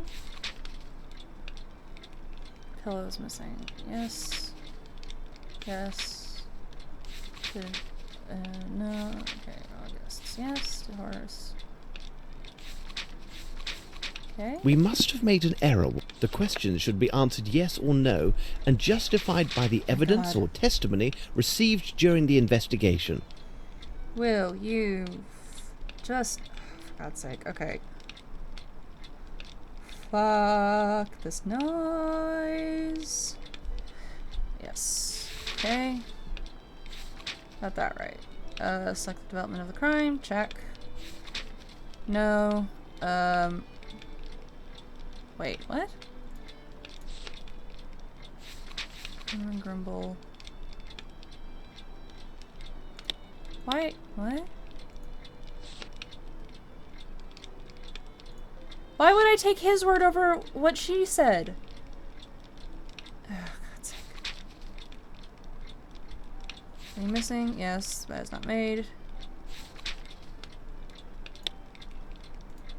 I wish it would tell me which one was wrong. Closed and... We must have made an error, Watson. The questions should be answered yes or no. It is simplicity itself, Watson. We have answered all the questions. We shall examine the evidence acquired yesterday.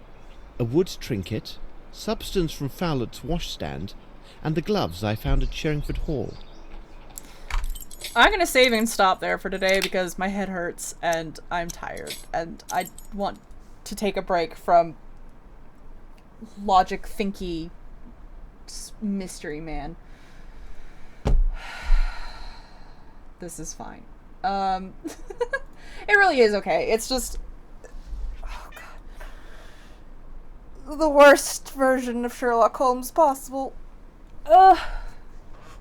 Okay, we'll be playing more of this tomorrow since it's Thursday. Friday, I think, instead of Friday breaks, I will be doing more Sherlock games so I can try and get through them before the end of October, even though we might be getting through them fairly quickly.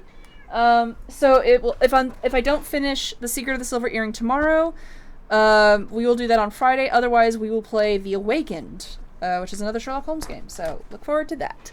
For now, though, I am gonna go lie down and not stare at fucking Sherlock Holmes and listen to him prattle on about stuff. So that's the plan. I'll see you all tomorrow, same time, same place. I hope you have a good day. I hope you had fun. Thank you everybody for hanging out either in chat or lurking. I appreciate it either way. Remember to drink water, eat food, take your meds, wear a mask, get a flu shot, vote, all that good stuff. Take care of yourselves. And I'll see you all around. Until then, bye. Also, no, fuck sliding tile puzzles. Goodbye.